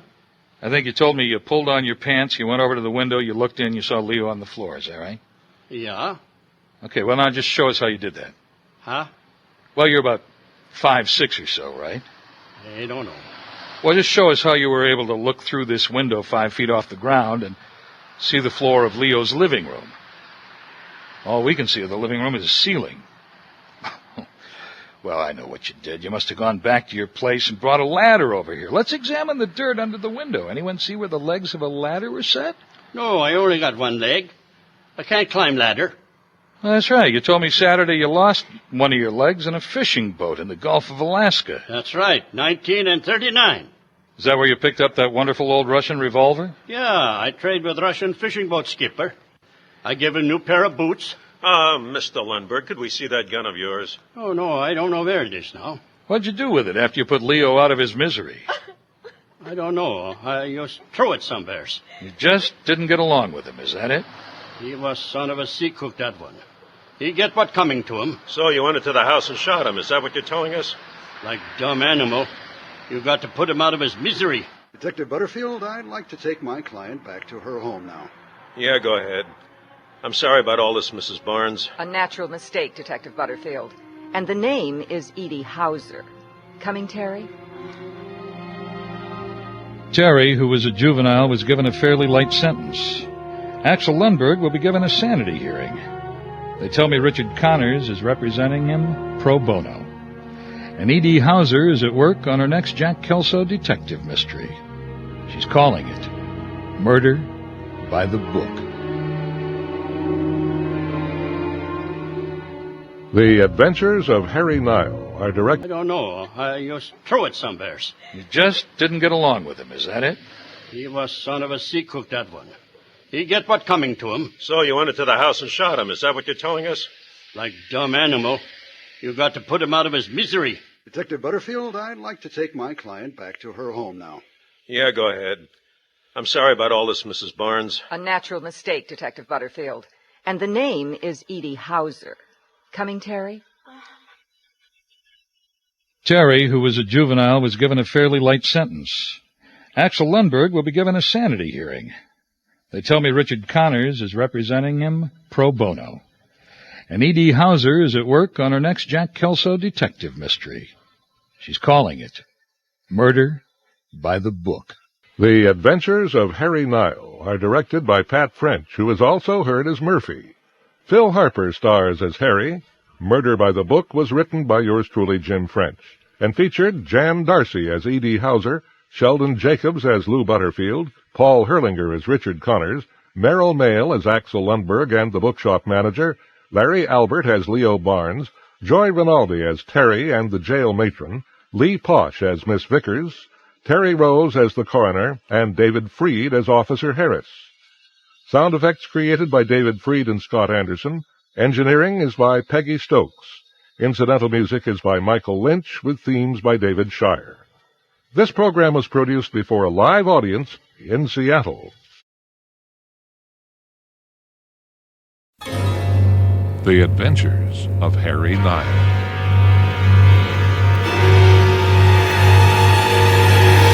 This is a story about a guy who had it all. In fact, he had too much. Too much money, too much time, too much love, if you can imagine such a thing. His name was Bob, and the way he told it, his troubles began when he was hitting the casinos in Las Vegas a few months ago. He was playing 7-card stud, and he was losing, but he wouldn't give up, thinking his luck would change sometime. But when he finally pulled out, he was lighter by $16,000. He decided to pack it in for the night and went to get his coat from the hat check girl. Did you have a good night, sir? No, I can see you didn't. I'm sorry. Say that again? I just said I'm sorry. I never knew a casino would ever apologize for taking your money. Well, I guess I'm not speaking for the casino. I was just speaking for myself. You look like a nice guy who's lost a lot of money. Oh, give me your claim check and I'll get your coat. Why don't you get yours too, and let's go have a drink? That would make me happy. I would if I weren't working. When do you get off? 5. What time is it now? Whoa, 4:10. No wonder I'm hungry. It's almost supper time. It's almost breakfast time. It's 4:10 a.m. Well, then I'll buy your breakfast. Meet me at the restaurant in an hour. You work awfully fast. Are you sure you mean it? Well, I didn't lose all my money. I think I can afford a couple of breakfasts. What's your name? Candy. Kandi. And I'm Bob. I'll see you at 5. Candy. So I gave her a ring. You mean you called her up? No, a ring. A 1-carat blue-white diamond. You gave her a ring just like that? Well, not just like that. We went out whenever I hit Vegas, which was once a month. I got to know her. She's a wonderful girl. We had great times whenever I was there. So I gave her the ring. Just a minute. I'll check the exact date. Well, here it is. I gave her the ring on Friday, March 16th, 1955. Okay, so you're engaged to marry Candy. Marry? Did I say I was going to marry her? Well, you gave her a ring? Yeah, but... Well, now I can see I'm going to have trouble explaining about Christy. Who's Christy? She's a cashier at a bank in Salt Lake City. How'd you meet her? Well, see, I hit Salt Lake City once a month, too, and I decided to open an account at a bank there. And when I made out all the papers, I went over to get some cash, and there she was behind the teller's window wearing a little name tag that said Christy, also with a K. Yes, sir. How can I help you? Well, my gosh, you have beautiful eyes, Christy. Why, thank you. Now, if you'll tell me what you need. I just opened an account and I was going to get a little cash, but now that I'm looking at you, I realize I want so much more. Sir, there's a small problem. When you open a new account, it will be a few days before you can take cash out of that account. Oh, that's right, I knew that. I'm going to be in town for a few days. When do you get off work? When do I get off work? Oh, I hope you're not married, are you? I noticed you're not wearing a wedding ring. See, I notice things like that because I'm in the ring business. Jewelry, wholesale diamonds. You have lovely hands. Mr. White, perhaps I should have you talk to our assistant manager, Mr. Tomlinson. No, I'm very happy to be dealing with you, Christy. Mr. Tomlinson? I'll come back at 6 o'clock. We could go to dinner. No! Mr. White, the bank has a policy about fraternizing with our customers, and I really Well, I saw her the next month when I came into Salt Lake, and I made more and more deposits until she finally agreed to have lunch with me. Hey, what about the girl in the casino Well, down you should in... have seen Christy's eyes light up when I gave her a ring. Wait a minute, you gave Christy a ring too? A ring? Mm-hmm. Now, wait a minute. What about Candy? Oh, her ring is the same model, number 386A, one of my most popular styles. So you're telling me you're engaged to 2 women? Well, if you want to put it that way, yes. You don't need a private eye, fella. You need a lawyer. No, I need a private eye. See, one of the women may get a little nasty. She may try to kill me. It's a Friday in September 1956, and we're sitting in my office in Pioneer Square, the 3 of us, me, Murphy, and my new client, Bob White, who is a diamond dealer with more money than sense. Bob White's just told us he's gotten engaged to 2 women at the same time, and now he thinks one of them wants to kill him.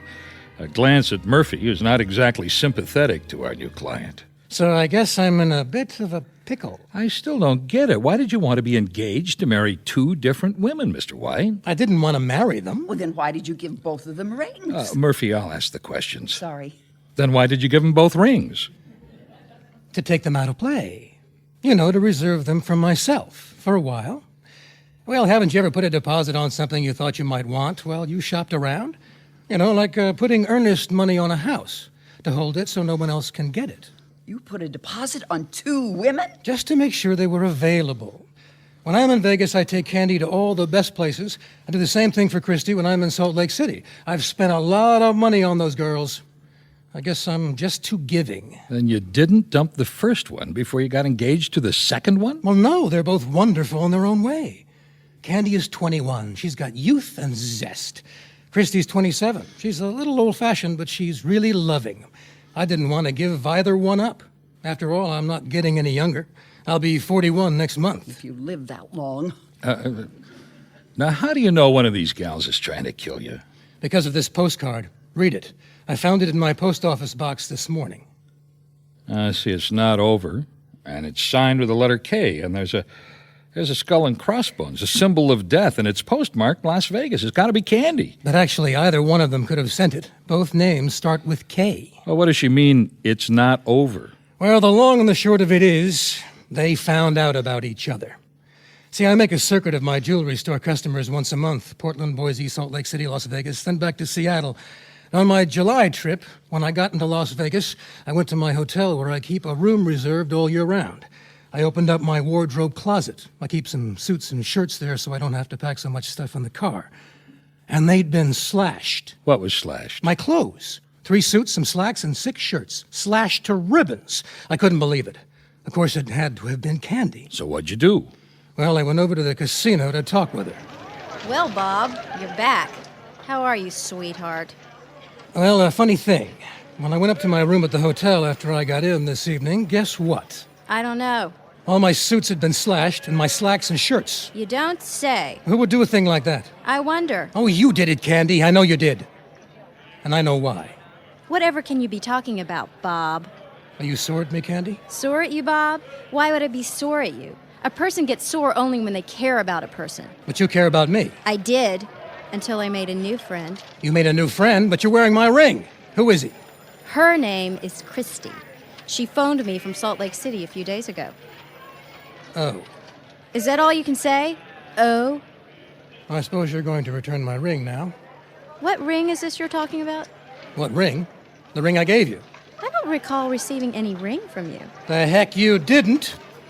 Here it is in my notebook. I gave you a Model 386A on Friday, March 16th. Just because you wrote something in your notebook doesn't make it so. It does, too. I write everything in my notebook. I'd be out of business if I didn't. Well, personally, I think you're out of business right now. Goodbye, Bob. Oh, and don't forget to put on your overcoat. I understand it's even colder up in Salt Lake City. So, what happened when you went to Salt Lake City and saw Christy? That was even worse. I went into the bank and walked up to the teller's window where Christy was working. Hello, Bob. Darling. Hi, Christy. I have something to tell you. You have? I wanted to explain. I guess you know about Candy. Oh, yes. In fact, I've gotten to like her a lot in the last few days. How did you... How did I find out? Well, last month when we had our date, something fell out of your coat pocket. I was going to give it back to you. It was just a claim check from a Las Vegas casino. But then I noticed that someone had written Love Candy on it. So I kept it and called the casino and asked for Candy, the hat check girl. And we found out we had something in common. You. Christy, I know you're really, really sore at me, but I can explain. Oh, you don't need to explain. I understand you perfectly. But I think the bank might want you to explain these. What's that? What have you got there? Bad checks. In the last week or so, we've received quite a number of checks you've written on a non-existent account. What do you mean, a non-existent account? Let's see. I ran a total on them. Uh-huh. You've written a total of $19,212 worth of bad checks so far. Bad checks? I never wrote a bad check in my life. I've deposited over $50,000 in this bank since... Oh, just a minute. Just 1 minute. Since April the 1st. See, I wrote it right here in my daily calendar that I opened my account with a deposit of $1,000 on April 1st. April Fool's Day. And I've deposited thousands of dollars in that account since then. You can't do this to me. You'll ruin my reputation. Shh. Please, Bob. Lower your voice. You stole my money. I've got $50,000 in there. Our records show you have a negative balance of $19,212. You did this, Christy. You found out about Candy and you conspired with her. That's what you did. She ripped up my clothes and you ripped off my money. Perhaps I should call Mr. Tomlinson. Oh, Mr. Tomlinson! Mr. Tomlinson, would you step over here? So I lost my girlfriends, I lost 2 Model 386A diamond rings, and I had checks bouncing all over the place from Boise to Vegas. Until they discovered a 1-digit error in my account number, which I know Christy did, but I can't prove it. Well, I thought that was the end of it. But then, when I got back here to Seattle, I found the postcard. What are they going to do to me next? I can't stand waiting to find out. You've got to stop them. Tell them they can keep the rings. I get them wholesale anyway. Just make them stop doing things to me. Make them give me back my life. Did you report him to the police in Salt Lake and Vegas? The police? No. If I did that, there's no telling what those women would do to me. Well, my rates are $100 in advance, $50 a day plus expenses, $250 if I show results. That's fine. What do I sign? Murphy, you want to get out one of our standard contracts? I have one waiting. Okay, well, here you go, Mr. White. Sign here and initial here where the X is. Fine. There, here's my card. Oh, you just use a post office box? No address? Well, I actually work out of my apartment. I keep $500,000 in gems in my safe at any given time, so I don't want everyone to know where I live. I'll jot down my address on the card, but just don't give it out. There you go. Yeah, okay, thanks. Oh, I noticed you got 2 phone numbers listed here. The Lakeview number is my apartment. The Avalon number is Bailey's. She's my bookkeeper. If you can't get a hold of me, she'll probably know where I am. Now, can you start right away? First thing Monday morning. A lawyer would have written a stern warning letter, but since Bob is willing to pay for it, I figure a face-to-face meeting with the ladies is in order. So Monday morning, United Airlines flies me to Salt Lake City, and Avis puts me in a Chevy with a map of the city, which shows me to the downtown branch of Valley National Bank, where Christie works. You came all the way down here to tell me to forget Bob? Well, you wasted your time, Mr. Nile. As far as I'm concerned, Bob White never existed.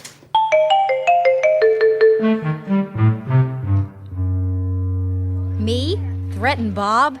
First he accuses me of cutting up his wardrobe, and now he thinks I'm sending death threats? I bet I know what this is all about. He wants his ring back. I feel pretty good about my meetings with his 2 former fiancées. I'm going to be happy to report that my visit put them on notice that they'd be the first suspects if anything happens to Bob White. But next afternoon, when I get back to Seattle and call Bob's number, there's no answer. So I dial Bailey, his bookkeeper. Yes.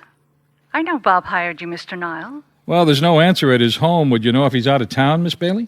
He's probably already left for this month's circuit. He's away on business for 2 weeks out of every month, but he checks in with me every day or two.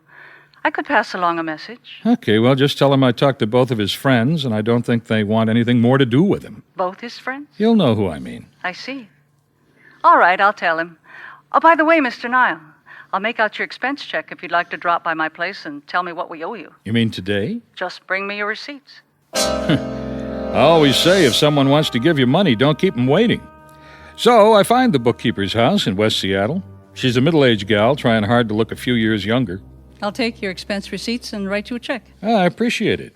Yeah, here they are. Uh-huh. Airline tickets to Salt Lake, Las Vegas to Seattle, car rental, meals. Yes, these all seem to be in order. Well, it's what Bob asked me to do. Oh, of course. I'll cut you a check right now. Bob's been quite upset lately. Yeah, well, that's why he hired me. Well, I suppose it was just a matter of time before his life would catch up with him. Oh, then he told you about Christie and Candy. He didn't have to. Every time he writes a check or charges anything, it crosses my desk. I know where he stays. I know where he eats and who he sees. I keep his books. By the way, did Bob happen to mention whether he got the rings back from the 2 young ladies? I need to know whether to take them off the books or show him his inventory. They're both keeping their rings. I'm not surprised. You know him pretty well, don't you? I knew him long before he inherited the business. I worked for his father. Oh, you did? Yes. I was just a young woman when I came to work for Mr. White. Now, that was a fine man. He wanted Bob to follow in his footsteps.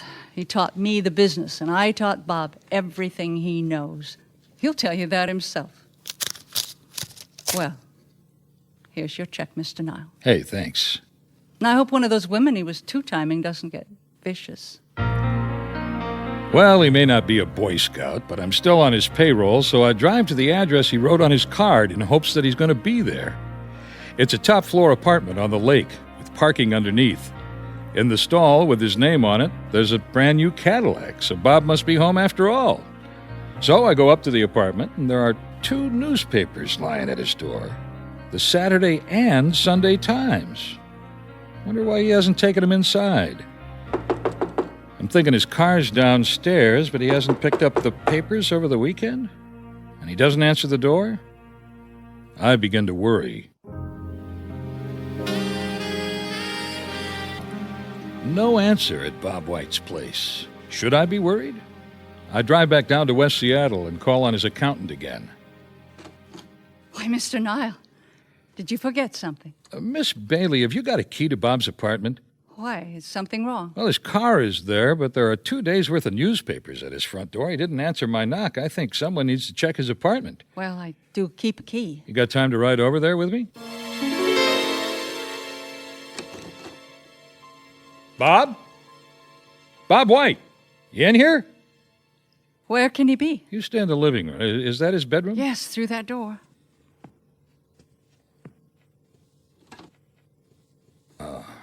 Oh, man. Did you say something? Don't touch anything. Why? Miss Bailey, I'd like you to go back down and wait in my car. The coroner found 8 stab wounds on the body, and the police located the murder weapon under the sink. An 8-inch-long boning knife. Bailey and I both had to answer a lot of questions, but around 9 o'clock the police let us go. She went home, but I went back to the office and took out Bob White's notebook that I'd borrowed from his dresser after I sent Bailey out of Bob's apartment and before the police arrived. And I made a phone call to Las Vegas. What do you want? Candy, did you ever write your name on a check room stub and give it to Bob White? Write my name on it? Did you write Love Candy? No, why would I do that? That's all I need to know, thanks. Then I look up Christie's number in Salt Lake City from Bob's notebook. Yes, I remember you, Mr. Nile. I have nothing more to say to you or your employer. Just a minute. Answer one question for me. I know you lied when you said you found out about Candy from a claim check in Bob's pocket. How dare you call me a liar? Because Bob is dead. He was murdered. And I think you'll want to be telling the truth when the police question you. Murdered? I don't believe it. You'll believe it if the Salt Lake City police come and arrest you. Are you telling me the truth? I'm the one who found the body. He was killed over the weekend, and I suppose you had the weekend off. Oh, my God. I didn't have anything to do with it. You've got to believe me, Mr. Nile. I don't know anything about it. Then tell me, how did you find out about Candy? I got a phone call, an anonymous phone call. She told me to call Candy at a number in Las Vegas, and I did. Why'd you make up the story about finding the check room stub? I didn't make it up. She told me to tell it that way. You've got to believe me. And then I dialed Seattle PD, homicide detail. Told them I'd meet him at Bailey's home. I got there a little bit before the cops did. She seemed to know why I was there. Oh, yes. We were engaged for 6 months. You and Bob were engaged? Yes. And then I found out about Candy and Christy. At first, all I wanted to do was hurt him and them. So you got Christie's number from Bob's notebook? Yes. I called and told her about Candy, and I made her promise not to tell anyone how she found out. I knew she'd call Candy, and they'd both drop Bob. And I hoped that then Bob would come back to me. What a fool I was. What about the postcard that scared him into hiring me? It was childish of me. I wanted him to think one of the women he'd jilted was threatening him, so I signed it K and sent it to a remailing service in Las Vegas. They mailed it to him from there, so he'd think it came from Candy. But Friday night, I cooked dinner for him over in his apartment, and after we ate, he told me he'd hired a private detective. We had a terrible fight right there in the... The only reason I ever pretended to love you was to keep you around until I learned everything you knew about the diamond business. Now get out of my apartment. I'm going to change clothes and go out for the evening. You never met... I'm going in the bedroom and change. I don't want to see you when I get back. Well, you won't have to see me anymore at all. Stay away with that knife. Get away from me! She repeated it all for the police. They arrested her for murder and scooped up a lot of evidence from her place, including a blue-white 1-carat diamond ring. Model 386A. The Adventures of Harry Nile feature Phil Harper as Harry and Pat French as Murphy. Model 386A, tonight's adventure, was written by yours truly Jim French and Larry Albert, and was directed by Pat French. Also in our cast were Henry Dardenne as Bob, Cynthia Geary as Candy, Stephanie Liku as Christy, and Diane Felty as Bailey. Sound was created by David Freed and Cheryl Jacobs, engineering by Peggy Stokes. Original music by Michael Lynch, themes by David Shire. This program was produced before a live audience in Seattle. The Adventures of Harry Nile.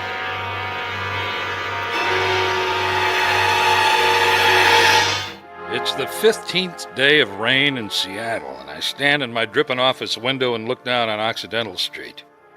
And I wonder at how people go right on about their business in this town. Rain or no rain, people shop, people get married, they rob, they kill, no matter whether it's raining or not.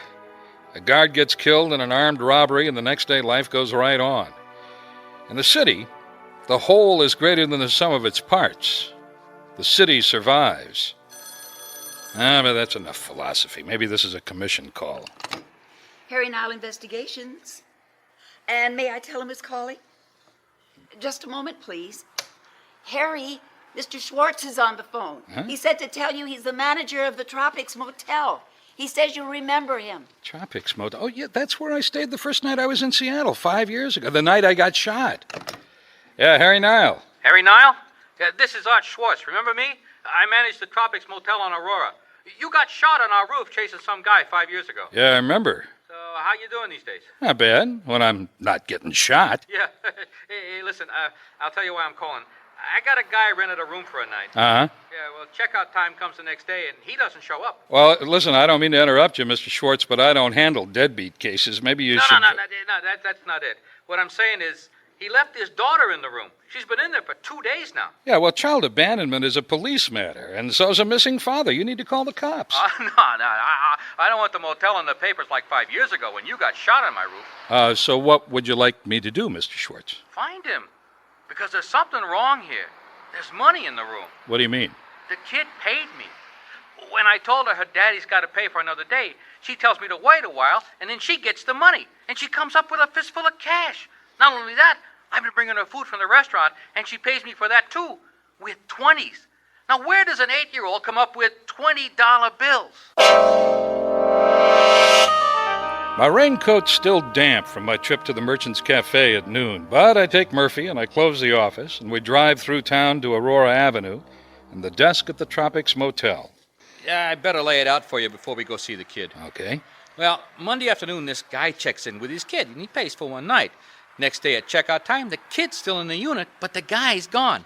The kid says he'll be back pretty soon. So 4 o'clock comes, I check out the unit, she's still there, but no sign of daddy. Now get this, then she hands me a 20 and says, "Is this enough?" Enough, I tell her. A 20 buys 3 nights in this place. And by now she's hungry, so I bring her a plate of fruit from the restaurant. She gobbles it down like she was starving. And then she pays for that with another 20.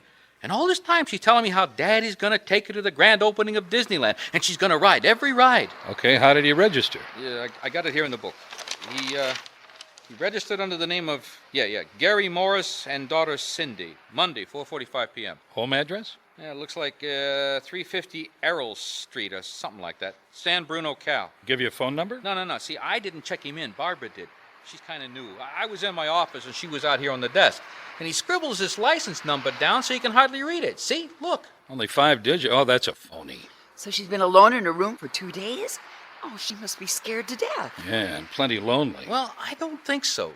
She said her daddy is the king and she's his princess, and she thinks he's gone to get more gold before they go to Disneyland. More gold? Well, like I said, it's all a game with her. Yeah, well, we need to find Daddy. Oh, something must have happened to him. Well, I'll check it out. Do we get to see the girl? Wait a minute. I'll call her first. See, there's one thing that worries me, though, is what if she decides to go out? No, wait. Hello? Cindy? Yeah, this is Mr. Schwartz in the office. How you doing? Potato chips. Sure, I'll bring you some potato chips. Say, Cindy, I got some friends of mine here who'd like to meet you. Yeah, well, I know your daddy doesn't want you to let strangers in, but you know me, and these are nice people.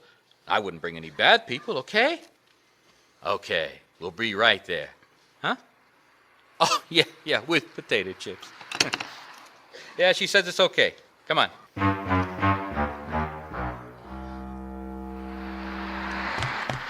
I kind of hesitated to call you, but I can't be a babysitter while I'm trying to run a motel. I still think you ought to call the police. But they'll call the child welfare services, and they'll take her away, and they'll put her in with a lot of tough kids. And she isn't a criminal. Yeah, but at least the police could start a search for her father. Okay. Here's 125. Hi, Cindy. Hello, Mr. Schwartz. These are my friends.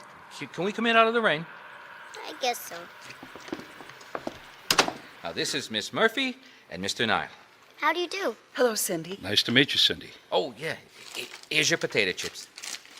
Thank you. Are you social workers? Huh?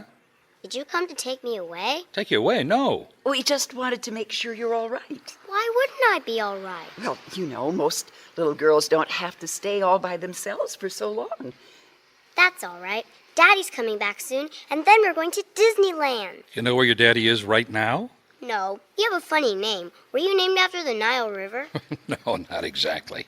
Cindy, why did you think we might want to take you away? Because you look like social workers. Why would someone want to take you away? I don't know. Do you have enough to eat here? Of course. Mr. Schwartz brings me nice food. And do you pay for the food? Of course. You have enough money? Oh, yes. I'll show you, but you have to promise not to steal it. We promise. You promise? I promise. I promise too, Cindy. Okay, but you have to shut your eyes so you can't see where I hide it.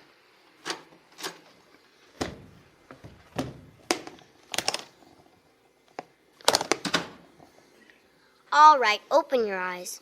Where did you get this, honey? It belongs to Daddy. He's very rich. Cindy, why did your daddy leave you here alone? Do you know where he is right now? On business? What is your daddy's business? He told me, but it's too complicated. But when he's all done, Daddy's taking me to Disneyland. Have you heard about Disneyland?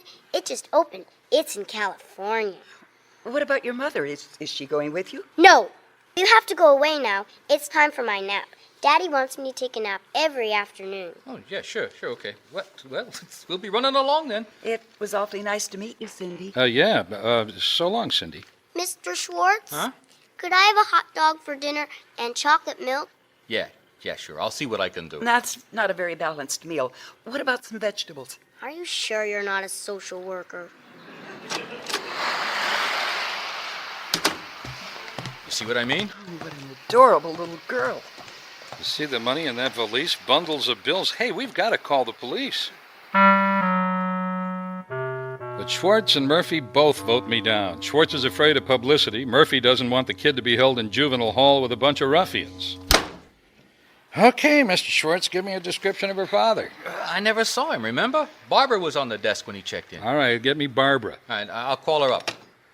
Murphy, what's your slant on the little girl? Well, she loves and trusts her daddy. Uh-huh. And she looks well cared for, so I don't think she's been neglected. Yeah, she didn't exactly look like an orphan. And I think she's been left alone before now, because she knew about social workers. She may have been in juvenile facility at one time. Yeah, good point. And I don't think her father's just abandoned her, Harry. Not with a satchel full of greenbacks. Something must have happened to him. How do we find out? Well, I'll have you call all the hospitals. I'll check with the police and the state patrol. And what about her mother? She didn't want to talk about her at all. Yeah, I noticed. Okay, I got Barbara on the phone. Barbara, I'm going to put Mr. Harry Nile on the line. He's a private detective, and I want you to tell him all you can about the guy who checked in Monday with his little girl. All right, here you go, Harry. Hello, Barbara. Hello. Can you describe the man? Well, he was medium height, maybe 5'10" or so. He had black hair. He was really nice looking. How old? Oh, I don't know, about 30, maybe 32 or 3. Nice eyes. Anything special about the way he talked? No, he had a nice voice. Do you remember what he was wearing? Oh, he had on a sports jacket, I think, and a white shirt with no tie. Is he in trouble? Well, I hope not. Well, he seemed really nice. When he came back to the office to get a map, he insisted on paying for it. But they're free. We give them away to our guests. He came back to the office after checking in. About a half hour later, he asked me for a map of Seattle, and I gave him one, and he gave me $1 for it. Well, I put it in the till, of course. Well, did he say anything about where he wanted to go? He just said he was up from California, and he wanted to do some sightseeing, so I told him about the Arboretum and the Smith Tower, and, stuff like that. Well, did he mention anything about how long he was going to stay, or why he was here, anything like that? I don't think so. He was just like average tourist. Well, did he mention anything else? Anything at all? God, I'm trying to remember. No, I don't think so. Well, if you should remember any more about him, let your boss know right away, will you? I will. Okay, thanks. Oh, Mr. Nile? You remember something else? Well, I don't know how important it would be, but, the little girl had this enormous stuffed panda in her arms when they checked in. Uh-huh. And when he came back for the map, her father was carrying it. He was carrying the panda? Yeah. And the little girl wasn't with him at the time? No. Did you watch where he went when he left the office? Did he go back to his room? No, he went out to the parking lot and drove away. With the panda?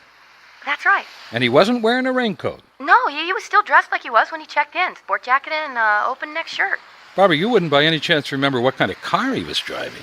Well, I did sort of watch him. As I said, he was really good looking. The car, Barbara. Oh yeah. Well, it was a blue sedan. A new Ford, I think. I'm pretty sure it was a '55 Ford. Well, listen, you've been a big help. Thanks a whole lot, Barbara. Oh, that Barbara's a gem. What about a panda? Mr. Schwartz. Hey, call me Art. Okay, well, Art, I've got to talk to Cindy some more. Can you get her to let me back in, you think? Oh, yeah, sure. Hey, and maybe you could bring her dinner. So Art phones the restaurant. They fix up a plate of hot dogs and a glass of chocolate milk, and then he calls Cindy's room and tells her that Mr. Nile will be bringing her dinner. Why didn't Mr. Schwartz come? Oh, he was busy in the office. Oh. You know, I don't see any toys for you to play with here. Don't you have any toys? You must not have any children, Mr. Nile. I'm too old to play with toys. Oh, yeah, sure. Well, not even a big panda bear? Pandas aren't bears. They're related to raccoons. I didn't know that. Didn't your daddy give you a panda? That's not mine. He bought it for a friend of his. Ah, I see. Well, now, where is it? He took it to his friend. Did he mention where his friend is? No. Huh. Say, I guess you're going down to Disneyland, huh? Uh-huh. You live anywhere near Disneyland? No, we live in Denver. Oh, you do? You don't live in California in San Bruno? San Bruno? Where's that? Oh, well, I guess I was wrong. Well, so you came here to Seattle from Denver. Did you fly? Did you take the train? What? No, we came in Daddy's car. He has lots of cars. He's really rich. He has lots of cars? He gets new ones all the time. Oh, is he a car dealer? Does he sell cars? No, he just buys different ones. Huh, I see. Well, when did he get the blue car? I don't know. Can I eat my hot dog now? My name's Harry Niles, Sergeant Corey. I'm a PI. Here's my card. Uh-huh. And what can the Seattle police do for you this evening? Well, I'm looking for a white male American, 30 to 33, black hair, 5'10", average build. Last seen driving a blue Ford sedan. Could be stolen. Wondered if you might have him. What's his name? Gary Morris. That could be an alias. What do you want to find him? Well, he may be missing. For how long? 2 days. Missing from where? A motel on Aurora. What, did he run out on a bill? No, not exactly. You got any priors? I'd bet on it. Yeah, well, I'm checking the booking log for Morris. Nothing yesterday. Nothing on Monday. No one named Morris. Okay, what about anyone matching that description? We don't have descriptions in the booking log. Anyone booked for Grand Theft Auto? Nada. Well, how can I get a look at every guy who was put in jail since Monday? You can't, unless you know someone we booked. Sorry. I've called every hospital in King County and drawn a blank. Yeah, and I went to the SPD and the State Patrol. Harry Nile Investigations. Oh, yes, Mr. Schwartz. He's right here. It's Mr. Schwartz, and he sounds excited. Okay, give it here. What you got, Art? Listen, did you or Murphy tell the cops about our poor little rich girl? No. Well, somebody tipped the social service agency. There's a couple here who want to know which room the kid is in. Did you tell them? Are you kidding? We don't tell anyone what room a guest is in. Rule of business. I told them I'd be glad to ring the room for them, but they said they'd have to talk it over. So they're in the restaurant right now. Did they show you any identification? No. Okay, if they come back into the office, try to keep them there. I'm on my way.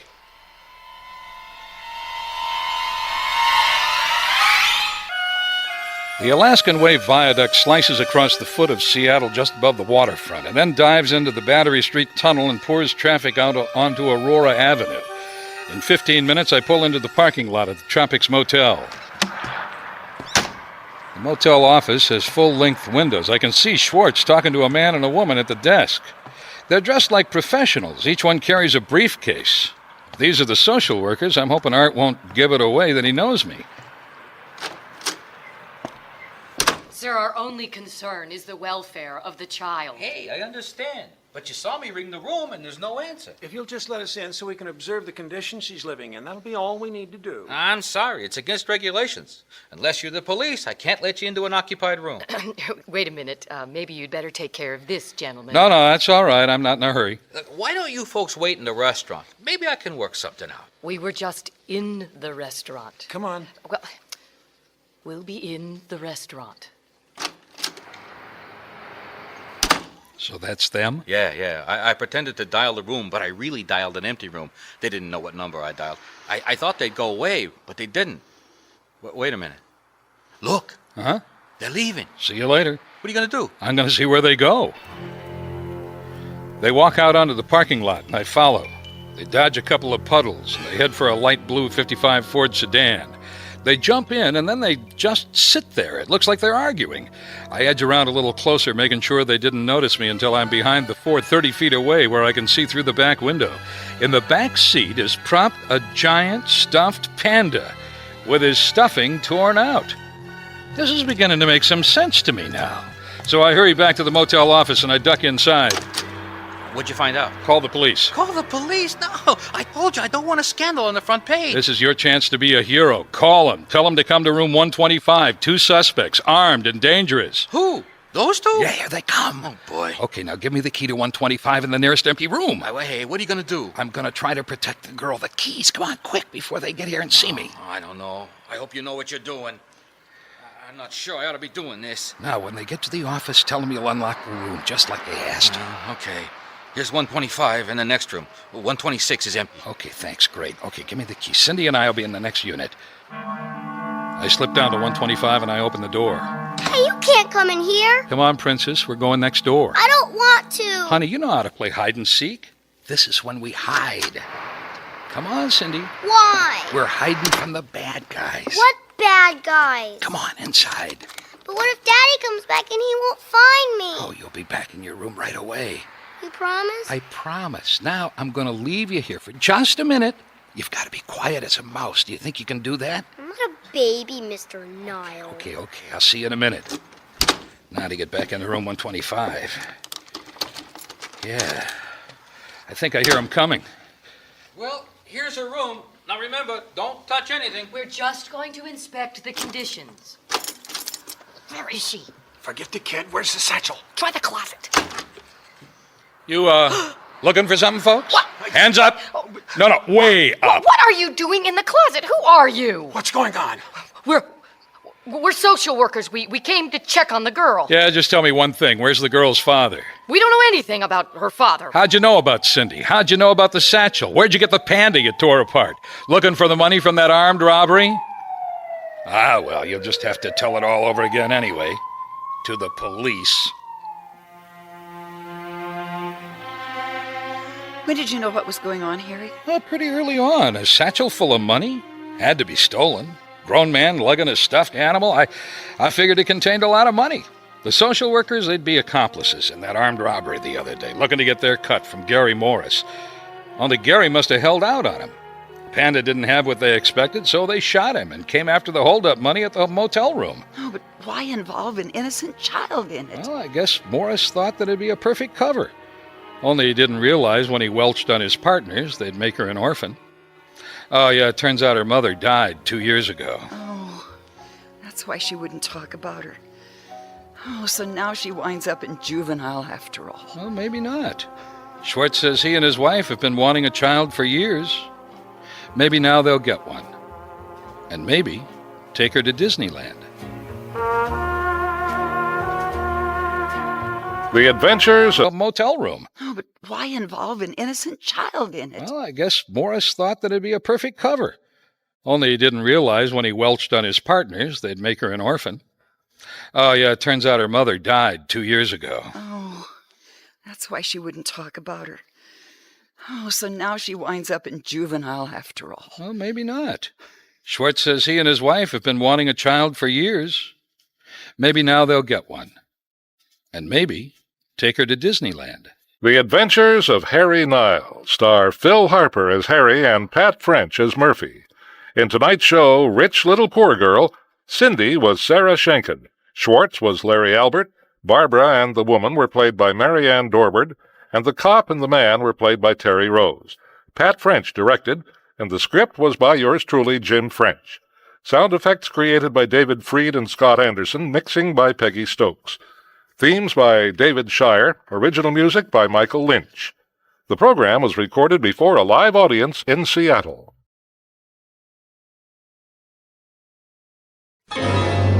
The Adventures of Harry Nile.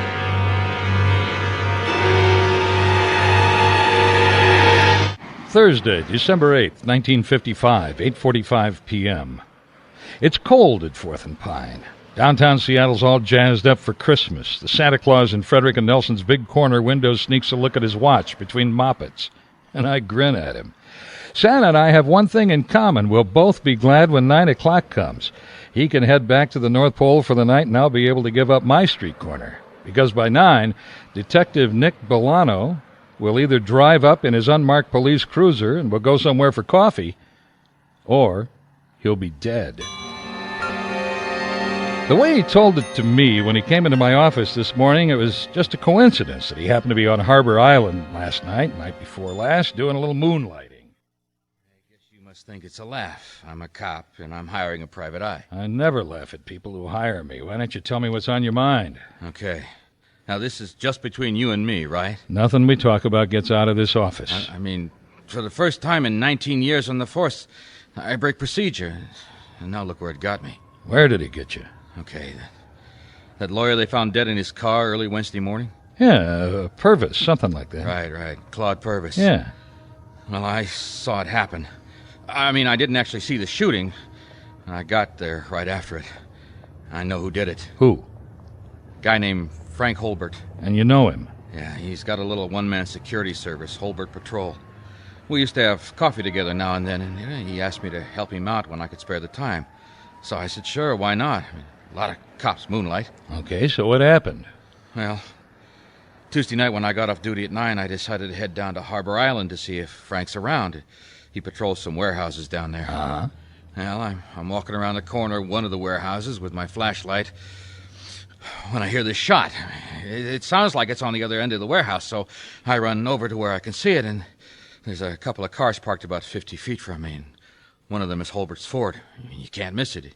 He's got twin spots with a whip antenna like a police cruiser. And it's parked right behind a new Chrysler hardtop. Yeah? Yeah, and then I see Holbert. He's pulling a little case out of the back seat of the Chrysler. He throws it in the back of his car, and then he goes back and wipes his prints off the Chrysler's door handle. And he goes back to the Ford, jumps in, fires it up, and starts to leave. But while he's turning around, his headlight sweeps right across me, standing in the shadows. He hits the brakes for a second, and then he pours the coals to it and takes off. You think he recognized you? I know he recognized me. So what'd you do? Well, I go over to the Chrysler. Driver's window was down. Didn't look like there was anybody in the car at first. And then I see the bullet hole through the right window and the blood. And the guy lying on the front seat. So what'd you do then? Mr. Nile, I'm not proud of what I did. I took off. I didn't want any part of it. I didn't want to see what I saw. I couldn't believe what Holbert had done. I almost lost my lunch, so I took off. Nick, I was a cop. Sometimes a cop may have to arrest his best friend, even his brother. Look, Maybe. Don't you think I know that? After word of killing it hit the news, didn't you want to change your mind and report it? Of course I wanted to change my mind. But by then it was too late. What could I tell my boss when he asked why the delay? Can I tell him the killer's my buddy? I got no excuse. And I could lose my badge. I could even get charged as an accessory after the fact for letting him get away. So what can I do for you? Well, now Holbert wants me dead. Has he threatened you? Yeah, noon yesterday, I'm down at the Blue Eagle having a hamburger. Waitress comes up and tells me there's a call for me on their phone. So I walk over and... Yeah, Nick Bolano. Hi, Nick. Holbert? Yeah, I'd like to know what you're doing. What am I doing? I'm having something to eat. You know what I mean. What are you doing about what you saw last night? I'm not doing anything about it. Well, why aren't you? What do you want me to say, Frank? I wish to God I hadn't seen it. I'm trying to forget the whole thing. Yeah, but you're too much of a cop for that, aren't you? So what's your deal gonna be? My deal? I haven't any deal. Sure you do. If you haven't blown the whistle on me by now, then you're cooking up a deal. So let's hear it. Frank, you better hang up. They can't trace me. I'm at a payphone. Fine, then I'm hanging up. Nick, wait a minute. Listen. We need to meet. I don't think so, Frank. It's not like you think. You didn't see what you think you saw. Yeah, let's just forget it, Frank. Neither one of us is going to forget it. Meet me out by the lighthouse at Alki Point. Tonight. 6 o'clock. And please, Nick, be alone. I won't be there, Frank, so don't wait for me. Frank? Holbert? Rats! So I go on back and work my shift, but believe me, I'm watching my rearview mirror every second. Then you didn't meet him last night. Are you kidding? Look, I may be stupid, but I'm not crazy. I'm the only witness. Out there, he could shoot me, nobody'd hear it. He'd toss the gun, and he'd be home free. And I'd be a corpse floating in the Sound. Detective Bolano, my advice is to go to your superior, report what happened, take whatever punishment they dish out. Even if they take your badge, losing your job is better than losing your life. No, listen. I've worked out a plan. Suppose you were the witness. What? Suppose you call it Holbert, and I take him in. See? I'll tell you what to say. No. Just a minute. You want me to lie to the police? It wouldn't be a lie. It'd be the truth. You'd tell them exactly what happened, just the way I saw it. Yeah, you saw it. I didn't. You were sworn to uphold the law, Detective Bolano, not twist it. Okay. I was out of line. Look, I don't want you to lie for me. I just thought that was one way to get Holbert put away. Yeah, no risk to yourself. Maybe you should have gotten into some other line of work that's not so dangerous. Huh? No, listen to me. Frank knows how to get to me. I mean, how did he know I was at the Blue Eagle? Now, he's sharp. He's a tracker. But he doesn't know you. And you could approach him and pick him up safely. He'd never see you coming. That's all I'm asking. What kind of gun does he have? It looks just like my 38 Police Special. Okay, well, when are you off work today? 9 o'clock tonight. Okay, meet me someplace tonight as soon as you're off shift. We'll talk about it. Where? I don't know, some nice public place. 4th and Pine. Yeah, down in front of the Santa Claus window at Frederick's. All right, I'll see you there at 9. If Holbert doesn't see me first. 10 a.m. That gives me 11 hours to reconstruct the shooting Nick Bolano saw. After sending him on his way, I hike up to 2nd Avenue and ride a Smith Tower elevator up to the 32nd floor offices of a dead lawyer. There's a light shining through the etched glass door lettered Claude J. Purvis, attorney at law. When I open the door, a dark-haired woman looks up from a reception desk piled high with legal-sized manila folders. I don't think she was expecting visitors. May I help you with something? Yeah, I'm here to see Mr. Purvis. Mr. Purvis is deceased. You mean he's dead? That is the meaning of deceased, yes. Well, when did it happen? Is there something I can help you with? Oh, gosh, I've been out of town. I guess you're Claude's secretary? No, I was his legal assistant. And you are? Well, I'm actually not a client. I'm just a friend. Of Claude's? Yeah, right. Oh, I see. Then this was a social call. Yeah, just a social call. I'm sure Mr. Purvis would have been happy to see you, but you see... Yeah. You've sure got a lot of paperwork to do. Look at the stack of stuff. Please, don't handle them. Just kind of cleaning out old files? These are confidential files. I'm sorting them. Uh-oh. Now look what you've done. Oh, doggone me anyway. Listen, I'm sorry. Here, never mind. You don't have to get them. I'll pick them up for you. No, that's all right. Just let me do it. No. It's no trouble at all. I'll just pick them up here. Just let go of them, will you, please? No. I can just stack them back up here on your desk for you. You're only making it worse. Oh, gosh, I'm sorry. I was only trying to help. I'm sure you were. I apologize. I'm under quite a strain. I'm sure you can understand. This is a terrible time for me. Sure. Yeah, well, it must be. And I'm really sorry to be so clumsy. You know, I was even clumsy as a kid. I mean, my mom used to say, if there's anything that isn't... I know you are trying to be helpful. But since there is nothing you can do, I have a lot of work ahead of me. Sure. I'll just be going. Well, goodbye, and I'm sure sorry to cause you so much trouble, and I'm real sorry to hear that... Yes, well, thank you very much. And goodbye. Well, that went well. I stop in the hall and I write down the names I spotted in the file folders. And then I hustle upstairs 1 block to the cop shop at 3rd and James and take the elevator to the 5th floor, SPD Homicide. Lou Butterfield is on duty. You came at a bad time, Harry. They got us all working on this Purvis shooting. What's on your mind? The Purvis shooting? You too? What's the deal? Well, I just want to know if you've searched Purvis's law offices. I don't think we have, no. Well, I just came from there. What were you doing there? Working for a client who thinks he knows something about the case. Did you tell him to talk to us? He won't. He's scared. Scared of the police? Scared of the guy he saw shoot Purvis. He saw who shot Purvis? Says he did. What's his name? I can't tell you that, Lou. He's a client. What are you, a priest? You gotta tell me or they could lift your license. I begged him to come in, but he's laying low. He says the shooter knows he saw him. You tell me where this guy is and we'll send a car over and pick him up right now. I don't know where he is, Lou. Just get a warrant and go through Purvis's law office, why don't you? Get a warrant, I need a judge, and only my boss can do that, and he's in the field. Harry, don't mess with this. Captain Rivers doesn't take kindly to private eyes. Then don't tell him I was here. Homicide shares the 5th floor of the public safety building with robbery, so I duck in and look across the room full of desks for my client, but I don't see Nick Bolano. Sir, are you looking for someone? Yeah, Detective Bolano? Detective Bolano is out. Can someone else help you? No, thanks. Up to now, I haven't really stopped to think about how crazy it is to get mixed up in this thing. I mean, it's a police problem. Bolano dropped the ball, and I picked it up, but I don't know where to run with it.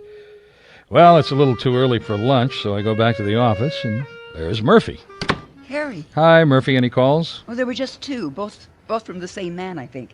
He didn't leave a message. Do me a favor. You think you'd recognize his voice if you heard it over the phone? I think so. Okay. Let's get out the phone book and look up Holbert Patrol. Hanson, Headland. Yeah, here it is. Holbert. Holbert Patrol. Well, do you think you know who it was? I hope not. You hope you don't know who it was? I don't know what I mean. I can't dial and talk at the same time. I'm sorry. There. Okay, now you take the phone. If he answers, make something up. Tell him you're selling something. What? What am I supposed to sell? I don't know. Just listen to him talk. Oh, wait. Hello? Holbert Patrol? Is this Mr. Holbert? Yes. I'm selling encyclopedias. Oh, you don't need any. I'm sorry. Harry, it's him. Okay, hang up. Well, you sure it's the same guy? Absolutely. Well, why would he be calling you, Harry? Oh, you think he's trying to sell you something? Yeah. A funeral. Nick Bolano must have been right about Holbert being a tracker. Either he followed Bolano to my place this morning, or he caught up with Bolano and got him to tell him I'm on the case. I keep thinking how simple it would be to just call up Lou Butterfield and tell him his fellow detective knows the killer, but even lowly private eyes have scruples, so when I call Lou after lunch, I have another question for him. You again? You going to give me the name of the witness now? I will in a little while, Lou, I promise, but I've got to ask you something. Did they find the slug that killed Purvis? Hey, I'm not telling you another thing about this case. This is very important, Lou. What kind of gun fired the slug? Why don't I just send over the file by messenger? Oh, please, Lou. This is all going to make sense to you by tomorrow. Harry, you're concealing a material witness to felony murder. I'm not concealing him. I'm trying to save his life. And my own. What's that supposed to mean? You in trouble again, Harry? Lou, the guy my client names as the killer called my office twice this morning. He knows who I am, he knows where to find me, and I need to know the type of bullet that he fired into Purvis. If this guy's going to shoot you, you can be just as dead from a .22 as you can from a .45. Please, Lou. Okay. Forensics found a slug in the wall of a warehouse next to where the victim was parked. It was a .38. You happy now? Oh, yeah. Happy. So happy that I send Murphy home in a taxi. I lock up the office. I look up an address and drive out to the Seattle neighborhood called Delridge, to the headquarters of Holbert Patrol, which turns out to be a 1910 frame bungalow slowly decaying under the plume of the Bethlehem steel plant. This tactic is called, if the bear is looking for you, he won't be in his cave. For a guy in the security business, Holbert hasn't spent much on his own place. Getting through the back door of the old house requires the skill of a 10-year-old with an ice pick. And in less time than you can say cockroach, I find myself in a kitchen that's furnished with a refrigerator with its coils on the top and 4 little feet on the bottom, a range that Zane Grey must have written about, and a sink that's as dappled as a Dalmatian. What I'm looking for is the list of customers, this one-arm operation. And it's not in the dining room. It's not in the living room. Oh, Holbert is a weightlifter. His bedroom looks like a gym. On the walls are photos of a well-muscled man in various Charles Atlas poses, and the same guy in front of a Ford with a variety of shotguns and rifles, and a snapshot of the hero with his arm around a woman wearing sunglasses. This picture I borrow. And then I find the nerve center of the operation, the second bedroom. There's a desk, a chair, a bookcase, a police radio, and right in the middle of the desk, a ledger. Ha ha ha. The ledger. After each name, the days and hours when he inspects their property, freight companies, a shipping line, a storage outfit, and then, there it is, Claude Purvis, Warehouse 6 West, Harbor Island. Holbert killed his customer? Wow, penalty for late payment? A bullet in the head.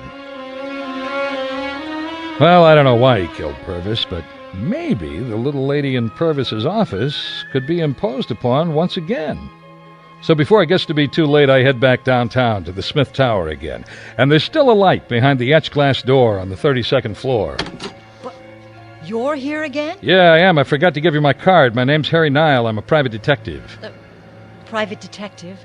What could you possibly want? Well, your name, for starters. Vivian Crane. Miss Crane, how do you do? How long you worked for Mr. Purvis? Well, 10 years, I suppose. Were you here when he hired Frank Holbert? Frank Holbert? Yes, I was. Well, why did Purvis need a night watchman? Mr. Purvis kept a valuable collection of antique and classic autos. In a warehouse on Harbor Island? Yes. Where he was killed last Tuesday night? Yes. I presume so. Why are you asking me these things? Where were you Tuesday night? I was right here working. And then I went home. Do you know the name Nick Bolano? No, I don't know him. But you know Frank Holbert very well, don't you? I don't have to answer these questions. Well, this is you in the snapshot with Holbert, isn't it? Please, just go. I was just leaving. Don't work too late, Miss Crane. It's pushing 8 o'clock when I drop a nickel in a phone in the Smith Tower lobby. A block east on the 5th floor of the public safety building, a tired cop answers. Homicide, Butterfield. Lou, I think I can give you some answers now. Well, it's about time. Who killed Purvis? Guy named Frank Holbert. Lives at 1810 Parker Street in Delridge. Drives a black Ford four-door tricked out with dual spotlights and a whip antenna like a police car. And he'll be packing a .38. How do you know all this? I'm going by what my client told me. The witness? Yeah. Now, don't ask me his name, Lou. I want him to tell you himself, and he will. Well, it's 9:05, and Santa Claus is waving bye-bye to the last of the cherubs in the department store window. If his bottom is as sore as my feet, he'll be standing up all the way to the North Pole tonight. And I'm wondering if I'm going to be stood up by Detective Bolano, but then... Mr. Nile, hop in. It's Nick. I slip into the front seat of the Ford before I realize Nick is driving Frank Holbert's squad car look-alike, and in the back seat are Vivian Crane and Holbert. And Holbert's holding a .38 to the back of Bolano's head.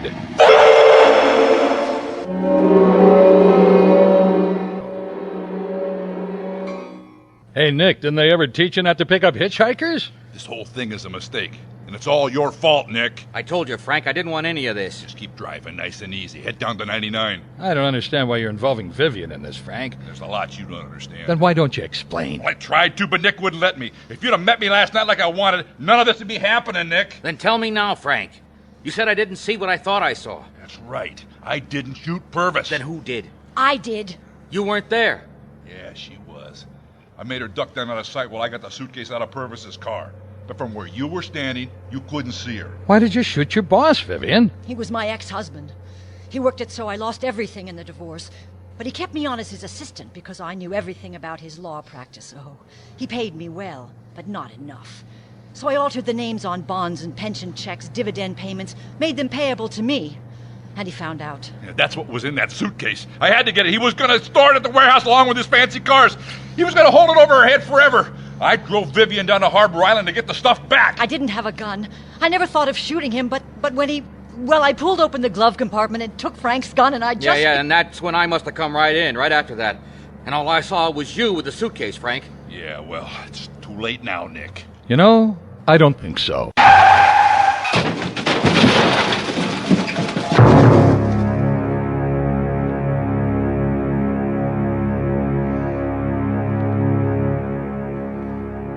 You can have 5 minutes with him, miss. Thank you. Harry, are you awake? Oh, yeah, hi, Murphy. Yeah, I'm awake under all these bandages. How's Nick? Oh, Detective Bolano had some cracked ribs and cuts on his face. Vivian and Holbert are under guard and somewhere in the hospital. They're banged up pretty badly, too. Well, we must have been doing 30 or so when I yanked on the wheel. Funny, I don't remember a thing after that. Well, you hit a concrete pylon that holds up the Alaskan Way Viaduct, and you went through the windshield. No kidding. The viaduct's still there? I think so. Oh, that's too bad. It's the ugliest stretch of concrete in Seattle. The Case of the Compromised Cop starred Phil. Right after that. And all I saw was you with the suitcase, Frank. Yeah, well, it's too late now, Nick. You know, I don't think so.